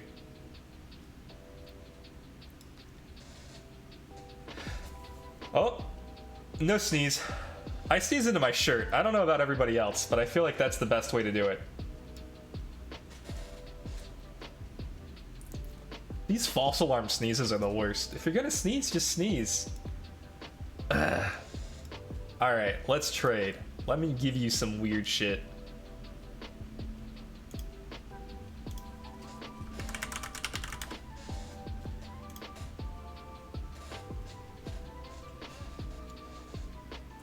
There was this huge project by a person who used to stream Temtem. He wanted to hatch an all-1 SV Luma Pukey.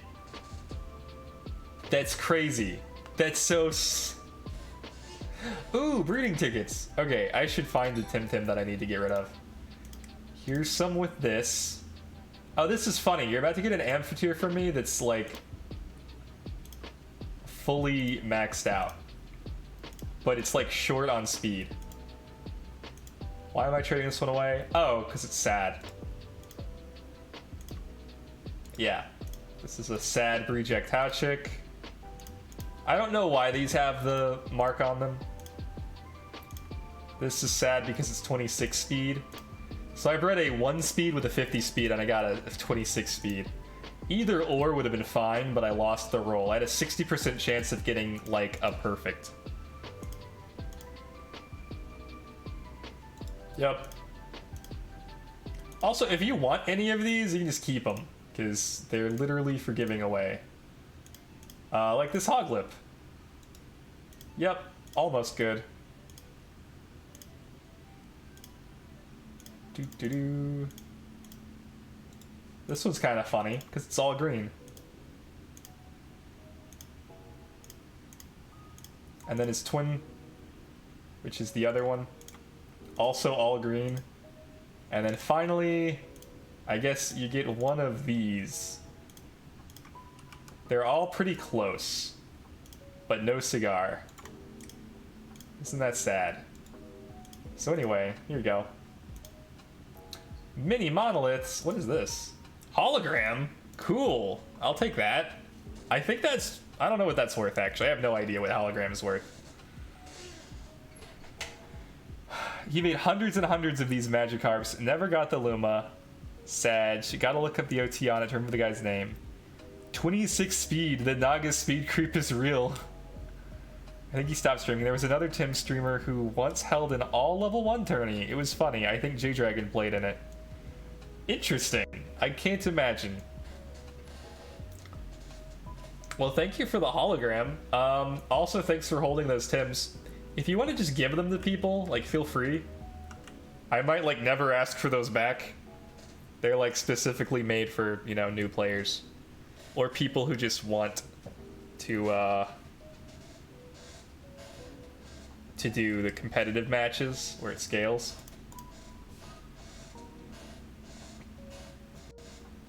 Wake? What does Wake do?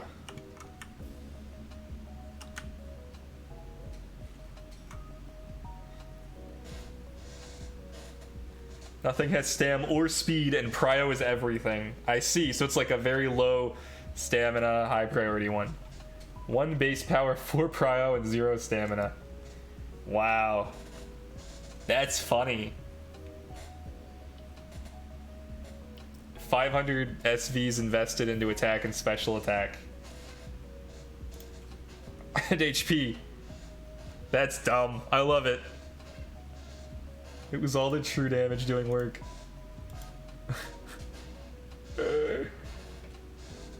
That wasn't even half a box. Oh yeah, that's right. We have more box space now. So let's go back up and how many was that? Like 10? So we're up to 21 box space now. Done.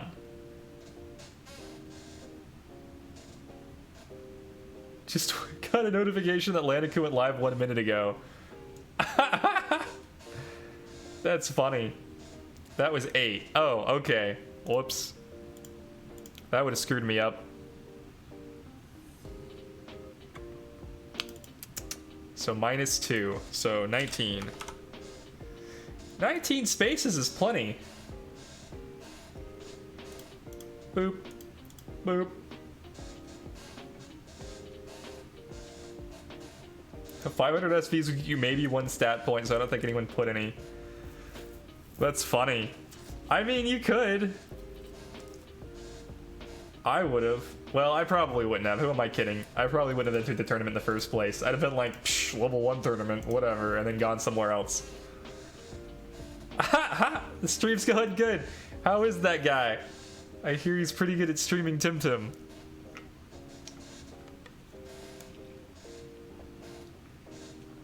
Get catching before they get too hard. Oh, I'm gonna catch up at the top echelon probably more than the bottom one. Most of my catches are for the higher level ones. Because, you know, I have trouble one-shotting those.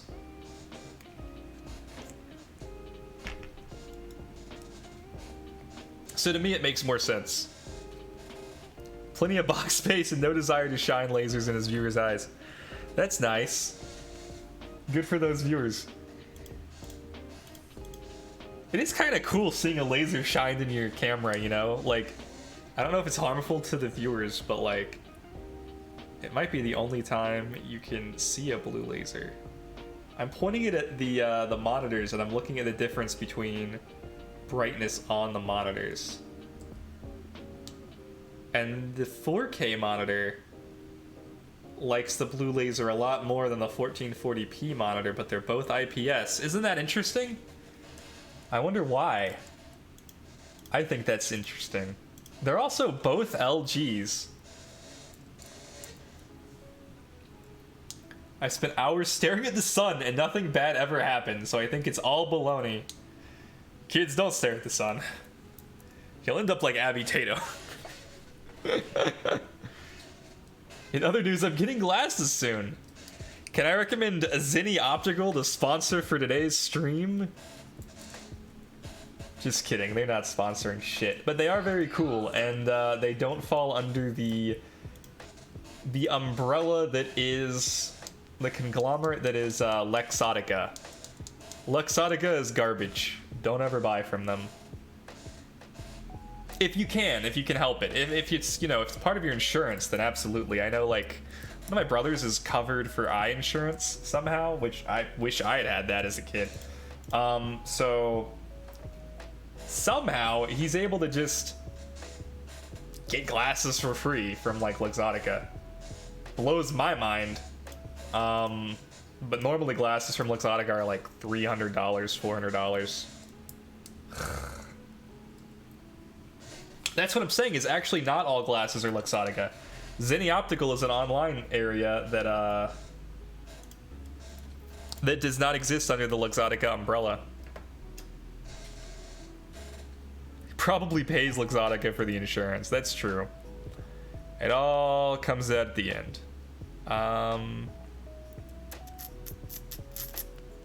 What am I looking for? I want to change this to 18.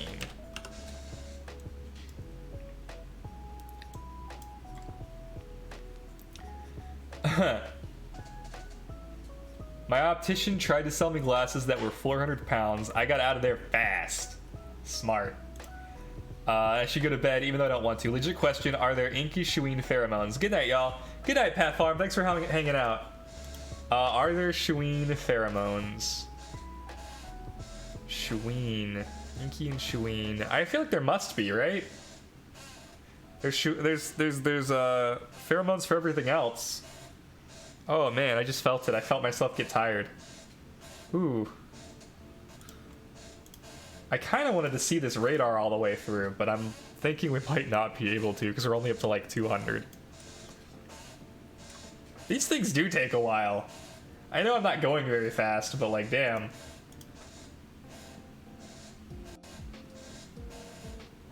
Yeah, we're not even up to 200, we're at 148. Ah! I tried on the lenses in the optician and it was like I was seeing in HD all of a sudden, so kinda excited to wear glasses or contacts proper soon. Oh man, I found out I needed glasses in the 3rd grade, and the coolest thing that happened to me was I found out that all of the trees had individual leaves, and that was like mind-blowing to me. I thought until leaves fell off of trees it was like one mass, and then like a leaf would like peel off of the giant green mass. Seeing individual leaves was like mind-blowing shit though. And that was 3rd grade, so I was like without vision from like birth to 3rd grade, and it sucked.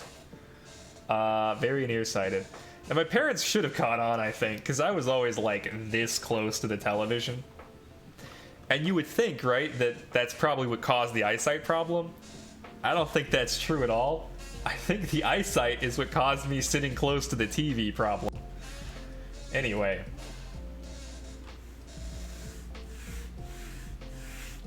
I've needed glasses since I was 10. I'm one step away from legally blind and my glasses are expensive. Gosh, where are they? I don't think I was that close. I don't think I was anywhere near legally blind, but I was definitely It was rough. I don't have my old sunglasses out here now, but they looked very similar to... Oh, I guess they didn't look much like these at all. They were probably closer to this, actually. They were these mirrored red shades, and the prescription was, like, insane. Like, I look through them now knowing that I have good vision, and it's very clear to me why other people were like, oh, how do you see in these? Which is, you know, funny to me, because if you're, you know, any guy, any chick, any person, right, in the world, you know why somebody's wearing glasses. And obviously they can see out of them. Or they wouldn't be wearing them, you know? But people still, they look, it's like the first thing they say each time, oh, let's put these on. Oh man, how do you see out of these? With my eyes, idiot, like, what a stupid thing to say. That was always like a huge pet peeve of mine. I wear glasses without lenses for fashion reasons. That's cool. We have a few pairs at the house, actually, that are used as props. Sometimes they'll want a character to wear glasses, and obviously if you don't have anti-glare glasses, then your audition's gonna look like shit. So we have lensless glasses for basically the same reason. And then once you get to set, they'll give you an expensive pair of glasses for the character, and it's like, oh yeah, okay. Makes sense. I thought the term legally blind was a joke about the movie Legally Blonde and not a real term.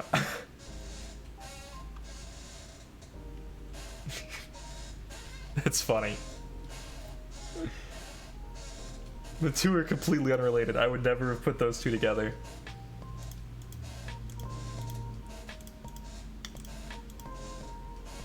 I know, okay, so early on in Twitch, I was like, oh, I'm gonna do a blind playthrough. They don't have that option. There is a tag for if you are a person who is blind playing video games, but the term blind playthrough doesn't exist in the tags. It's first playthrough. I thought that was interesting. I had to look up like why that was, and the answer is Twitch made like a huge controversial deal about how it was offensive. And then the blind community was like, no, it's not. That was weird.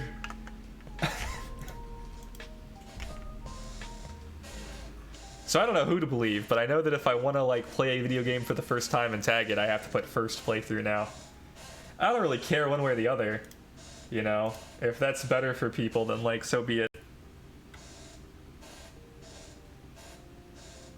It's no skin off my back. I've never even seen the movie is the thing. It's a good movie. It's actually a really surprisingly good movie. I like Legally Blonde a lot. Yeah, kind of neat. Not, you know, accurate, not law accurate, but it's a good movie. Solid. Very funny. So the answer is yes to the Inky Shween pheromones. Average price is $3K per. Wow. I guess that's still cheaper overall than just buying Wish-You-Well coins, huh? First playthrough and blind playthrough are not synonymous.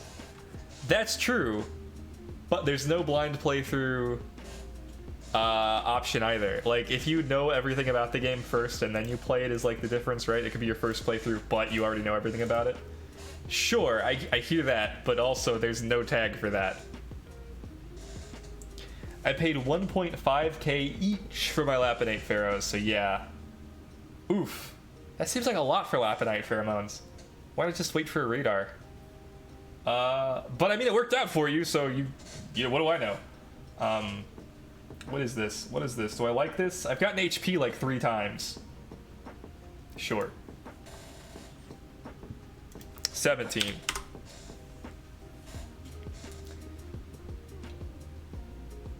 Vendor sell price is 1K, so that's the minimum. Fair enough. 2K is average pheromone price. Makes sense. I wear a ton of sunglasses, so I've gotten to the point now. So I have laser eye surgery. That's the reason that I say like I used to blah blah blah. I had laser eye surgery done, gosh, like 3 years ago now. Another HP. What the hell is this? Also 49 attack, 49 special defense. This is almost good. Do I keep this? I guess I do. 16 spaces left. Yeah, I got laser eye surgery. It was PRK surgery, so not LASIK. PRK. And, you know, if people are squeamish, then I won't talk about how it works. But basically, you know, they shot lasers in the mind until I could see. And that was cool. You know, that was kind of neat. But now, I've been wearing glasses like my whole life since 3rd grade. So 3 years ago, I suddenly like, am not wearing glasses anymore. Feels weird. It feels so weird. You feel like your eyes are constantly exposed. Your nose gets like this, I don't want to say itch, but like you want to put something right here. So I ended up getting a ton of sunglasses. And just like, now I wear glasses, you know? Yeah, I'll put weird glasses on. I've got these work glasses right here. I wear these sometimes. They don't fit with headphones, but... And then, these ones are really cool. These ones don't really work for stream because obviously they're very reflective, but... and there's like a whole bunch that I have. I've got like a whole collection now. I need to get some blue light blocker ones though. And then I probably will wear glasses on stream. I might actually get them glare resistant now that I'm thinking about it. That's actually good to note. I should write that down. I'm not going to. I'm going to catch these Babawas. In theory, you could laser your eyes again until they didn't work, and then laser your eyes until they worked again, and just loop that forever. Probably not. I like how you're thinking, but the reason that this will blind you is because you are exposing that optic nerve. So that's bad news for other reasons. You don't want to expose that nerve too much to a too bright a ray. But what laser eye surgery does is it physically changes the lens of your eye, and effectively it might get this wrong, so like take this with a grain of salt, but as far as I understand it, what it does is it physically changes the eye to the point where things are in different physical locations than they were before. So the lasers are being used to cut more than they are being used to blind. They're not hitting the optic nerve with them. Not really. I mean, they are, but it's not harmful. One person, this is kind of an interesting one. So he had an appointment for eyeglasses because they were like sure that he was like not gonna be able to do anything without glasses or contact lenses. So he had the appointment. He'd been 2 times. They determined like, yeah, your vision sucks. He goes to the eye doctor. He's got a scheduled appointment the next day. Before he goes to the eye doctor, though, he goes to a theme park and rides a roller coaster. And his reasoning was, once I have glasses, I'm not going to be wanting to ride roller coasters anymore because I might lose them. I'm afraid they'll fly out my face. Now, anybody who's worn glasses knows that they don't really fly off your face. Like, as long as you don't turn your head that much, like there's a ton of wind coming straight at you that keeps the glasses here. But he didn't know that, so he goes to ride a roller coaster. Apparently... He kept his eyes open the whole time. Apparently, somehow, his vision corrected on the roller coaster. They have no clue how it happened. Just a weird, quirky story. Bizarre, right? The one problem is that the lasering until they don't work is typically irreversible. Yeah, now your cones and rods are dead. So infinite laser eye surgery exploit 2021 unpatched yet. Theory of conservation of momentum. Yeah, exactly. That's how the eyeglasses stay on. So you could keep getting laser eye surgery. I went to a clinic called Wolfson Eye Institute, WEI, Wolfson Eye Institute, and they are like some of the best in the Southeast, which is where I live. So I went there because I trusted them the most. And for what I paid, they actually include checkups, etc. indefinitely. So if for whatever reason my vision does start to fade, I can go and just re-up my eye surgery, apparently. There does come a point where laser eye surgery just like doesn't work anymore for correcting your vision. After a certain amount of time, your eyes degrade to the point. But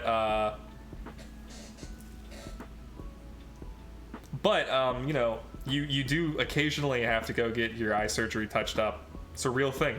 Who knew? It's just not common, which is why it's like free. This is a wild Babawa and Droply. I'm running from these guys. Get out of here. You guys aren't gonna have good stats. What's a set of 1 out of 100 inky eggs cost? Asking for a friend. Probably a shitload. Inky's Bay. 1 inky egg left. 5 busts out of 6. 1 out of 1,000, so not all that choked up. Yeah. I don't think I could pay for the eggs. It's close to 1 million for 1 in 100 inky eggs. For each egg or for a set of like 5? I will be right back. Give me like enough time to pee. That's what I'm gonna go do. Shh, don't tell anyone. I'll be embarrassed.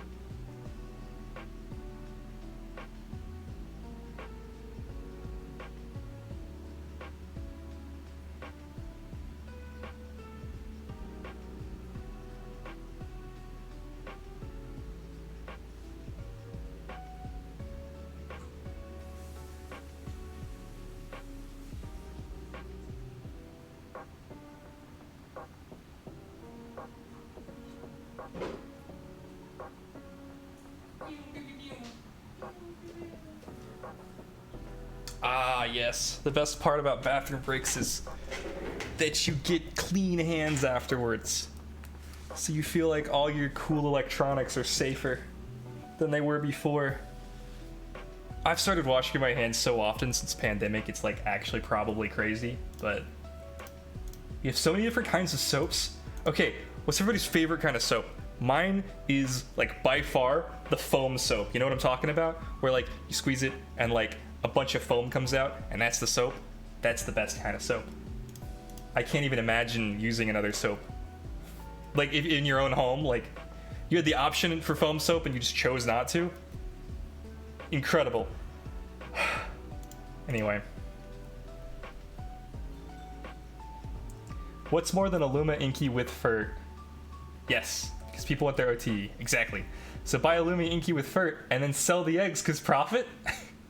No, because the person who got the Inky in the first place would have already made the FERT so they could sell the eggs, and then they're selling the Inky in addition to that. If you buy an Inky, it's probably going to be 0 FERT. Or if it does have the fertility, then you're paying the 2 million for the fertility in addition to whatever it would cost. Nobody sells a full fertility Luma as if it's a 0 fertility Luma. But nice try. Blame capitalism. No Inky Luma, rats. F. I like the kind that I put on my hands and it smells okay. So like almost any soap. I like the soap that's slightly rough. I like the texture. Ooh, oh man, we have some of those too. They're like, they have like, not rocks, but there's like salt or something in them, right? Like, those are pretty cool. Those are pretty cool. Yeah. They're like salty, rocky soaps. And they like scrub. They scrub so good. I'm a fan. I still think foam is better for hand washing, but like definitely an interesting texture for soap. Ugh, you guys know how to use the 3 seashells? What is that joke from? BoJack? I don't even remember.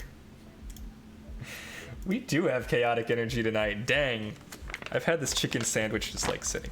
I forgot all about it. I had fries, and that's what I really wanted. I was like craving fries. I got out of the shower, and I was like, I absolutely need French fries. Erin, what is your favorite French fry place?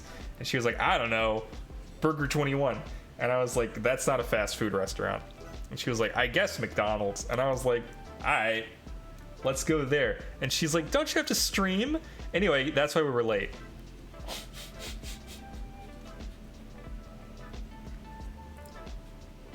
Try to feed the bean.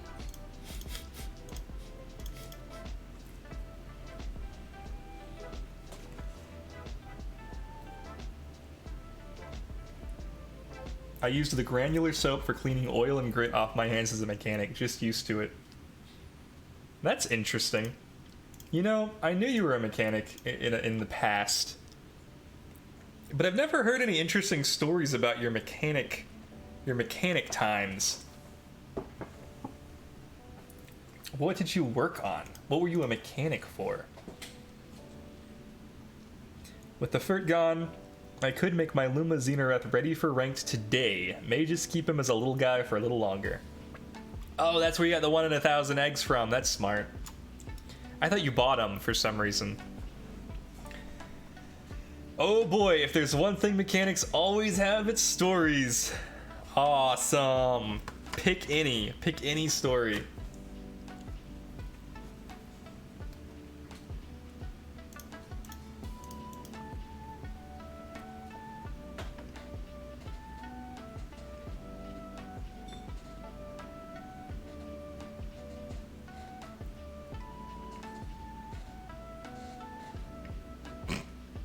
I love how little the water cutting lilies do. It's very funny.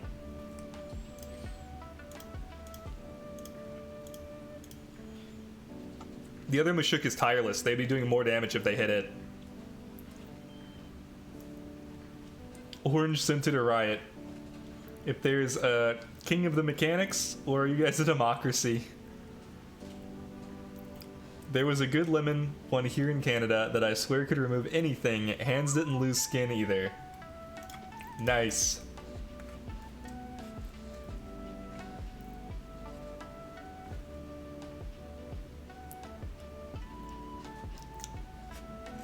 Did I catch the other one?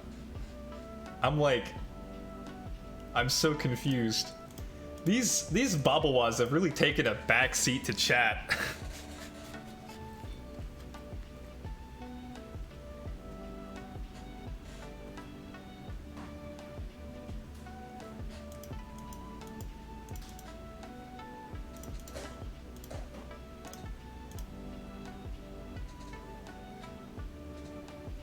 Wow, Babawa broke free with no effort. Cool. Wow. Almost had it. Mushuk's gonna die because these cards aren't Temtem plus cards. Imagine dying to a Babawa.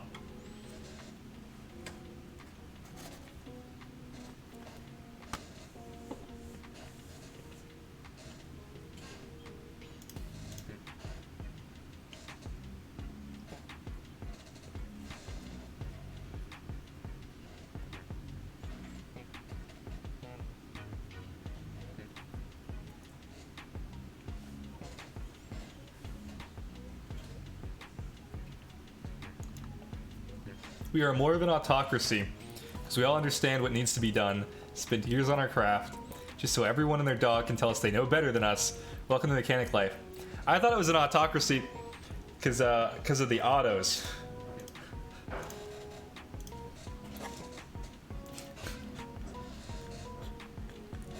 That's so stupid. Why did I say that? Leadership and kings is for lost people. You mean just so you can overcharge me for stuff I don't need? Got him. Moo, send me some new windshield wipers. Corny joke, too corny.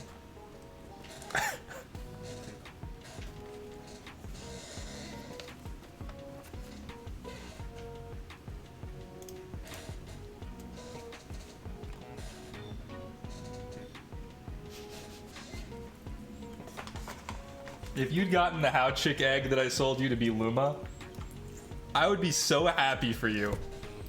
But you would have to tell every single person you got it from me. That would be my rule. I'd be like, okay, no, it's yours. No hard feelings at all. I'm happy for you. But Literally every single person you ask, where did you get that? It'd be like Lanik who gave it to me.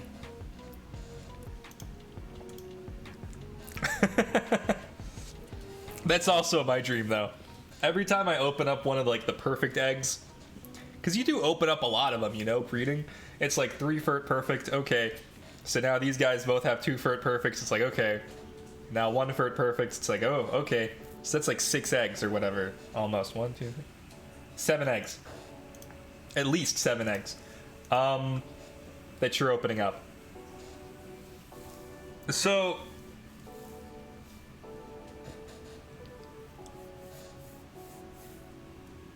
we've only gotten HP and stamina. This is insane. Sure.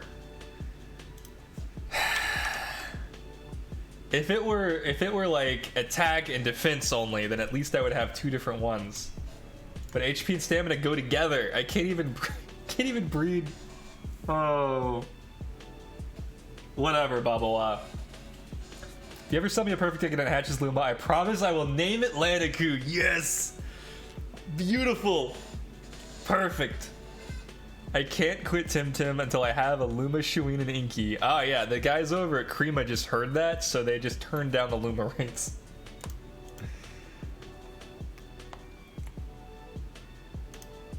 Let's throw a random Tim card at it just for fun. Overcharging is usually a result of a bad service manager or a flat rate shop. I hate flat rate.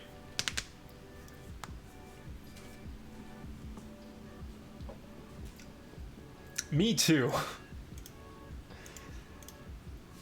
I've taken my car to the shop recently, often? I guess I would say often-ish. The 4Runner I took to the shop more often, but it made it to at least 200,000 miles. I think more than that, honestly. And then, the new car, which is actually an old car, but it's new to me. That one is not been to the shop as much. We got all the fluids changed out on it, and then there was this one trip we took where a dump truck was going the opposite way we were on the road, and a rock came off of it, and it hit the windshield and cracked it, and I've been driving with a cracked windshield since, and we got it changed out like 3 days ago. So it was there for like 2 years, 2 or 3 years. Well, because pandemic happened, you know, so it's like, well, I don't need to drive as much. They already did lower the room rates right before I started. Same, what a mood. Krima has room with only 2 buttons on a table. One button says Luma rates up, one button says Luma rates down. They hire a guy to sit in his room without windows and press each button from time to time as he feels like. That is so common here, you can't even get insurance for it. I legit thought about just like turning the car around to find out what the dude's license plate was. But I don't know what would have come of that. That sucks. That shouldn't be a thing.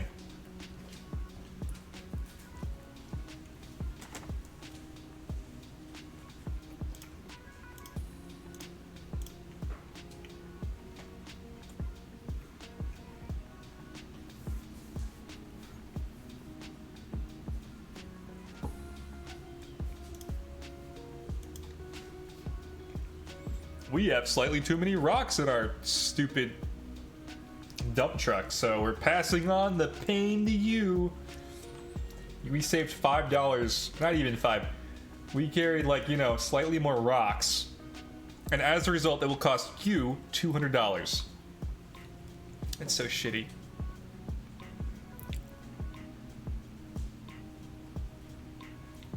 Windshield insurance ain't cheap. I'm gonna wastewater this and see what happens. I bet it dies, is what happens. I should probably heal my Tims.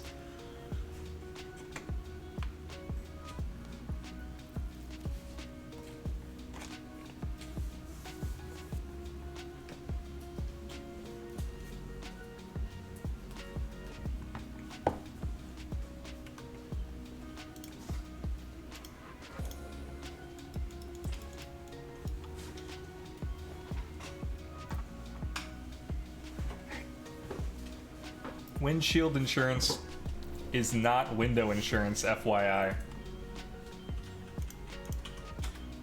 The real scams are not the mechanics. No, it's freaking insurance companies.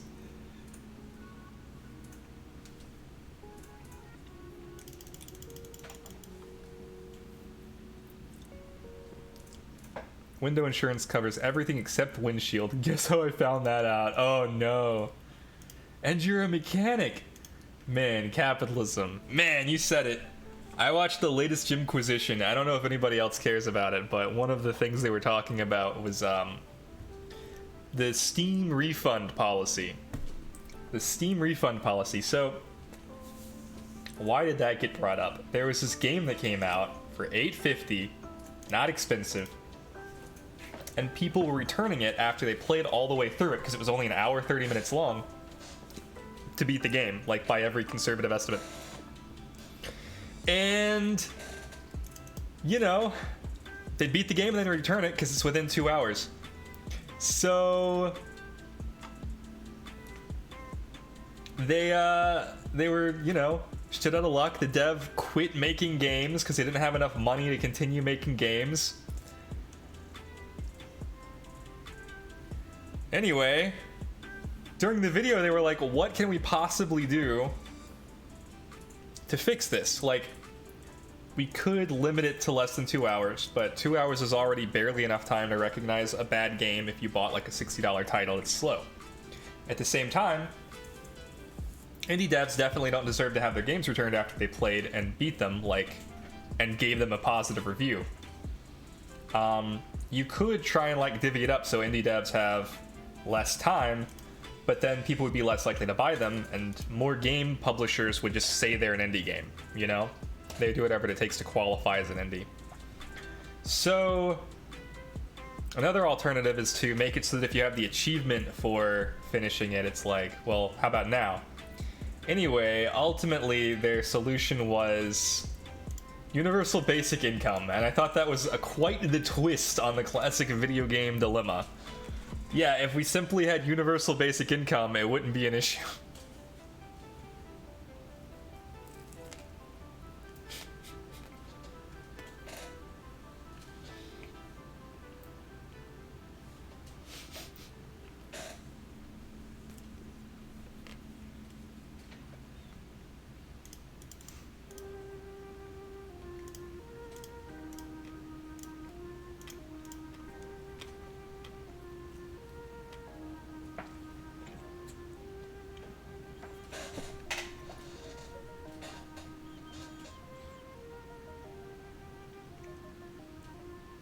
I know the Popeyes chicken sandwich is very popular, but as somebody who tried all of the fast food chicken sandwiches over pandemic, I gotta say, I actually think McDonald's has the best one. I know that's like not a popular take, but they really killed it. Like, I didn't want to like the McDonald's one, but I kind of do.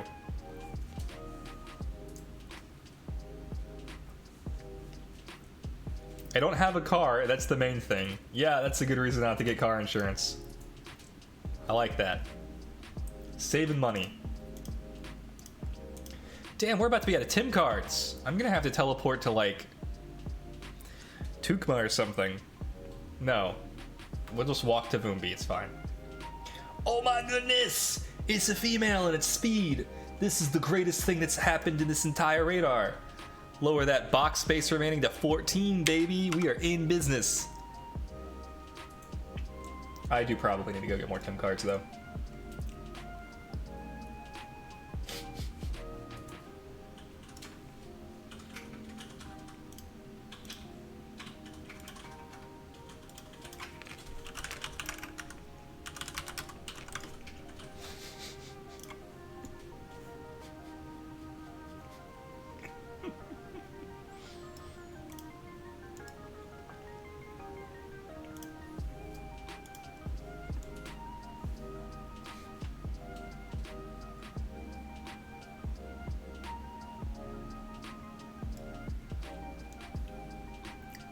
Oh my gosh, Moo is still here.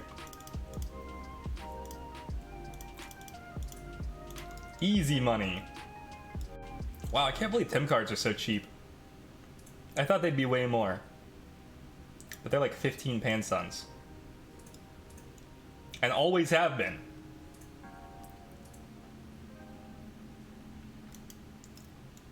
Rude. Rude. I'll never know why somebody said rude. I'll never know. Sorry somebody flexed on you, non-existent. We're gonna run from this radar, aren't we?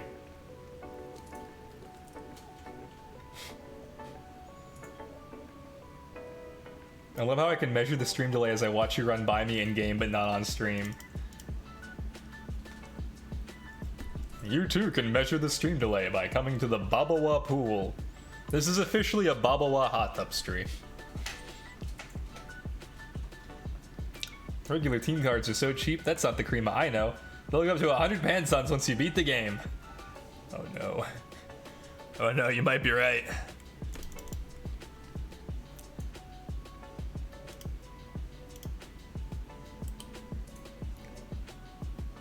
Uppercut.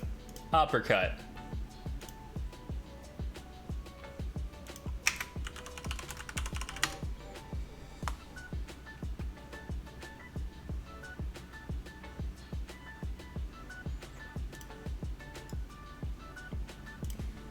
Tim card.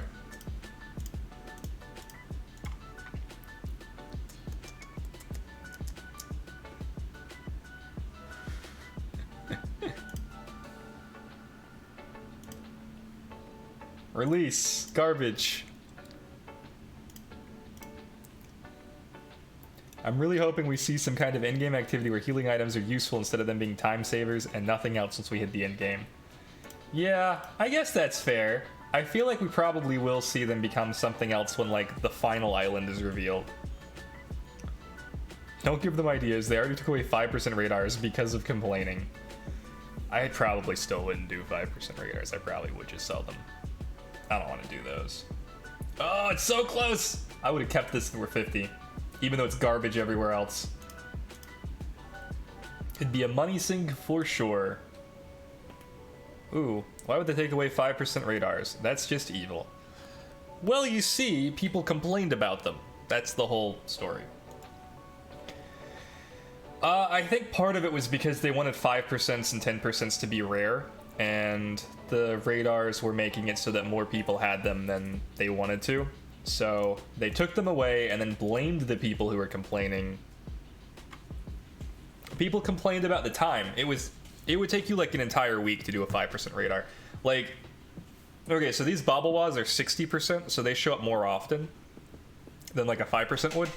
But like, if you see somebody doing a Mimit radar, those take way longer to do. Because even though like the Mimits do show up and they're guaranteed, they do only show up like 1/5 of the time that like a Pajaro would. And they've improved that over time.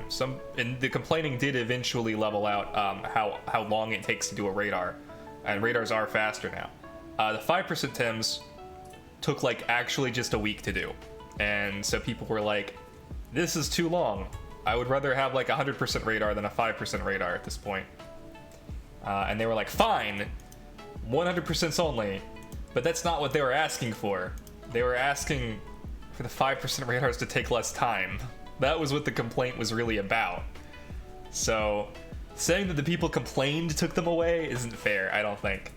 The people who took them away were Krima, and Krima made that decision probably based on other factors than just complaints. Anyway, that's what happened. 5% and 10% are gone, so like, Valash is a 10% chance. That's gone. You can't get a Valash radar. Kind of a bummer.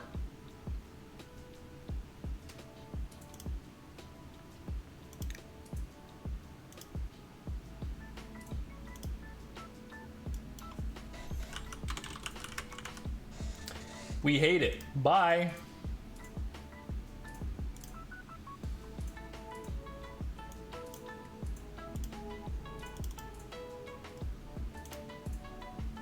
Ah, no.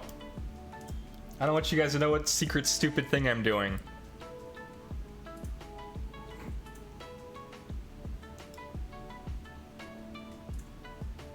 Actually, there we go. I am doing a stupid secret thing though. Now you know.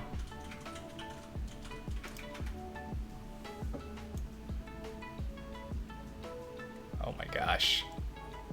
It's impossible to find. Where did it go? It's not in my downloads. Damn it. I was gonna put Ronald McDonald behind me. That's what I was gonna do. It's taken way too long. The joke timing is past. I don't want to accidentally put something I don't want on here and then show it to everybody and be like, ah, there's my like driver's license. Whoops. Accidentally doxed myself. So I guess we're just gonna have to live without Ronald McDonald. The reasoning specifically was they can't make them faster because you could loop breaking them before 50 over and over to full odds hunt faster. Another HP, what the heck? I guess. But there's so many solutions to that, it's ridiculous. Yeah, truly, I don't even know if people would. Like, that's stupid. That's a stupid reason. Alright, go to the box, I guess. I'm up to 6 different sets of pheromones, by the way. What do you need to breed with Babawa? Great question. I don't know. No, I do know this. Serneef, I think, has revitalized. I have to breed a Squidum, but the Squidum needs to have Toxic Slime. So I need a Squidum to get Toxic Slime from Cycrox, I think. So I need a Cycrox into a Squidum. And then I need the Serneef. And then I think there was another Tim, was it Piranhient? That has both of the other moves, which I think are Ice Cubes and Bubbles. Why would you full odds hunt faster when you could higher odds hunt? I don't know, man. Honestly, if that's what they want to do, I feel like Krima should be like, fine. Take it. Do it.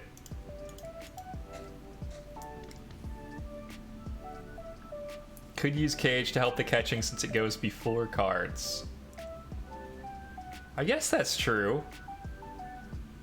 And that does help the catch rate slightly. But then I'd only be able to catch one at a defense! Oh, we're doing so well now. Okay, hype. Box space remaining. Fucking 12. Into the Tim deck. This is exciting because, like, unlike most Radar's streams where you're hoping they get just the Radar, we're hoping for 50 SVs more than just the Luma. The Luma would be cool, but mostly we're looking for high SVs. Whiplump, that's the one. Whiplump has Ice Cubes Bubbles. 1.2 times catch rate, slightly higher. I thought of another funny troll breed. All right, let's hear it. All 49 stats. That would be so hard to breed. You have no idea. I mean, you do have an idea, you know. Oh my god. You'd have to first find the 49s, which are annoying. And then you'd have to always have... I guess it wouldn't be that much harder than breeding 50s, but... You'd have to breed so many 49s down. I like double check now. I have to be like, okay, am I really... we're not even to 200. We're 19 away. How did this happen? Perky has revitalized and bubbles. Perky? Pukey. Pukey has revitalized and bubbles. I think Pukey gets it as an egg move though, doesn't he? And I would still have to breed something else. I guess Pukey's a water type though. What is Bigu? Nature? Or water? I think it's just nature. That's what's gonna make this hard, by the way, is will this kill? Boop. It's an EM on Pukey, but Serneef gets it via level up. Stretch! Deal. Hydrate! Deal. Oh no! That was our 50 speed bubble. That was the one.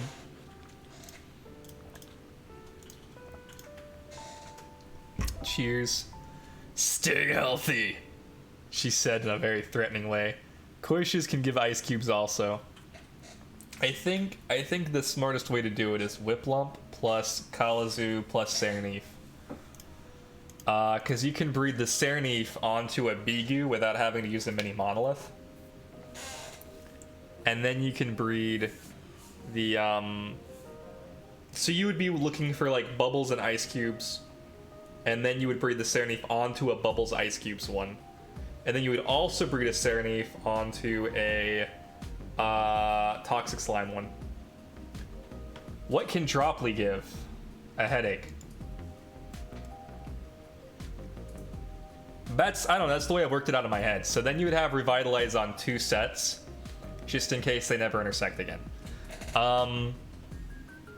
Which would suck. But it's happened. Like, I never got all 3 egg moves. Not never. I did get it eventually. There was a weird situation where I did end up getting a female, but it was at 1 fertility left, so I had to breed it with just like the Volphy. But it was a situation where I had no ability to get all 3 of the egg moves for the deer onto the deer. And like, he doesn't need Burrow, but I did end up going with the other 2. So he'd have 2 out of 3 instead of instead of like 1 out of 3. But yeah, like having what is it, a 15% chance or something? No, it might be 35% of a female, and then just never getting the female with the egg move was like such a bummer. And now I can't get rid of all of these stupid amp links. They're just taking up box space. Cypad has cubes too, but is an egg move. Yeah, I don't want any of these that have egg moves. Like, the only one that I have to have as an egg move is the Kalazu, the Squidly Diddly. I don't think Deer needs any of the egg moves. No, Deer doesn't, but it goes from being like a 45k breed to like a 20k breed if you don't have the egg moves on. I try to get people like, you know, cheaper eggs. I'm like, how about 30k? Someone wants ETC wastewater for 250k in game. Yeah, that sounds about right. Wastewater goes on, it does make sense. Wastewater goes on Luma Zalbian. And a lot of people got Luma Zalbian at the last Psy Park that he was in. 20k extra for useless egg moves. Oh, the Deerling. Yeah. People like egg moves. I don't know what to tell you. They're buying if you got one. If I had a wastewater, I'd have sold it forever ago.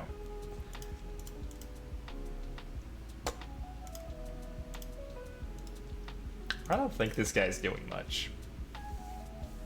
I think I originally put Zalbi in here so that he could be with Kazuma. Wastewater sell up to 500k sometimes. It's the most valuable ETC to my knowledge. Yeah, I know all of the ones that Zalbian gets are really high up on the chain. And then I know, popular Lumas that people have from radars that are good, that also need their egg moves, are pretty high up. So like Narcoleptic Hit for Orphil, and then I know Aquatic Whirlwind is like 70k for a Nesla.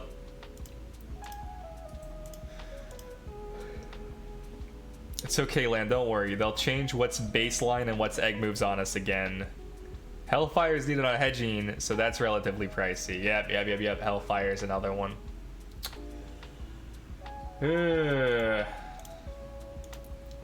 Yeah, I know somebody who has a ton of Bigu eggs, but they don't have Revitalize because I guess it was added later as an egg move. Crystal Bite is at least 120k. See, I would have guessed that Crystal Bite was more than Wastewater because Crystal Bite is like currently unavailable on Zalbian. But I guess more people want to play with Wastewater than Crystal Bite, so that's why the price differential. Do I catch this or run from this?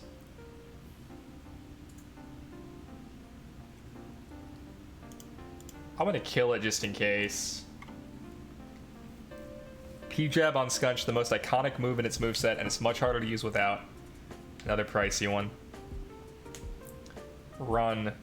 Too late. It's dead.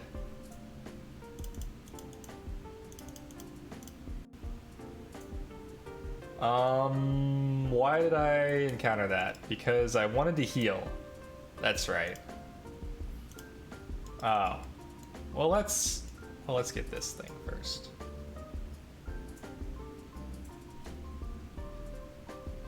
An encounter with a radar tracked Babawa. Babawa. What a cool Tim. Let's hit it with an uppercut and a Tesla prism.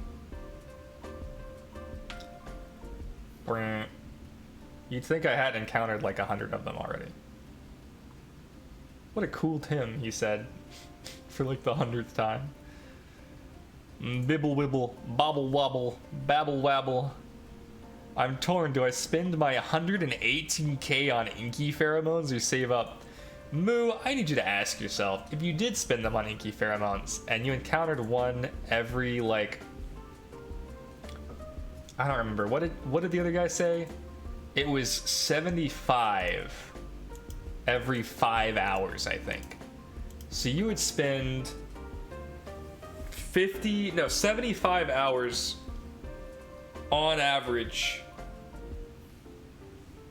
to get a Luma Inky. And that's just on average. You might spend 70, it's another stamina, what the heck? We are still missing attack, special attack, and special defense. We haven't gotten any attacks or special attacks. That's so crazy. Okay, fine. Go to the Tim deck. Box space remaining 11. I know it only turns 5% into 10%. Yeah, I'm pretty sure that's with pheromones. It goes to 75 hours. So what I'm really asking you is, do you want to spend 75 hours catching Inky? I mean, I know you want it, but like, is that what you want? Like, do you want to spend 75 hours farming for Inky?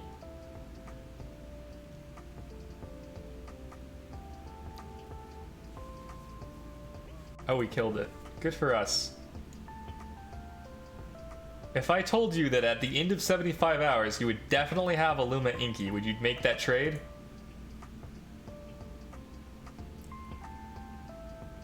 Gotta head to bed. That's fair enough, Valor. It's like 3 a.m. here. Good night, folks. Have a good night yourself. Thanks for hanging out with us. I hope you have a good sleep and a good Temtem adventure now that Pat Farm's gotten you up to speed with your Oshiara. That sounds dope AF.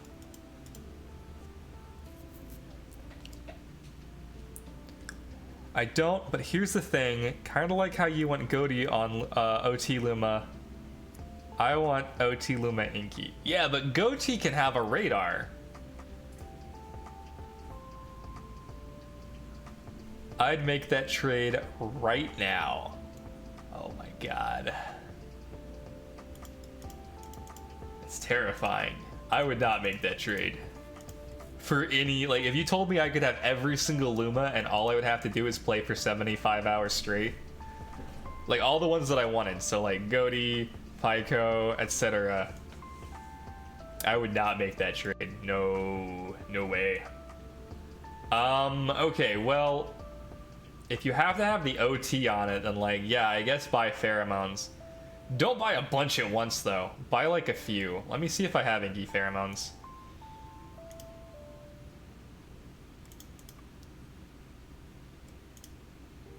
Mimit, Smolzy, Galvanid, Nesla. No Inky. Got my Tim cards, got my Tim vial filled up. I'd make it twice for Shuin. 150 hours? You know how many games you can play in 150 hours that aren't Temtem? Like, oh man, 150 hours for those 2 Lumas. This game is perfect for you. I'm gonna go back to full-out hunting Inkies now that the Lapidite has got.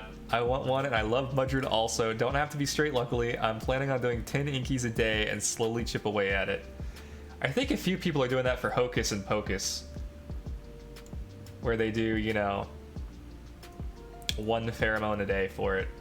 Well, actually, Hocus and Pocus there are no pheromones for, so I don't know what they're doing. You're talking to someone with over 2,000 hours and more games than I bothered to count. I know, it's just... This isn't those games. I can't help but wonder if they're going to implement a system similar to 5 or 10% radars. And you could still have the Inky, you just have it later. You know?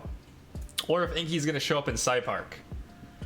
Maybe still at a 5% rate, but like maybe an increased Luma rate.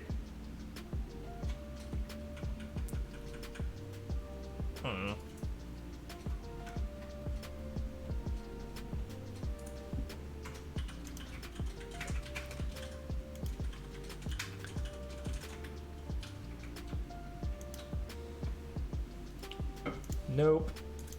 Sorry, Babawa. Either of those is what I'm hoping for. That was a Minecraft sound, was it? The meh. Dang, we are deep into these lo-fi beats, apparently. I like the music tonight. It's been good. I cannot find... Oh, there it is. Oh, we're not that deep, actually. We're only about a third of the way through, maybe 40%. Maybe. This is Dusty Sky by Harris Heller, and it's in the lo-fi streaming music from Stream Beats. They're all by Harris Heller. Damn, Harris Heller.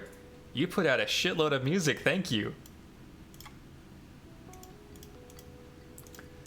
It has been very chill. I'm into the music selection as well. I mean, obviously, because I put it on, but Stream Beats is pretty cool.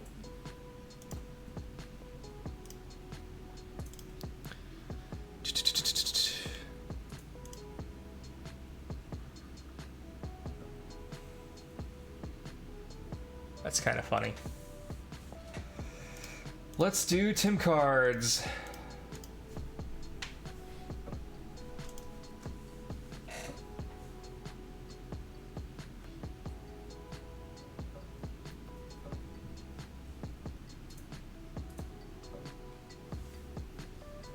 We got another one.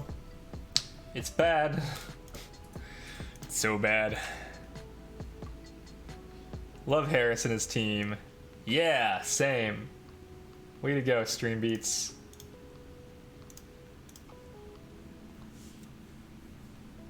There's a song called Cat's Eyes and Rosebuds by a band called Too Much Light, and they've only ever put out one song, and the song is Cat's Eyes and Rosebud. And they sampled a ghast sound for their song, and it's like, it's beautiful. It's perfect. It's a good Halloween song too. It's like, it was so good that I was like, oh man, I'm gonna listen to this dude's entire catalog. He's got really good taste. And then there was the one song and I was like, oh, cool. It's one of the more obscure songs on my like list on Spotify, I think, just because like, who's gonna listen to that? How do you even find that? Stream Beats is huge for us streamers. I hope Harris's goal of sticking it to the music industry works with Stream Beats. I think it will. I think it's gonna pay off. I think it's already paying off. So much music. I want to make lo-fi. I've mentioned this before. I want to make lo-fi, and I know somebody, and I'm gonna start. Hopefully, I'm gonna start working on it. It's like one of the many things on my list of things I want to do, like make a game. Make a bunch of videos. Like, I want to do all this stuff, and I don't have a whole lot of time in the day, and Temtem does not help, but I do want to make lo-fi beats, and I know it's not that hard, so I'm gonna try and make some, and they're all gonna be inspired by different songs, and by inspired by, I'm probably gonna lift like so much of the song that it blows people's minds. You know what I mean? Like, they're gonna be like, how is this not the original song? I think get ahead of the trend, make Nightcore for the Nightcore comeback. Maybe. I really like chill lo-fi beats, but I could do Nightcore. I know Aaron would be into that. Yeah, yes, I support.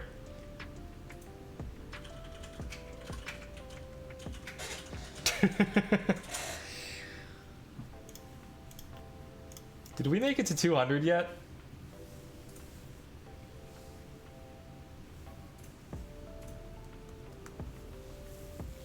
My wife listens only... No, my wife... My wife listens only to Nightcore. Erin's got a slightly broader taste than just Nightcore, but I know she does love some Nightcore. Pretty hard.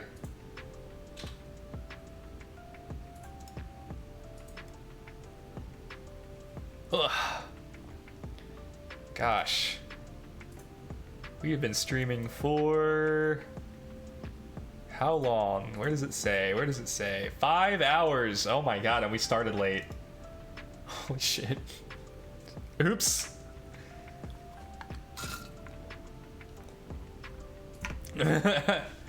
I normally only go 4, or I try to only go 4. Last week, I went 3.5 and it was getting to me. I think it was because it was all PvP last week. Like, it was all PvP. We did more PvP matches last week than we did this week. I guess there's still time. I might have to get some rest soon. Yeah, I'm thinking about ending it all. And by ending it all, I mean the stream. So... make a song, then intentionally slow it down by like 50% so that people make Nightcore and then say, what the fuck, this sounds so good sped up. That's funny. Most songs sound good sped up, I think. Even Nightcore could be like dialed up another like 50%.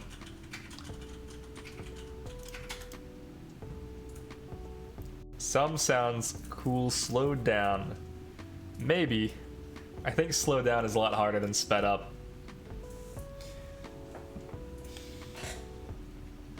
Look at this Babawa. It's like 3 a.m. for you guys. 3:10. I took a long nap today, so I had a really good sleep. I went to bed early and on time at 10 p.m. last night. And then woke up this morning at 4, and I was like, that's too damn early. Rolled over, woke up at 6, and I was like, that's correct. That's the correct time. I came out here, and I started doing stuff, and I was like being productive and shit, and then like brought pumpkin spice lattes from Starbucks back so that I could wake Erin up with them, and she really appreciated the shit out of that. She's been over the moon about it all day. That's how easy it is to impress somebody, you know. She was pretty stoked. And then at 1 p.m. after drinking like a metric fuck ton of coffee, I was like, I'm finally tired again. And then slept till 6. And I was like, how does this happen? How did I sleep from 10 p.m. to 6 a.m. and then from 1 p.m. to 6 p.m. Defense, nice. We're still missing special attack and attack. And I still don't think we've managed to find a special defense.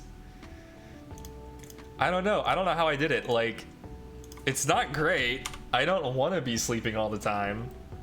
But here we are. So my sleep schedule is just like completely messed up. I think it's partly because it rained. It rained today, and anytime it rains, I like pass out. It's difficult to stay awake during the rain. There was that video going around of Industry Baby sped up, and while I think I prefer the original song a little, the sped up version does make some points. Doesn't that story Pukey I gave you have 4 out of 7? Maybe. I think I used a lot of it. The story Pukey was good. It was amazing. My sleep has been fucked for a bit. Yeah. He'd be a good fill. It's only the top 4 stats though. Oh, look at this! Whoa! This is great. I'm happy about this. This is pretty cool. Man.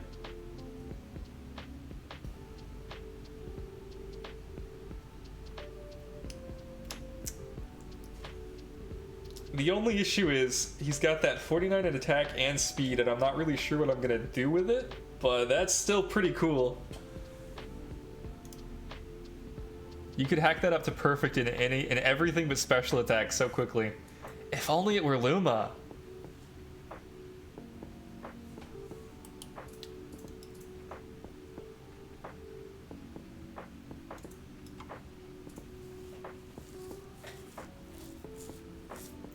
Babawa.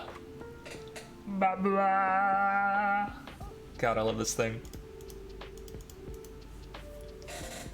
Then you need to hot fix it up to perfect. That's okay. I'm okay with that. I would totally rock Luma Babawa in competitive. I think that'd be really fun. I don't even like this dude's Luma more than his regular version. I want one because I like the Temtem enough that it's like a flex that I would like to be a part of. You know what I mean? A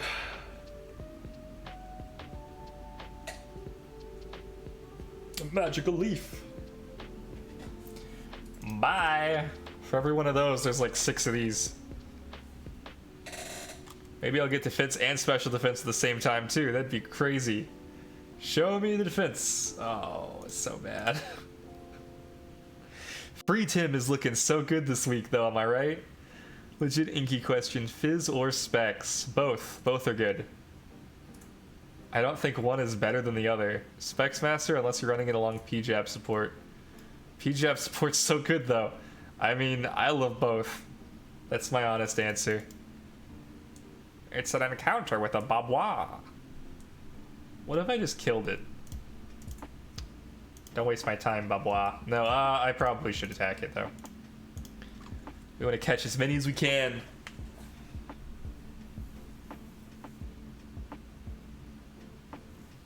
Taser's so good though.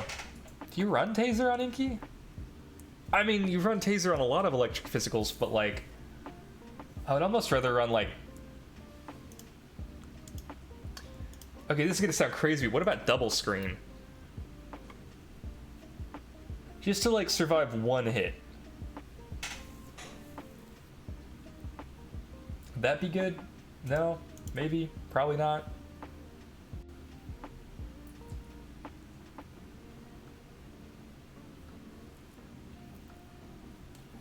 If you could survive one hit, like you could... That actually did, so this... Yeah, on Earth you're just screwed. You just like don't fight Earths. Okay, so this happened to me last week. I think it was a Specs Master Inky. I hit it with my Tulkan and it just didn't care. Like, it went down to about here and it was burned, and then it went down to about here after the burn, and it like continued to wreck me for the rest of the game. I lost that game. I was like, oh my god, I just got inkied. But the move that I used was Tulkan with Pyromaniac and a Fire Chip, hitting it with a with the old Fiery Soul. And I was like, man, how does this not work? A lot of fires are solo types. I mean, Kapire is and Raikan is, yeah, but like, for the most part, the fires that you're scared of, the fires that you would stay in against are dual type.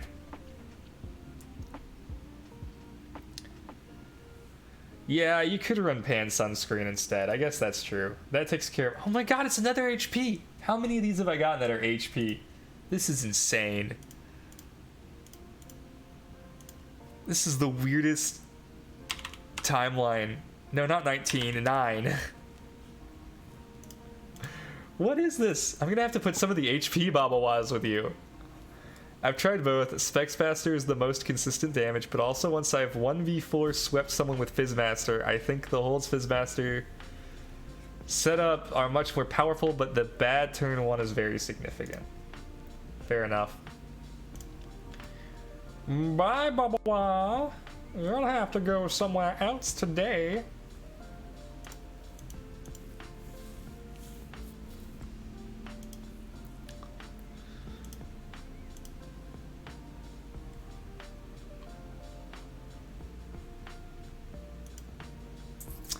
Oh, that's why the temperature was raising, because the ghost wasn't in the room. So the ghost was walking between rooms, and it was just like increasing our playtime by like 20 minutes.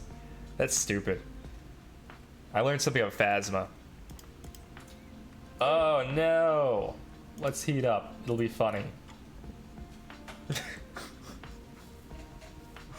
I'm killing my Zalbian for no reason. Unless he water cutting lilies. Oh, he did! Oh, he's so stupid. We win. I take less damage now from water cutting lily. It was my big plan.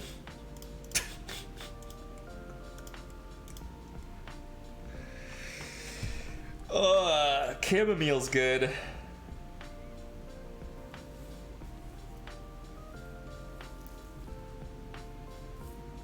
People ban Inky. People ban Inky if it's the only thing that kills all their Tems. I've been in situations where I've thought about banning Inky, where I've been like, ooh, I sure do have a lot of flying types and water types. I've come to hate Chamomile. On other people's Temtem, yeah, it's pretty good. And there's so many toxics in the meta right now, it's like crazy. How many toxics are in the meta? I've seen 4 toxic teams. If you watched my last string of PvP, oh yeah, you did get messed up by Chamomile quite a bit. It was kind of funny. I mean, you know, sad.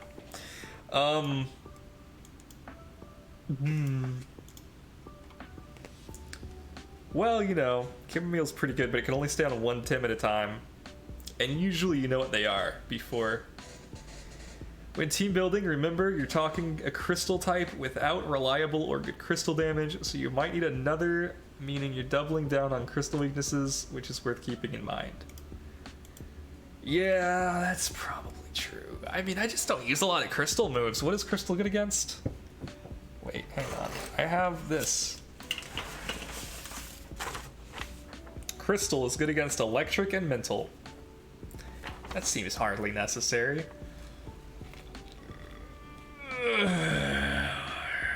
This is so sad.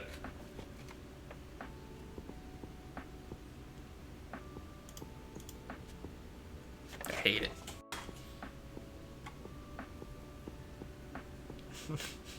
You said it non-existent. That was a rude Babawa.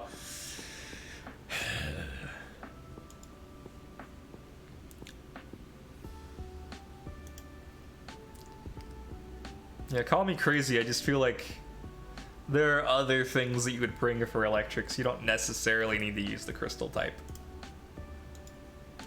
Uppercut. Oh yeah. Tim car.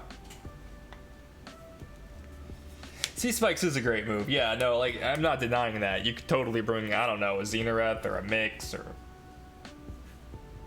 those two. Basically those two.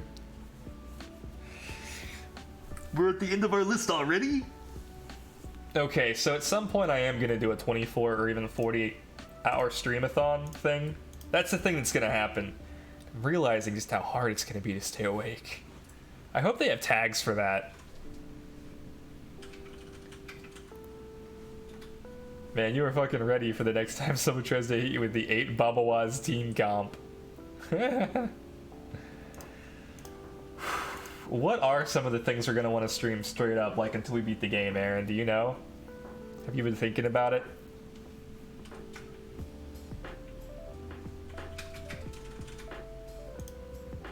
A 49 special defense. This is like the 3rd time this has happened. Ah! No, but I can. So, alright. We're officially in Luma territory, first off, which is exciting. We've been there for 6 Tims already. I probably will just finish out this radar, actually. Aaron's like, you're on your own, kid. With Crystal, you get the game's only mental resist, which comes up. I believe that. Only mental resist? What about iridescent coish? Iridescent neutral coish.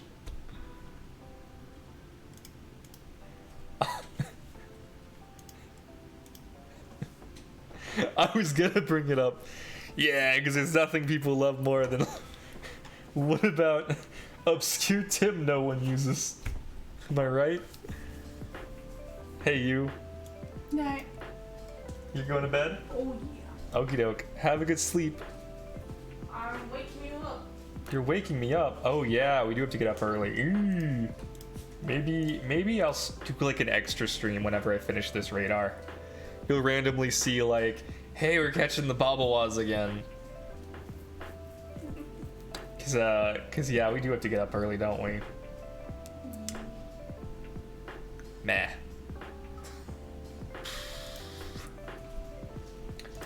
Go Volerand! Well, I'll at least wait for them all to spawn, and if the dust cloud is Luma, then we'll know.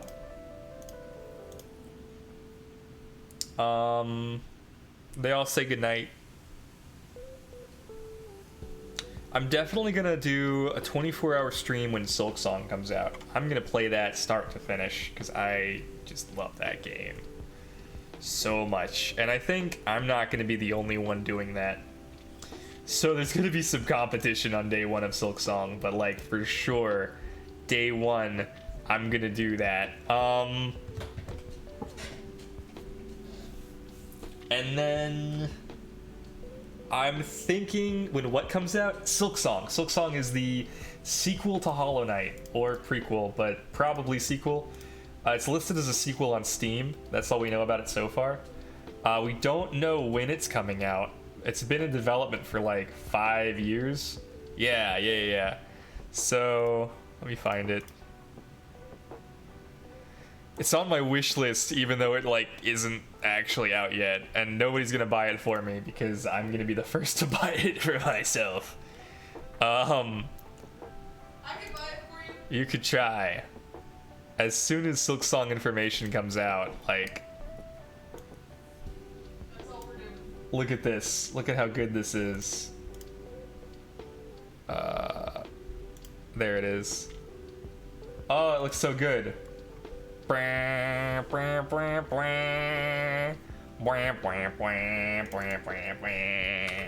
what it would sound like if I had the music on. Anyway. It looks like it's gonna be really good, is the point.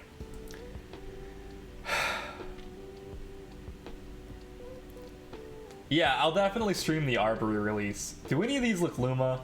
I feel like the answer is no. I have no clue what a Luma dust cloud would look like. I'll look it up. What does a Luma dust cloud look like?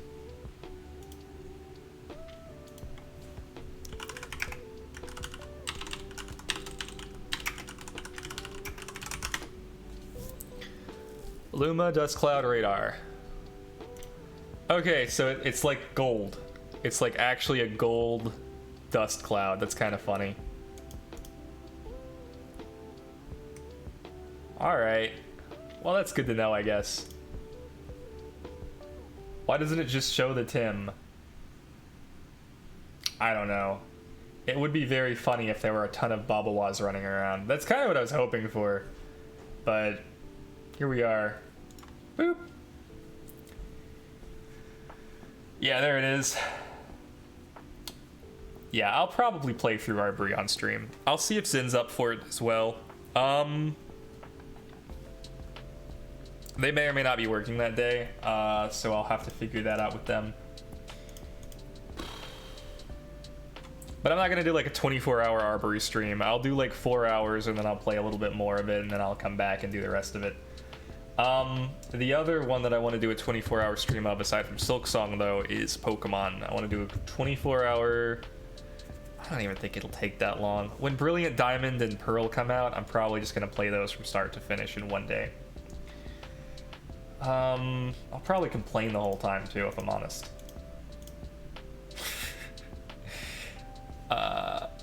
You could have that if you went to Babawa grass, but for higher rates, you suffer clouds. I've never gotten a water radar Luma yet. I want to see that cloud. When I played it with the Nesla radar, and I was surfing around the Sacred Lake, the Neslas were showing up. So I don't really know what the deal is with that.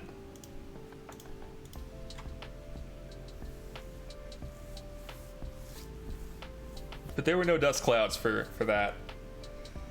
Only done one 24-hour stream for Prison of Elders, sorry, for Path of Exile's recent league. I hated it. Hated it. Oof. I mean, I've stayed up for 24 hours playing video games before. I've definitely done that. I know I did that for Skyrim when it came out, and I definitely did that for Destiny 1 a few times. So, you know, I don't think I'm worried. It's all to do with if Tims float in their animation. Bizarre, but okay. Not the league, the 24-hour part. Yeah, no, that's what I'm talking about. I'm thinking about it, and I think I have done, you know, a lot of 24-hour stuff before. So I'm thinking it should be fine, as long as I'm, like, adequately prepared. How did you prepare? I also have a really good stream manager who will straight up like get me things if I need them.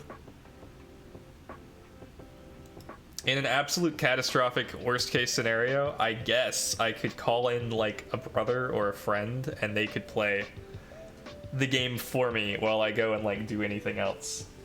I didn't. That was my biggest mistake. Oh, buddy. You need to have things prepped so badly for a 24-hour stream.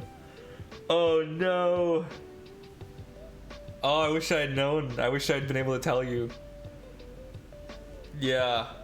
Like, pot of coffee, for sure. And then keep all your, like, foods, like, nearby, but, like, in a fridge, preferably.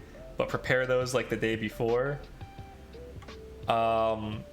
And then try and plan out times for bathroom breaks, I think is wise. So you're not just like going whenever you need to. You're going like every like so often. I think 4 hours is probably fine for most people, but your mileage may vary. That's really personal, so like, you know, whatever. And then topics to discuss. Oh my god, I have so much trouble coming up with stuff in like a 5-hour segment. Mostly we just riff off of each other on chat. Like, it's so hard to do a stream when chat's not active, you know? But you gotta have topics. Just in case. Because 24 hours is a long time and chat's not gonna be active the whole time.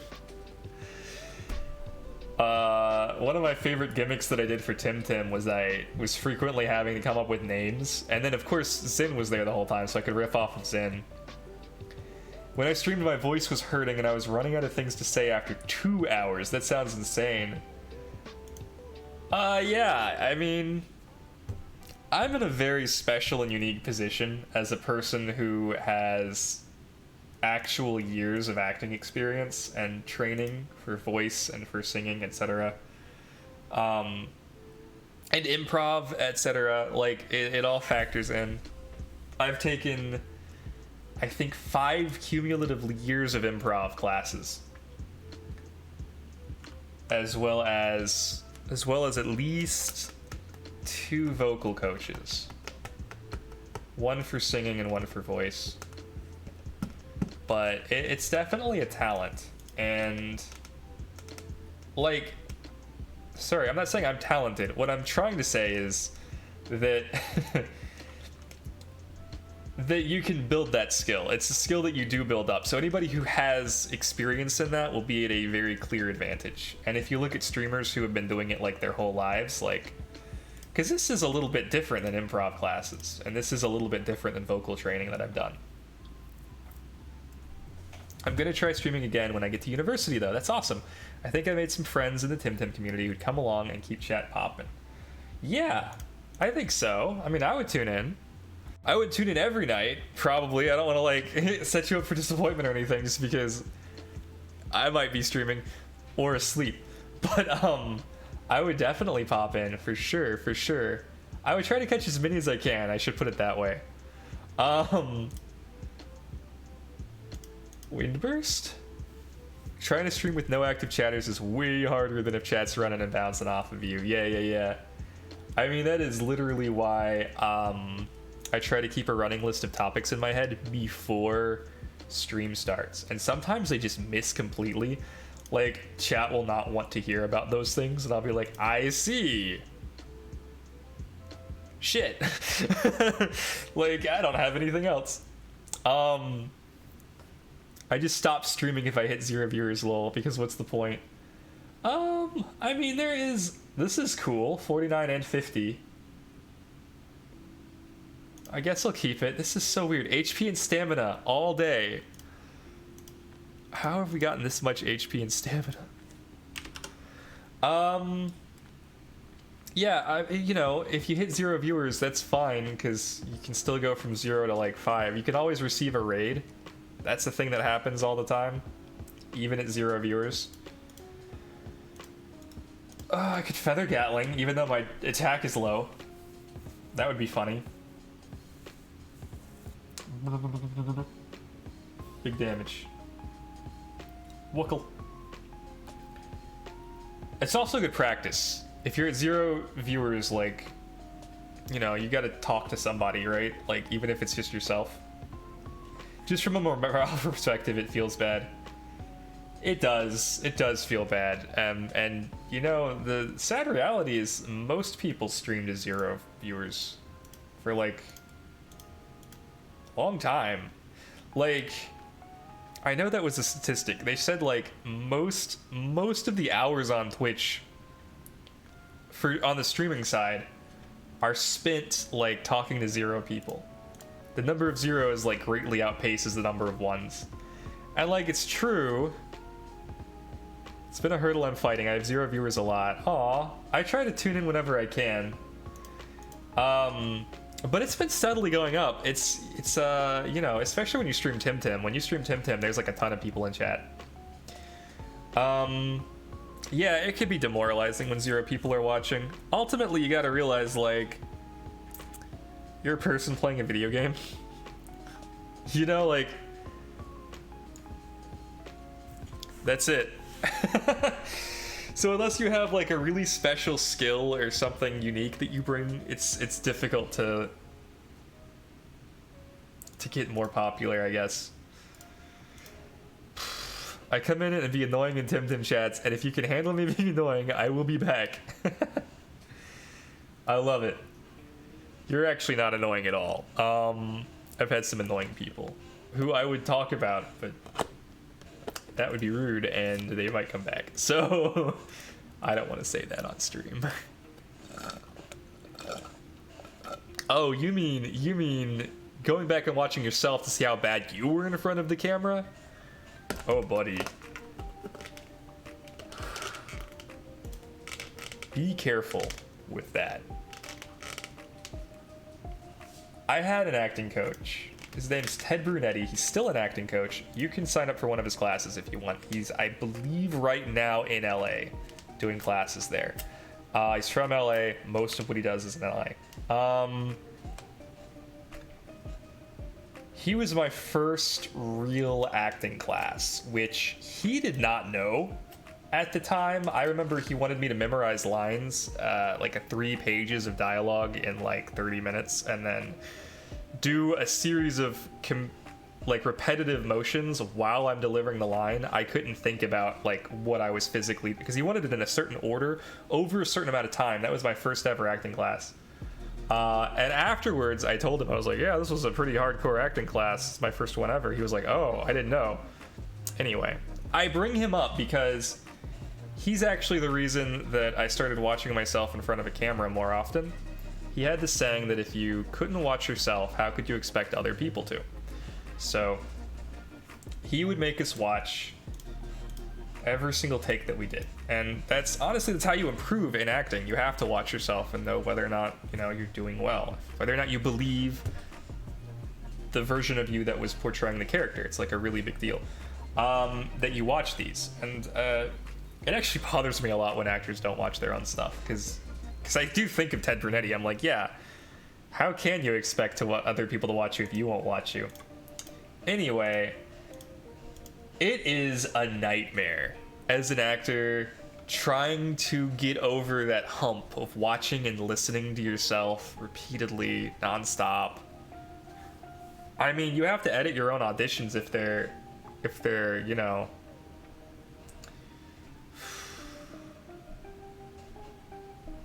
if they're taped from home, so you do have to watch yourself a lot. I've always been a technical kind of guy, preferring behind the camera as opposed to in front. I'm mostly just a narcissist. When I find a streamer on stream, I go back and watch the VOD if I won. That's hilarious. That's really funny. Everybody's got a little bit of narcissism in them. Lindsay Ellis did a video about that recently. It was really good. Yeah, you know, it takes a while to acclimate to seeing yourself and hearing yourself. I've been to that. I legit didn't stream for almost a month after I met that hurdle. Couldn't even hit the start stream button. Aw. I'm glad you started again. So when I take over for LAN, when things come up, those streams are 90% of the time, it's to no one. But even doing that, I still get to be goofy and emotive and fun. It doesn't get to me that still no one is hanging out, but it's good practice for when streams do pick up. I appreciate that you do that, Aaron, because it is a big deal. And people do watch you more than you think. I think more than you think. I know you know the numbers, but sometimes we retroactively edit them in our mind. I need to finish that. I was staying away from the vid because I'd never seen Loki and didn't keep up with the MCU. You should watch Loki, it's really good. And the video was really good too. So I liked it anyway. I thought Loki was very well done. It was only 6 episodes. It was pretty good. Pretty good TV. Different than the most of the MCU, I think. Different enough that it feels unique. WandaVision's kind of the same way. WandaVision's also very unique. And then there's like a buddy cop vibe to Captain America and Winter Soldier, which I think is why it's kind of the least popular one. Oof, this one's bad. I've watched the Bean stream whenever I can. It's fun. You do great. Aww. Cute. Cute. I think she does really well. I think she does really well for somebody who does not have any kind of training in this at all. I'm like, how do you do this so easily?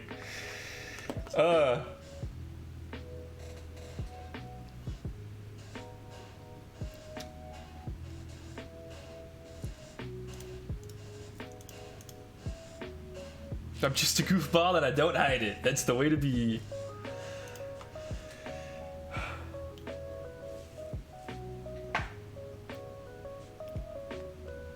Have you guys all seen the Bo Burnham special Inside? There's this one bit in it. If you have seen it, you know what I'm talking about. If you haven't, then like, here's the bit. It's like behind the scenes footage of him working on one of the songs that he's just sang. Not Welcome to the Internet.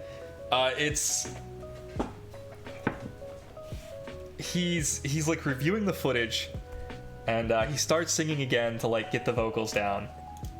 And then he stops and he's like, just took a big fucking breath and deletes it. And he's like, all right, let's try it again. And he does it again. And I'm just like, oh my God. The level of judgment in that one thing is like so relatable. Just took a big fucking breath. Like, I fucking love it.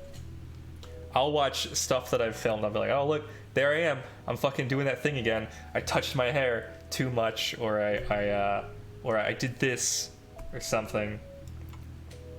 Or I'm doing this the entire time. It's like, ugh.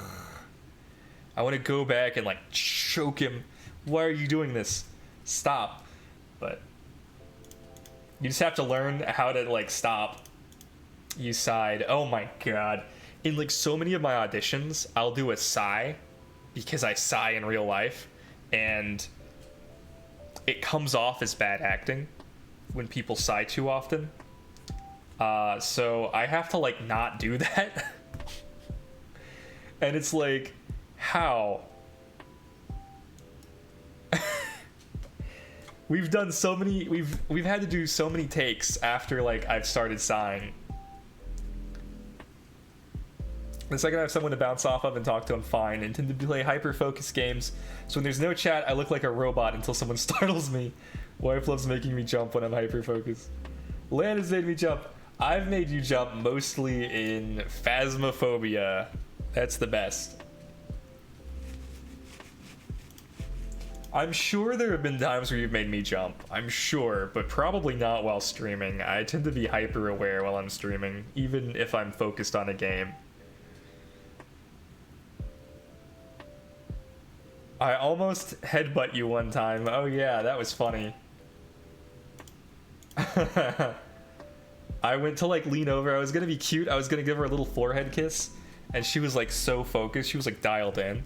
I was letting her know that I was gonna go somewhere, and as soon as I went, she like shot up. She was like, it's amazing. Oh hey, look at this. It's HP and speed. We're never gonna get a defense or special defense, are we? This is crazy. Okay. 7 spaces left. We also still haven't gotten special attack, like just for those keeping score at home. There are 3 stats that we just don't have. Defense, special defense, and special attack.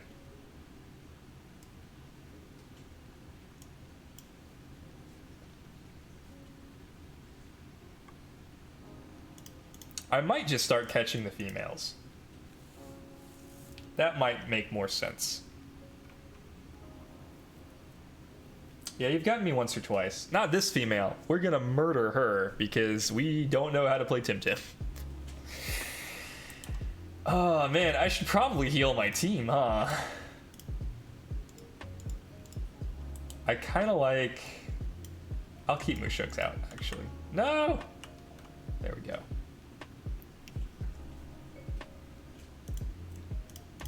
Encounter with a radar tracked Babawa. Because the females I can breed with the males, and it's fine. Let's perfect jab as well. If we perfect jabbed before uppercut, oh my god, can you imagine? It doesn't matter, we're still gonna murder. Whoops. I guess that one wasn't max defense. That's the good news. Holy shit. This radar, man.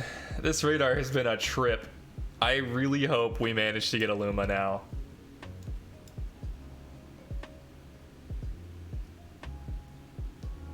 What have we got? 2 Babawas. Perfect. I guess we uppercut both. They're both female. Do they have a higher female rate? Am I gonna hate breeding this thing? Oh no. It's gonna be fine. If it does have a higher female rate, it'll be easier to get the egg moves on it, right? Because we can catch all females and then breed. No, it won't. It'll be harder. Damn it.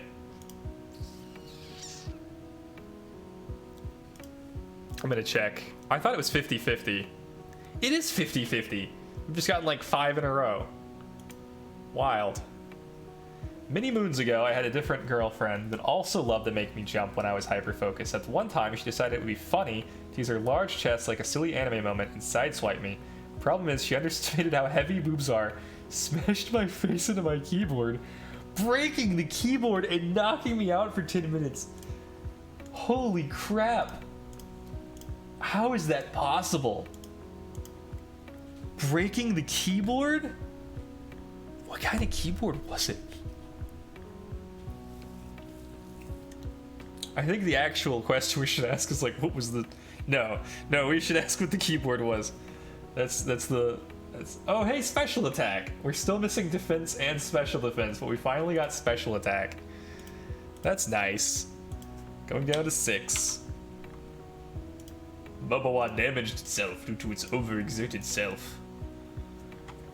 This is my keyboard. Do you understand how thick this boy is? This is a thick keyboard. This is I mean, it's a badass keyboard, but you could hurt someone with this. This is like metal. This is like a metal front. Also, yeah, it is like crazy lighting up. That's on purpose. It's supposed to look like rain, but obviously with light on it, it looks just like it's trying to hurt somebody. You could not break this with your head. This is hard to break. For reference, she was a G-Cup. It was a cheap Logitech. Flesh is heavy. Flesh is heavy. G-Cups are heavy. That's in the reduction zone, I think. That's in the, my back is gonna have problems in the future tier. Erin be like, I need a breast reduction sometimes, and she's, well, I'm not gonna share that on stream. I don't know if she wants that to shared. Shut up now. You can share whatever information about you that you want to. I should not I should not do that. Like a sizer too.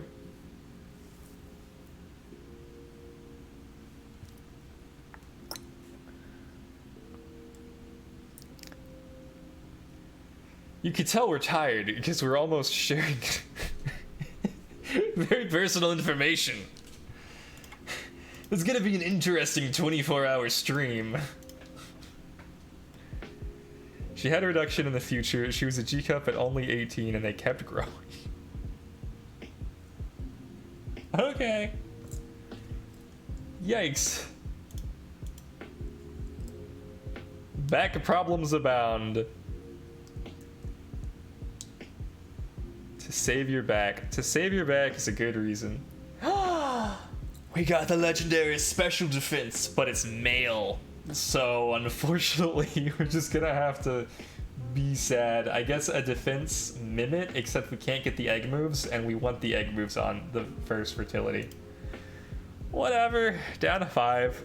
I'll take it. There's a world where we like get all 4 egg moves on the HP, stamina, speed one, and then breed that with just a generic defense, special defense.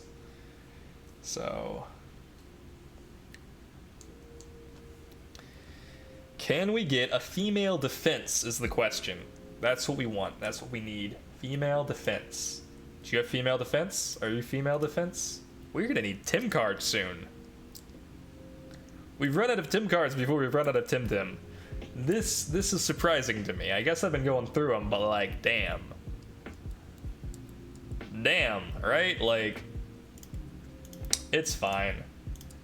I'm excited. I'm so excited to have a Babawa. This is gonna happen this week. I've been looking forward to getting a Babawa since like this first time I laid eyes on one. Like, that's the reason Babawa was the very first thing that Aaron made on the Temtem category.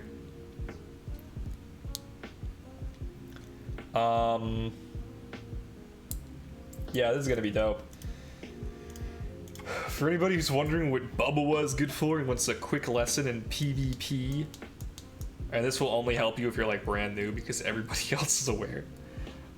You run Babawa with Mimit or Fire Koish, or Nature Koish, I suppose, but probably Mimit or Fire Koish. And what you do is you run Water Cutting Lily with Synergy Master, and it's pretty good.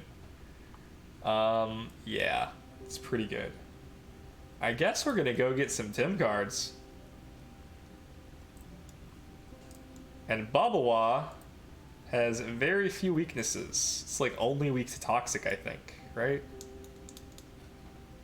How do we only have 5 remaining? Damn. Anyway, if you see one, you need to use Toxic against it, and if for whatever reason you see one and you don't have a Toxic type, probably ban it, unless you think you can handle Water Cutting Lily and all of the water moves that it has. Which, like, realistically, you probably cannot. If you don't have any Toxic types, it's gonna be hard for you. It's a really good Tim. It's surprisingly good for being one of my favorites. Most of the time, my favorites suck. Apparently, it's gotten progressively better over time. Somebody was telling me that it was buffed several times. Heal up, and then get our Tim cards, and then probably check the PC just to double check that we have the number of spots that we think we do, which is 5. We think we have 5 slots. How accurate are we? 4. Imagine if I hadn't checked and we had 1 slot left and it was a Luma and we found out that we didn't have 1 slot left. Let me know if you need to offload more. I might. Stamina, HP, HP, HP, HP, stamina, speed, HP, defense. We do have defense? I just like missed it. That's funny. HP, defense, stamina, defense again. HP, stamina, HP, stamina, HP, speed, special attack, special defense. So we actually do have enough to technically get a perfect. However, we don't have a female defense. I have male defense.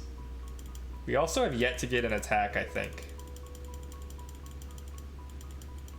But we don't need one.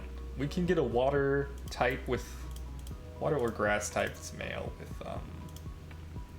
50 attack. If we have a Cerny, if we're in business. We do.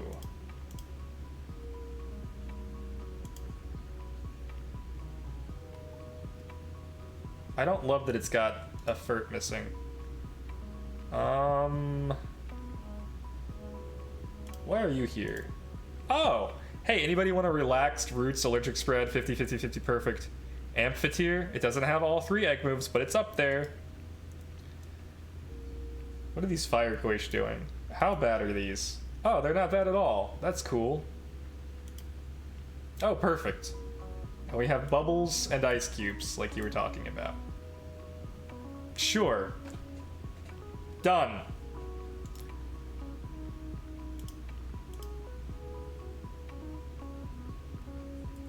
Yeah, I guess this is easier than a Wimp Lump that I don't have. I guess I should mark it, huh?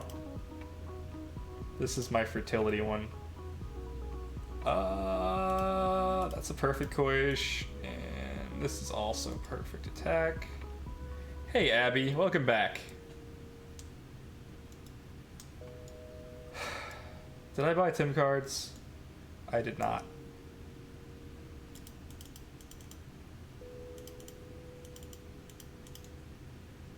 Perfect. I think we will have to go. I think we do need to go to bed. I do have to wake up before noon tomorrow because I have an appointment, so... I think this is where we end it. I'm gonna go sit in the pool, though, while we say our goodbyes. We've been streaming for 6 hours. We played some PvP. We got our radar online.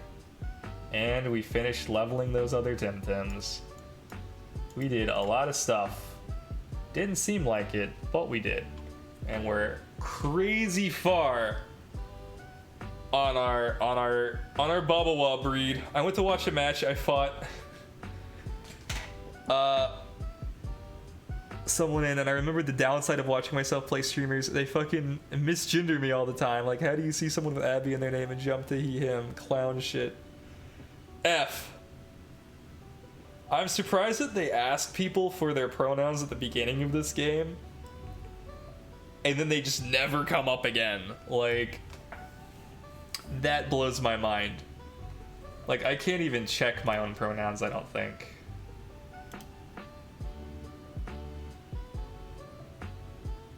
Yeah, they're not even on my... Like, why not put he, him, like, right there? Or they, them, if I were they, them, you know? Like...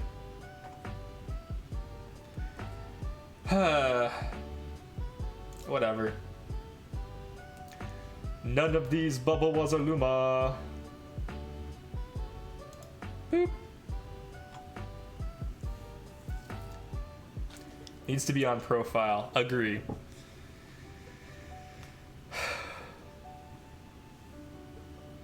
Alright, we uppercut. We uppercut. They're both female. We could get attack or special attack. Not that we need it, because we just decided we were going to pair the Koichi with a special attack, and we already have HP, stamina, and speed. What we don't have is defense or special defense. That's actually what we need to go for. Because we do have them, we just don't have them female. Legit issue that pond is so small, if you see a Luma cloud, how do you make sure you get the Luma? I don't know. I assume that if you get a Luma, then like you'll get another Luma when you come out of the pond. So you just have to like catch them in like order, I guess.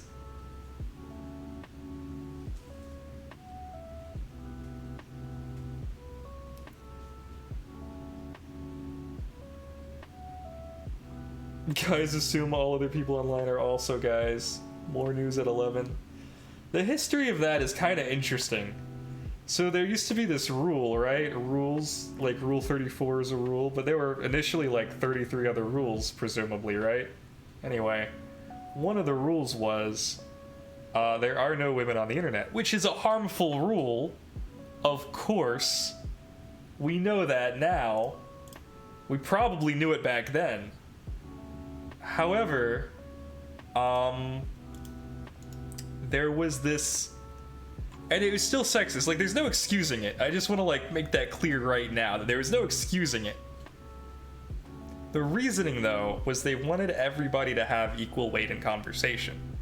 So they were admitting up front that they devalued women's opinions, right? Of course.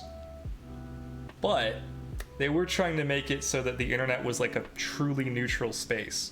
And there's also harm in assuming that male is the neutral, right? Is the neutral gender.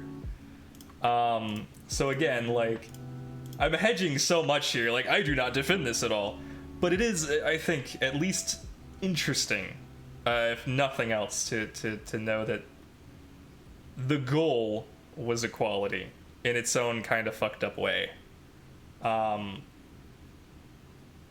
Anyway, obviously did more harm than good, and here we are now, and AOC is awesome, and does all the things, and uses she, her pronouns, obviously, like, pops into H-Bomber Guy's stream to lay hot facts about trans rights. Like, we've come a long way since the rules of the internet. Also ties in with the hatred of catfishes and traps. Oh dear. The anger at the idea that you should take someone at their word for what gender they are. It is very interesting. It is very interesting. Yeah. Not good. But interesting. There were 100. I remember that document. It was bizarre. I know what it stands for, but I always jump to Assassin's Online Creed for AOC, laughing myself. Hey, Jin 1 Contest. How are you? Thanks for the follow. You've caught us at like the tail end of stream. What are you doing? Trying to catch a Luma? Yes, we have a radar. We have a radar for Babawa, so we're trying to both catch a bunch of them because we want to breed Babawa and use it competitively, and also we are hoping for a Luma, fingers crossed. I will be very happy if we just catch all of the different SBs, preferably female, so that we can breed the egg moves onto them, but hydrate, cheers.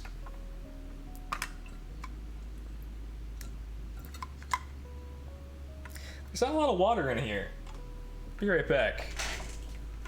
Let me at least throw the Tim cards though, am I right? Assassin's Creed, I love it.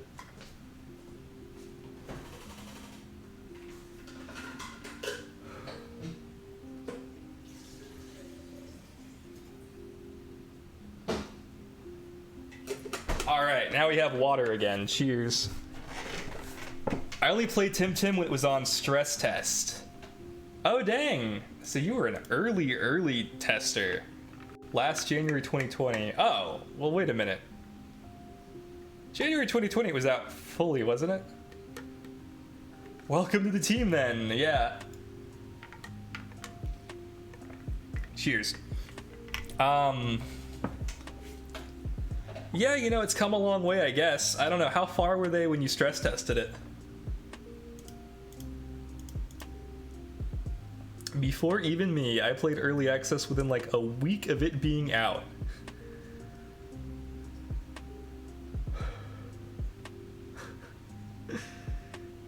Oh man. I'm a very new player. I guess I can't really keep saying that because I started in June, I think. And it's now September, so I guess I'm hitting that 3-month mark. What time are you usually streaming, and what should I call you? Thanks for asking. I go by Lan, or just Lanaku, or whatever, and I usually start streaming at 7 p.m. EST. Generally, that's when I start. I should get rid of this, right? Like, we're down to 4 remaining box spaces, and we have 2 males with defense already.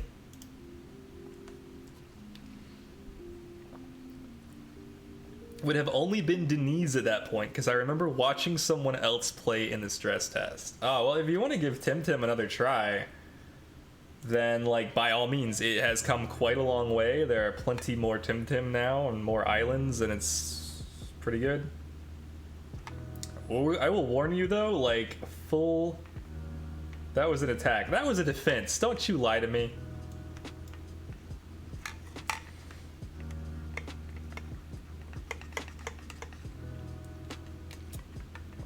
I'm not that tired. People say they have stream schedules, and I believe they do, but I'm always consistently not expecting when they go online because my grasp on linear time has slowly slipped from me. You know what? This past week has been bizarre. I started streaming tonight at 9 p.m. EST, which is 2 hours late.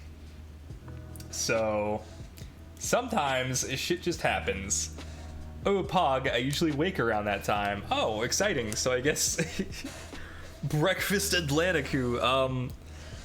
We are variety streamers, so we stream... why we? I don't know. We stream, like, all sorts of weird stuff. Currently, our stream schedule is Wednesday is Temtem. Friday is multiplayer games with a group. Saturday and Sunday is... This might be the last time we do it, but Saturday and Sunday is reserved for like the bigger games that you have to play in a sequence. So Disco Elysium is our Saturday Sunday game right now, but I think we're about to beat it. And then Monday we're doing Hollow Knight, but I've already beaten Hollow Knight, so it's like challenge stuff, which is fun. With all the people in different time zones making me forget the time in mine. Yeah, your time right now is like, what, 10 a.m.? 11 a.m.? I think Pat Farm said it was like 6 a.m. for you when they were on earlier, and it's like 3 hours since then, so I feel like 9 a.m. Garbage. Baba garbage.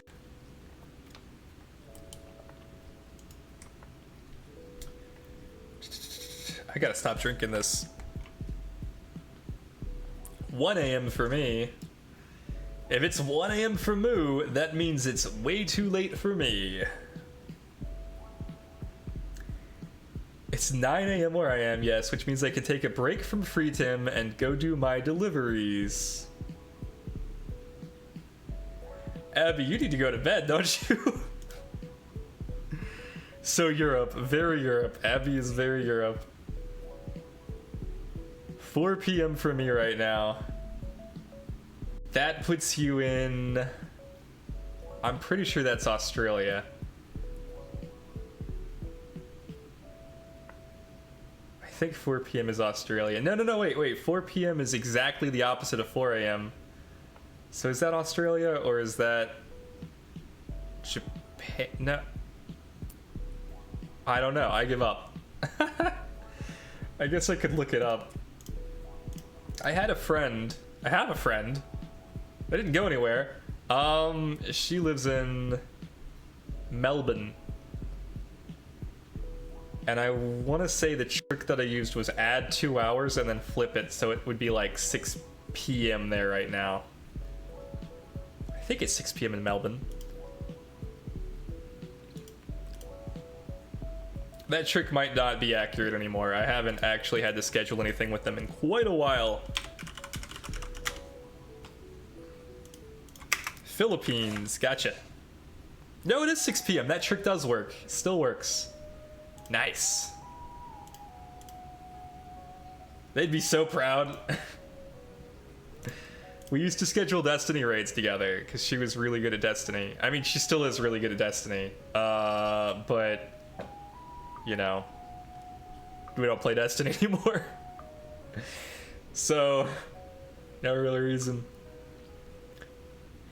I woke up at 3 a.m. last night, so I'm probably gonna fall asleep in a couple of hours. My mom wanted to go for a walk with me and the pup, so I'll wait until I do that and then rest. Smart. I might have to raid a Temtem player soon. I keep wanting to catch more Babawas though. It's a little bit addictive. I also just don't want to get off stream. Like, I'm having a good time.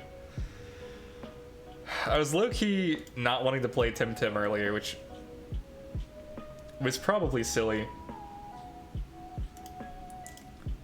But I knew I had it scheduled, so I had to play Temtem, so it was like, oh, I'm kind of dreading it, but like... The Tim catching animation seems great. Is great. No uncertainty. Yes, the Tim catching animation is pretty great. I do wish we could skip animations. It would make this go a lot faster.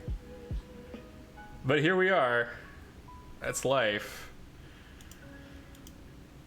Oh man, 4 a.m. Time to check what GPUs Micro Center has in stock. Let's find out, shall we? Oh, if you wanted to buy a 6600 XT, they have one in store for only $500 US. That's a hard one to find.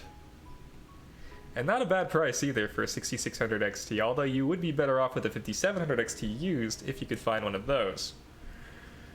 RX 6700 XT, the price jumps all the way up to $850, but they do have a few of those in stock. 6800 Red Dragon Overclock Triple Fan 16GB GDDR6 PCIe 4.0 graphics card will run you about $1170.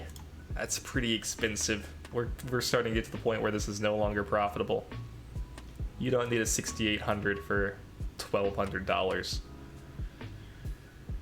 Oh man, and if you're really desperate for the top quality graphics that you can buy currently, then you're gonna have to grab yourself a 6900 XT for just $1,900. That's not real, that is real, wow.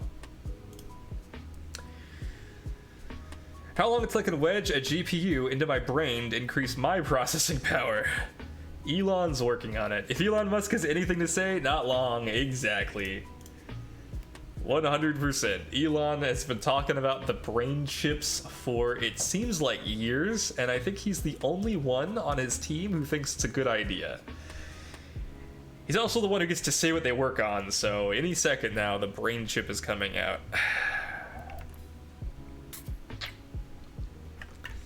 I actually wouldn't mind a memory bank, though.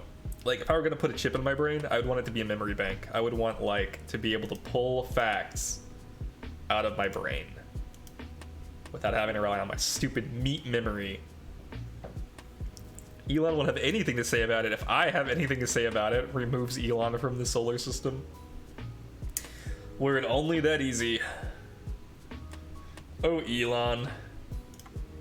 Elon did some weird shit recently. Not that recently. I'm referring to the part where he moved from Los Angeles to Texas and bought a whole bunch of space for SpaceX.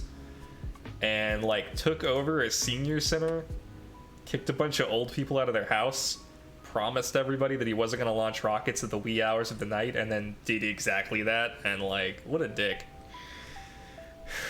That being said, the Tesla stock looks pretty good. Did we get the Babawa? Babawa? It is a radar tracked Babawa. It's male, let's wastewater it. Bye-bye. Bye-bye. Elon's also trying to do that shit on his own. Leave the solar system. I think he's happy to stop at Mars. Not the most enormous fan of his, to put it lightly. He's, you know... Got into an argument with my dad about it recently. Yeah, you know, it's funny. Dads sure do love Elon Musk. My dad's also a fan. But, you know, I don't like Elon Musk. I don't like defending him either. I don't really want to. But I'm going to. I will say, you know, in Elon Musk's defense, as shitty a person as he is, at least he's spending his billions of dollars on, like, I don't want to say good things, but, like, better things than any other billionaire right now. You know? Like, okay, for example, Starlink is actually really cool and very useful. And I'm, like, very happy that rural people will have access to the internet for not free, but very effectively free. Like, much cheaper than Comcast or AT&T could ever give them. And I think that's, like, a huge deal. So that's gonna lead to, hopefully, more rurals online exposing themselves to better ideas and, you know, maybe actually getting better policy. We might, maybe not. Maybe it does nothing. Maybe it causes, like, a bunch of rurals to flood Reddit with, like, I don't know, slurs. But I still think everybody should have access to internet, you know? So I'm happy that Starlink is gonna be a thing. He's spending on progress regardless of how you feel about said progression or whether that progress is good. Exactly. Like, what is Jeff Bezos doing with his money? I assume lobbying Congress to give him more money. So, I mean, in that regard, like, I think at the very least, like, I don't even think it's for the right reasons.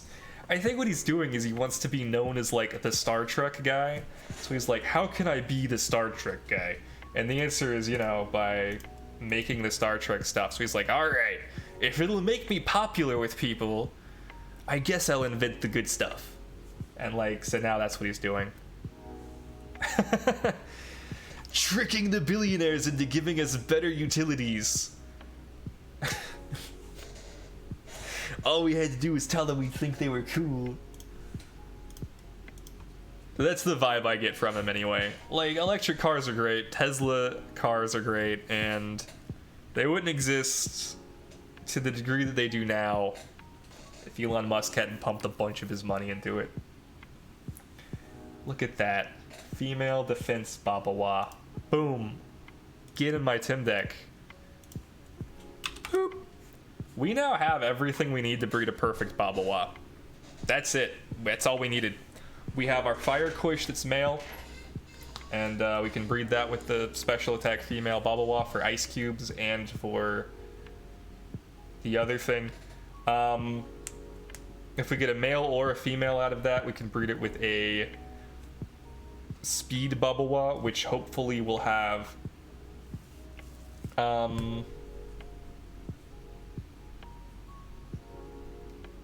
I guess we could put egg moves on speed Babawas. If I had more speed Babawas, it would actually help a lot. My dislike stems from the fact that he is a billionaire, so not so much he spends his money on will change my mind. We'd agree on the fact that his hardcore stands are the fucking worst, though. Yeah, absolutely. He's a textbook philanthropist, basically. I don't know about textbook. Like anything popular, the hardcore defenders that refuse to look at the negatives or admit them hate that shit. I mean, yeah, that's the case with most hardcore stands. The Homestucks. Just kidding.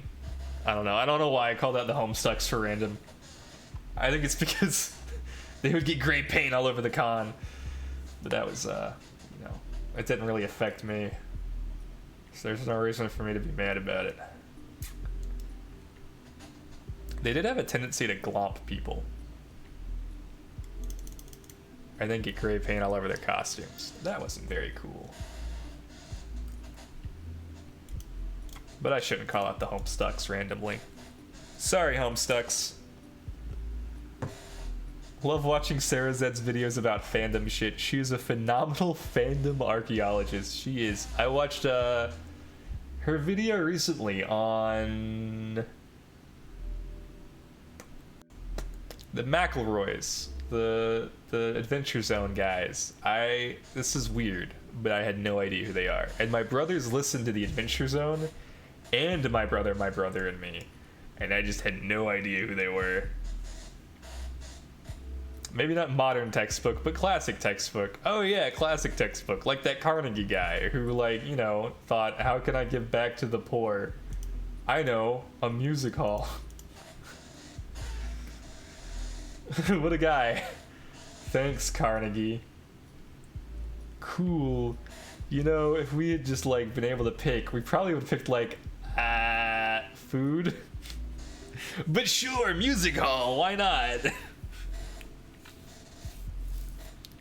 That makes sense. The worst part is, a bit if Carnegie were alive today, he'd have been like, well, if you'd given your food, you'd have eaten it. But look, there's still a music hall.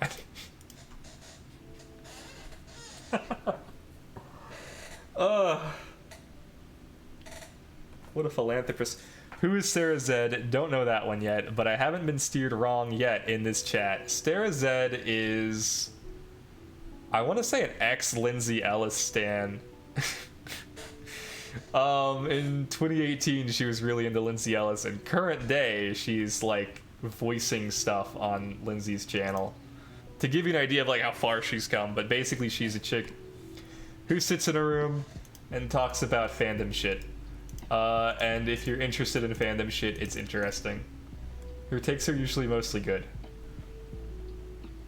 That's like the TLDR. I have having a great time with the new Taz arc, Ether Sea, though. I am so glad that Ether Sea is good. Because I heard that the Other one was not. Yeah, we can keep it. I'm running out of space. Babawa takes a rest. I'm running out of space.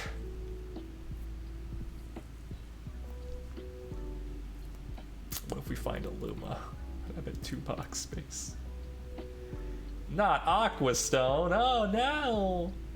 We're at 56. We're still not past the water cutting lily stage. I feel like we should raid a Temtemmer. Temtemery, Temtemery, Temtemtery. When you raid a Temtem, Twitch, they'll be happy. Who would I raid though? Who's even awake?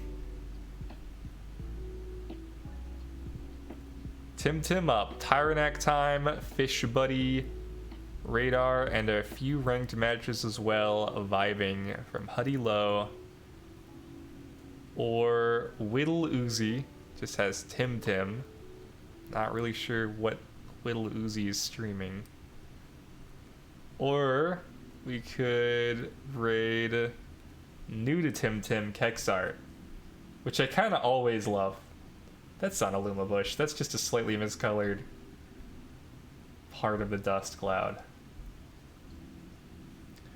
I like raiding the new players. I think that's kind of fun. This has been a really fun stream and chat. Have a wonderful night. Thanks. Not that it's gonna help, but I have found my limits between 200 and 300, also late at night. It's not gonna help because I'm just gonna go to bed.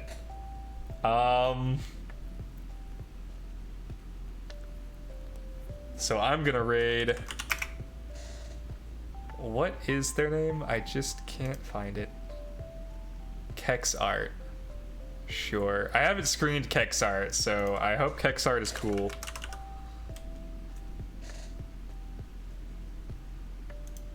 Wait. Did I like not? Oh no. Okay, we are. We're going. Woo! Let's-a go. Bye chat. Thanks for watching. Hope you have a good rest of your night or morning or whatever. And I will see you later. I might even do a special Temtem stream again in the middle of the week because I want to finish this radar off. Bye.